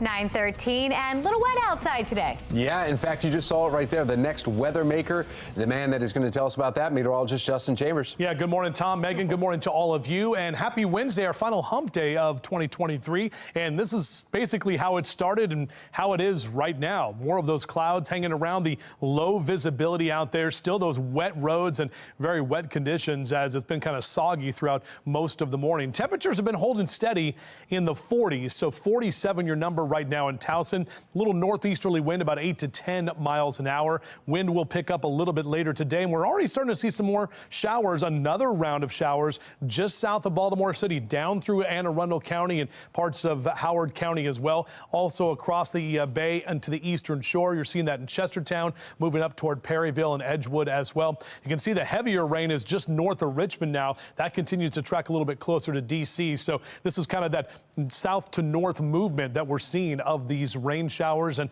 basically waves of showers will be with us through most of the day today. All part of this larger weather maker. This is that area of low pressure right there hanging out in the Carolina coast that brought flooding to parts of the Carolinas over the last few days. That's going to track into the mid-Atlantic and bring us more of the wet weather, but we get mild conditions, so it could be a lot colder. Typically we're in the 40s for afternoon highs, and our number right now at 47 is actually where we typically are in the afternoon. We're actually going to be a bit warmer through the day, even with the rain that's around. This is through noon on your hourly future scan. Notice some steady rain showers in Gaithersburg over to Laurel, down into south of Annapolis, and that's going to roll right into Baltimore City in that 2 and 3 o'clock hour for the afternoon. And then those steady rain showers about 5, 6 o'clock. If you are working today and have to drive home, your evening commute is going to be even wetter than it is right now, possibly even difficult to drive with some of the heavier showers expected through about 7 p.m. And then 8, 9, 10 o'clock, eventually those showers move out of here. Still some leftover rain is going to be with us, so it'll be misty again tomorrow morning.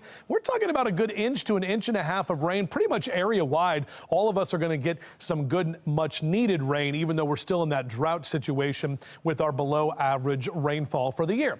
Right about 50 next hour in Reisterstown, and numbers that will climb to the mid 50s in the 2 and 3 o'clock hour, even through your Wednesday afternoon. Temps kind of steady in those low to mid 50s as well. And you can see those numbers across Carroll and Baltimore counties from Perry Hall and White Marsh out through Towson and Catonsville, 56 in Baltimore over to Pikesville as well today. We'll keep those numbers in the mid 50s, Ellicott City and Columbia down through Elk Ridge, Glen Burnie, Pasadena. You're going to see those 50s down through Anne Arundel County as well. Numbers are going to take a little bit of a slide, so we'll actually bump up to about 60 tomorrow and then slide back into the lower 50s and 40s as we head toward early next year. So here's that future scan moving out of here as we get into the afternoon, and then drier weather is on the way for the weekend, which I'll show you here in just a second. First, though, it's itchy and scratchy, not the Simpsons characters, but looking pretty good. Those two kitties are looking good from Jamie in Sparks, Maryland. Thank you so much for your holiday pet pics. I have so many to get through. I'll try to get them all in through the end of the year as we continue to march through the holidays. Now, good news for the weekend. We got a few showers possibly on Friday afternoon, but Saturday and Sunday for the most part are looking dry. Good news for Ravens fan heading out to the game on Sunday afternoon. And then Sunday night for New Year's Eve celebrations, overall dry, colder though early next year. Taking a look at your Lens Solar Traffic Network and a look around the Beltway this morning. Rainy conditions on the roadways. No accidents, but at this moment, BW Parkway southbound, right near 172 in Jessup, that construction zone that's causing a few mile backup. It's still moving, so you're still moving along. Just give yourself some extra time, and it may be just because of the rain in that construction zone area. A win or even a tie against the Miami Dolphins this Sunday, and the Ravens can win the AFC North for the very first time since 2019, bringing a playoff game back to Baltimore. This morning, sports agent Doug Eldridge, founder of DLE Agency and Achilles PR, joining us live to weigh in on playoffs. And Doug, dare we say it, possibly even beyond. Good morning to you. Hey, good morning. It's rainy skies this morning, but it's certainly a blue sky outlook for Ravens fans, that's for sure. Oh, my gosh. Doug, the Christmas game was thought to be a Super Bowl preview. Right. It wasn't close. The Ravens dominating. What does this tell you about the team that's going to be on the field for the next 3 weeks here? Well, two things largely. Number one, it's the two M's, momentum and medical. This time of the year, those are the things that you think about the most. And the Ravens clearly have momentum week on week. It's like compounding interest. They're trending in an expansive way. And then also medical. This is a healthy team. You know, in years past, they haven't had that in some sense, even into preseason. They lost all 4 starting running backs. I mean, so all the things seem to be clicking right now. Now, obviously not to jinx it. You're right, that wasn't a close game. On paper or in practice, that third quarter surge by the Ravens was tremendous. And in so doing, they not only solidified themselves as probably the best team in the NFL, but Lamar Jackson is a prohibitive #1 favorite for league MVP. We're watching some of the highlights, Doug, as we're talking with you. I mean, 5 interceptions here. We've got 2 games left in the regular season. We mentioned Monday was the last game, Sunday. So it's a short week here before we go to face the Miami Dolphins. What are your thoughts? Does that have an impact here at this level? Oh, of course. I mean, the last 2 teams are going to be fistfights. You know, these are not wilting Marys, if you will. You're talking about the Dolphins and the Steelers, all of which, you know, create that heated matchup that Ravens fans are so excited about. These games are critically important, not just to clinch the division and a possible home playoff game, but to continue. You know, when I talk a moment ago about momentum, that's very important, right? It's keeping the boulder, the rock rolling. You don't want it to stop, let alone start to regress. This team is clicking on both sides of the ball. You mentioned the 5 interceptions. All 3 phases of the game, offense, defense, special teams. If they can stay healthy, again, crossing fingers and knocking on wood, this is the team. We've seen the Chiefs completely crumble. The Bengals are out of it.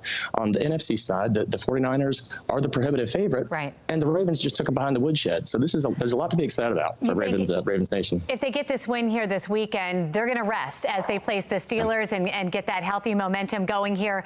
I got to ask, Doug, what are your thoughts? I mean, you've been in this business for a long time. You've seen good teams. Do they have what it takes to go beyond playoffs? Well, as you know, the phrase goes, any given Sunday, which means any team can beat any other team on any day. But stepping aside and looking back from 50,000 feet, this team has all the makings and markers to make a deep run. And that could very well mean a Super Bowl, especially if they're able to start that playoff push there at the bank at M&T. That is one heck of a place, and there's no fan base in the league like the Ravens flock. So these games are incredibly important. It's a huge advantage having your fans in the stands on your side cheering. Absolutely, it's a massive advantage. You know, and it's also the routine. You know, players wake up in their home or the hotel. That's their locker room. It's their routine. Like it's the familiarity of it, and that's incredibly important, especially as you get to this part of the season. So all of these things matter. Little things are the big things. I want to ask you one more thing before we let you go. We talked a little bit about Lamar. MVP, yes or no? A lot of discussion about this. Will he get it? Yes.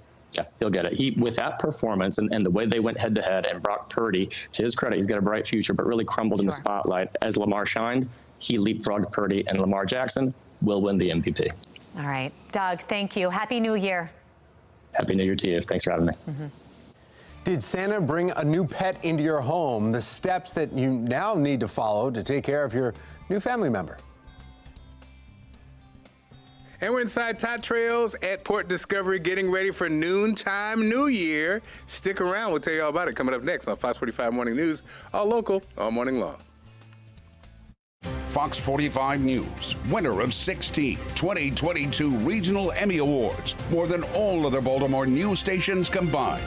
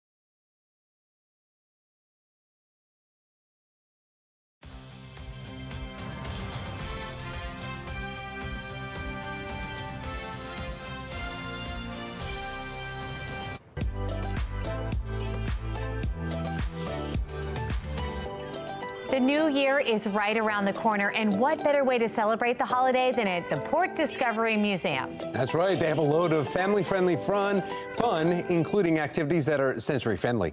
So Baltimore's Mark Clark is there at the museum, and he's been hanging out, showing us a little bit of what they have going on. That's right, Tom. A lot of great activities, and as you mentioned, the sensory-friendly activities are here too. We're back with Derek. He's got his tie on. He dressed up for us, guys. Look at the jacket. Always got to change. Always something new happening at Port Discovery. That's right. So Noontime New Year is going to be really big. It's going to be festive. It's going to be a little loud, but we know that we have guests that have sensory sensitivity. So what we're doing for the first time is a sensory-friendly countdown. So our countdown will be at noon. We'll be in the main museum with confetti, but we will also have in this room, Tot Trails, a lot of different activities and fun stuff for kids, including no noise confetti. We'll have some sensory items like our phloem and our scarves, and also anybody who just has normal sensory sensitivities throughout the day. We have a cart downstairs with a lot of fun materials and kits as well. I see you have. Are we going to practice with our countdown here? Yes. So we're at 9, 8, 7, 2 sevens. These sevens were actually decorated by kids who have been visiting the museum throughout this week. So if you do decide to come to Port Discovery this week, we still have some numbers for our countdown on December 31st. This one actually was a shout out to Caitlin. Somebody recently had a birthday. So I don't know, Caitlin, if you're seeing this, but happy birthday, Caitlin. Thank you. But these were all designed by kids. Always a great time. You guys, it's always a fun time. Come see Uncle Derek. And again, I mean, you know, always a great time. And I love the fact that you have, it's the noon New Year. Yeah. Yep, perfect. Noontime New Year. It's from 10 a.m. to 5 p.m. The countdown will be at 12 noon. We're going to have confetti, balloon drop. Come and see us. Go to portdiscovery.org for more information. Thanks as always. Perfect. Thanks, guys. Good for kids, good for people on the morning show. Yes, this is great. Get our sleep. We're going to put more information on our website, foxbaltimore.com/newslinks. We need to deck up a 4 and a 5 there. I have Mark Clark do that for the countdown. Rainy all day today. Temperatures above average. Meteorologist Justin Chambers tracking our next weather maker and when it's best to be able to head out today and maybe go walk the dog. In Baltimore, there's been several cases of tow trucks being used to steal cars. Coming up next, I'll tell you more about this troubling trend. You're watching Fox 45. Good day, Baltimore.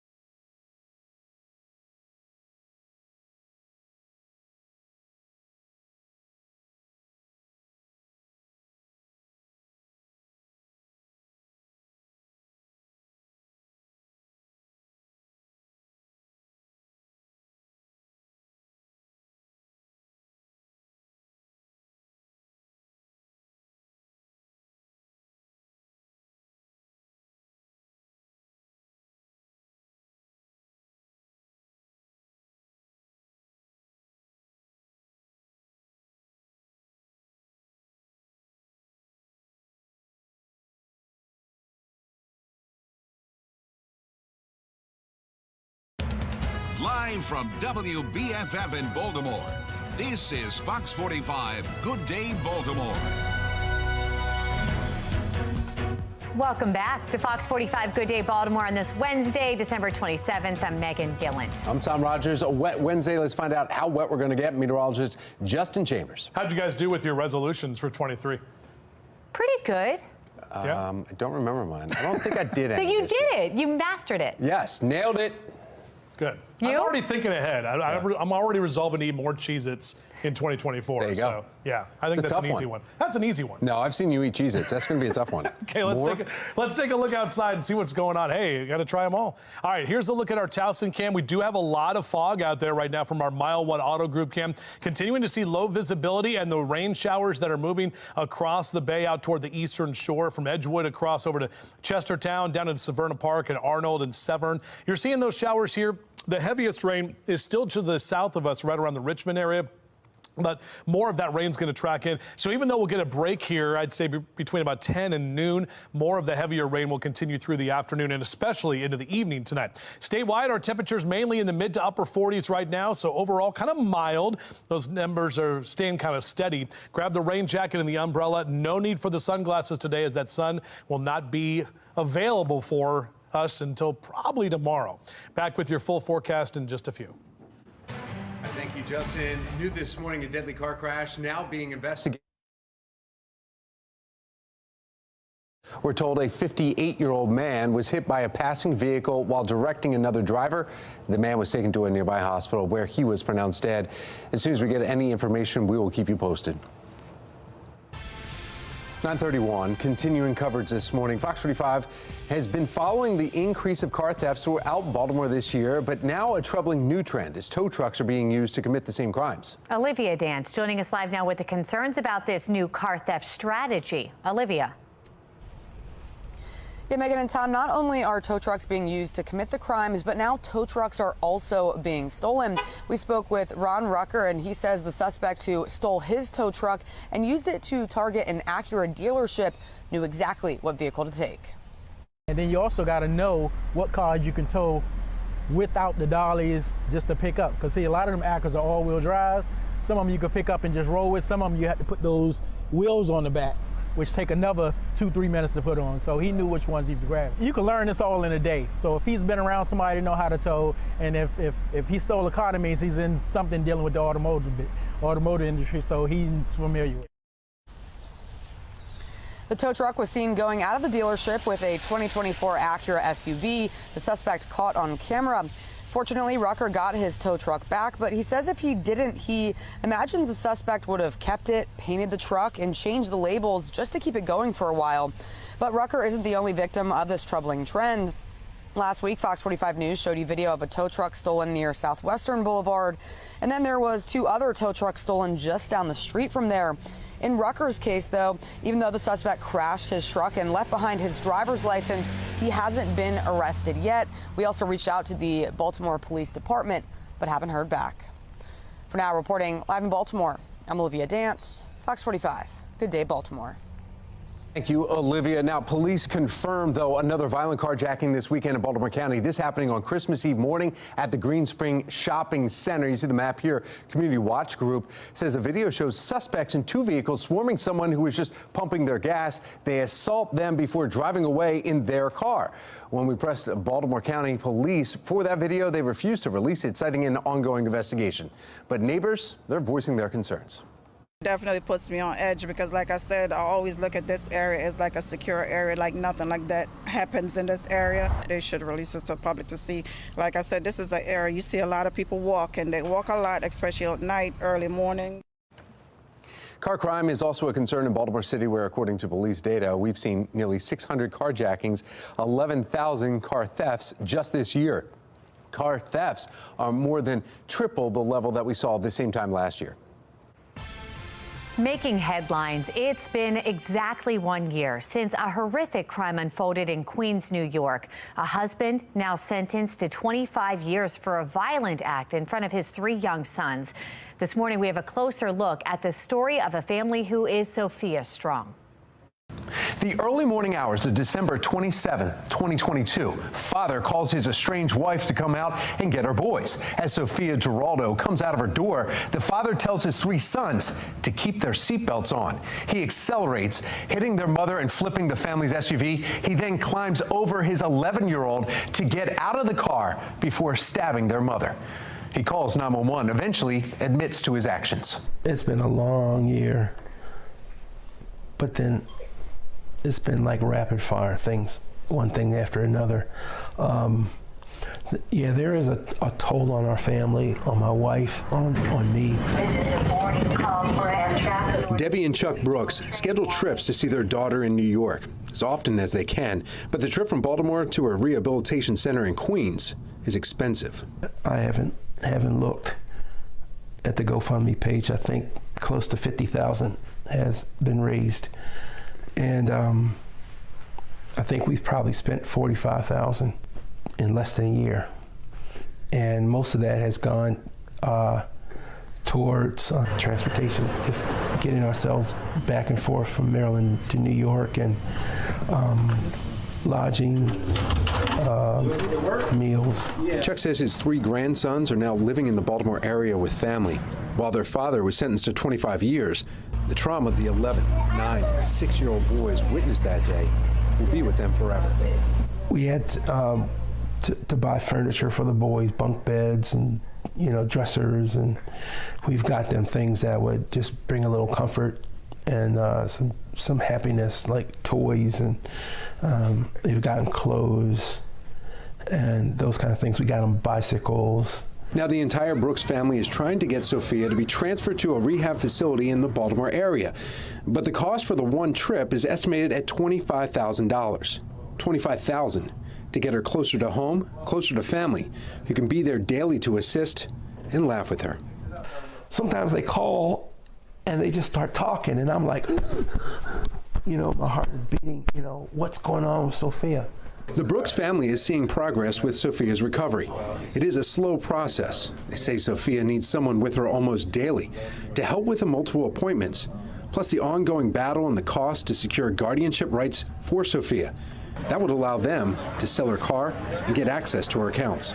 Well, right now, her boys are only seeing her on average now once a month, if that. They would be able to see her daily if they want to, if she was in Baltimore. As far as the Brooks family faith, this has drawn our family closer together. And we were already close as a family, and now it's closer together than we've ever been before, and even closer in our love and devotion to God. For Chuck, the pastor, the father, and the grandfather, I'm getting too old for this. It's like, so, yeah, it's tough on my wife. It's tough on her. And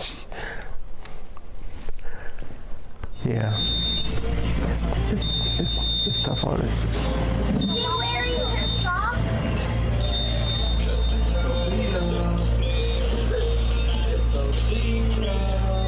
Now remember, just to transfer Sophia from New York City to the Baltimore area, the Brooks were told it would cost them $25,000. And they're asking for your support for a local rehab center and to raise enough money for that transfer. If you would like to help get Sophia strong and help Sophia Giraldo and her boys, you can donate now by going to the GoFundMe page.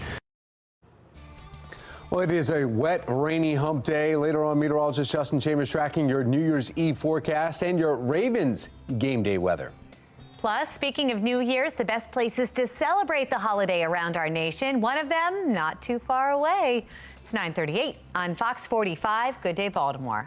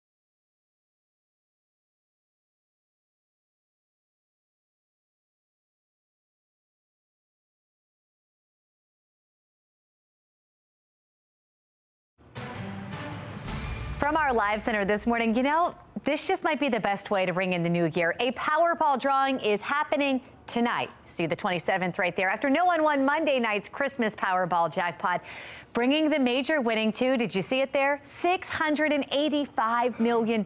Now, for those who choose the cash option, well, that comes out to a whopping $344.7 million. Not too shabby. So here is your reminder to buy a ticket sometime today if you want to be a millionaire. Now, again, no one won the Christmas jackpot, but there were two $2 million winners. There was one in Colorado and also one in Georgia. There were also 3 winners in California, New Hampshire, and Pennsylvania who won $1 million each. That would be nice. Now, not to discourage you, but, you know, we got to put things in perspective here. The facts, the overall odds of winning the Powerball jackpot are 1 in 292.2 million. But if you do win, it would definitely be a great start to 2024. Good luck. Maybe you didn't win the Powerball for Christmas, but if you were gifted a new furry little friend, well, the transition tricks new and pet owners won't want to miss.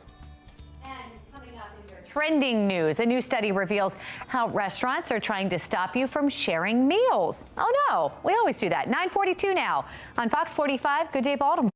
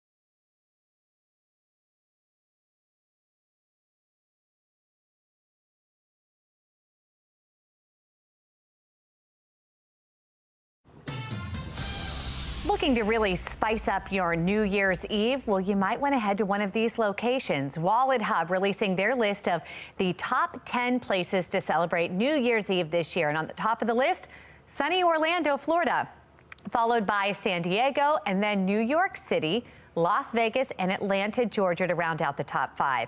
Miami, LA, Chicago, Denver, DC also on that list in the top 10.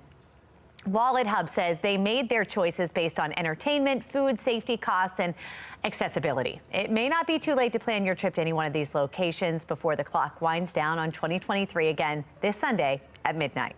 Also trending, sharing a meal at your favorite restaurant might be getting harder. A Wall Street Journal report says restaurants want customers to order more food. Data from nonprofit the James Beard Foundation shows restaurants made 53% lower profits in 2023. But at the same time, prices have risen, leading to customers sharing more entrees. But they're also huge. That's why I share. To combat that, the report says some restaurants are now adding menu items that are hard to share, like single bite items. Well, 9:46 is the time. Yeah, we're talking about the holiday season. Now that Christmas has come and gone, many have added a new furry friend possibly to their home. But whether you're an experienced pet owner or this is your first time, a lot goes into caring for your new companion. Dr. Kim Hammond from Falls Road Animal Hospital, always here to break it down for us and let us know. Obviously, you have a beautiful cat. This is Jerry. This is interesting. This was a Christmas cat. This particular stray cat walked into the arms of the people who adopted it, wouldn't leave them alone, followed them around, jumped in their car, so on and so forth. And now it has a beautiful home. And, you know, they went up on Facebook, they went on Nextdoor, they tried to find if it was owned by anyone, but it turns out it was a stray cat. And it's the coolest little cat ever. Yeah, he's very chill for being a stray cat. He is. The fish isn't too much. Yeah, no, this is really cool. So, you know, enrichment's really important. You get a cat, you get a dog, you have to have some sort of enrichment. And you get this thing, it's called the flapping fish. It's, you know, it's $10 on Amazon. You put a little catnip in it, and what happens is it flaps for a little while, and then it plays dead. See? Oh, plays dead. And the cat sniffs and sniffs and kind of grabs it. Oh, it starts again. So it's called the flapping fish. Now better. All right, one little trick. Okay, so when we have cats, dogs, majority of the pets you're going to see that for. But every once in a while, you could get an exotic. You could get an exotic pet. How do you know?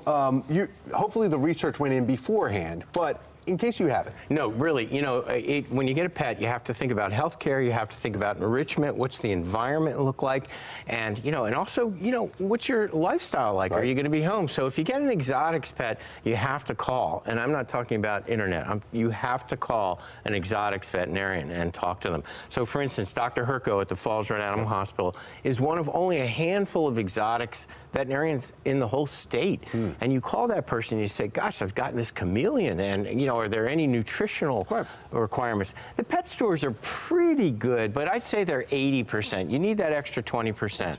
Yeah, that's really good. And even for a cat like this, you know, you get a cat and you figure out, look, what's your life like? Are you going to work all day?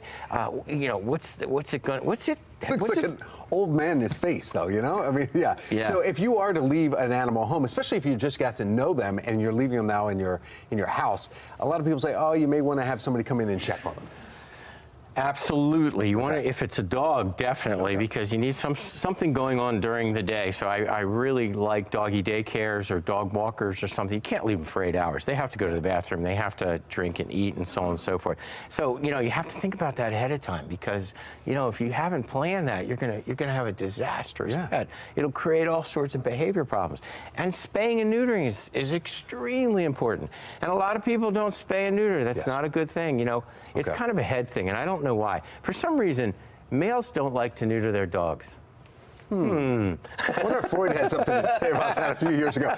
This guy right here, though, I mean, this is not a normal behavior for a feral cat that shows up in your feral cat, and he's not been neutered. He's getting neutered next week, and he is. Buddy. Yeah, and you're right. It's not a normal behavior, which is why this is like the perfect Christmas cat. Tail's starting to go a little bit. I see that. Yeah, that means he's not about so happy, done. He's right? letting us know. Somebody that's, if they had a tail, would start wagging a little bit here if we're not listening to his forecast. Meteorologist Justin Chambers. Yeah. Oh, yeah, you know that. Good morning, guys, and good morning to all of you. This is what it looks like outside. Our next weather maker tracking the foggy conditions. And, yeah, you can't see much from our Toyota Inner Harbor sky cam. Those low clouds will be hanging around for most of the day today. 47 your current temperature. Temps will climb a little bit in the low to mid 50s. So actually we'll see mild temperatures throughout the course of the afternoon. Right now, the latest updated radar from Bel Air and Edgewood up to Aberdeen. You're seeing a little bit more up there in the northern edge of the Chesapeake, up through Elkton, over toward Kent County and Queen Anne's County, even over toward Cecil County as well. Also back down near Annapolis and areas getting ready for people getting ready for the Military Bowl today. It's going to be a wet one there at the Naval Academy Stadium, with more of that rain is on the way. And you can actually see that just south of Fredericksburg down through Richmond, where we've seen some moderate rain showers, all part of this large weather maker bringing much of that rain up and down the East Coast. So there's the center of that low pressure system to the south out there at the bottom of the screen right around the Carolinas. And that's going to continue to funnel that rain right up into the mid-Atlantic as we take you into the next couple of hours. So this is our hourly future scan through noon. Another wave of those showers will come through. Could see some pockets of moderate to heavy rain as well. 2-3 o'clock this afternoon, this latest model run showing us a little bit more activity with more of those kind of waves of moderate to heavier rain showers. And that 5 and 6 o'clock hour, definitely going to be soggy as you're trying to get home from work or whatever you're doing this afternoon into the evening time. And probably want to try to be inside if you can, because look at this. This is 7 o'clock tonight. All of us will be dealing with some of that moderate to heavy rain, even in the 8 and 9 o'clock hours. So we've got a good amount of moisture working with here with this system. And that means we're going to see those rainfall totals at least north of 1 inch and possibly close to 2 inches. Most of us will average out about 1 inch to 1.5 inches from now through tomorrow morning. But we're still below average for this time of year, so we'll take what we can get with this nice, good soaking rain.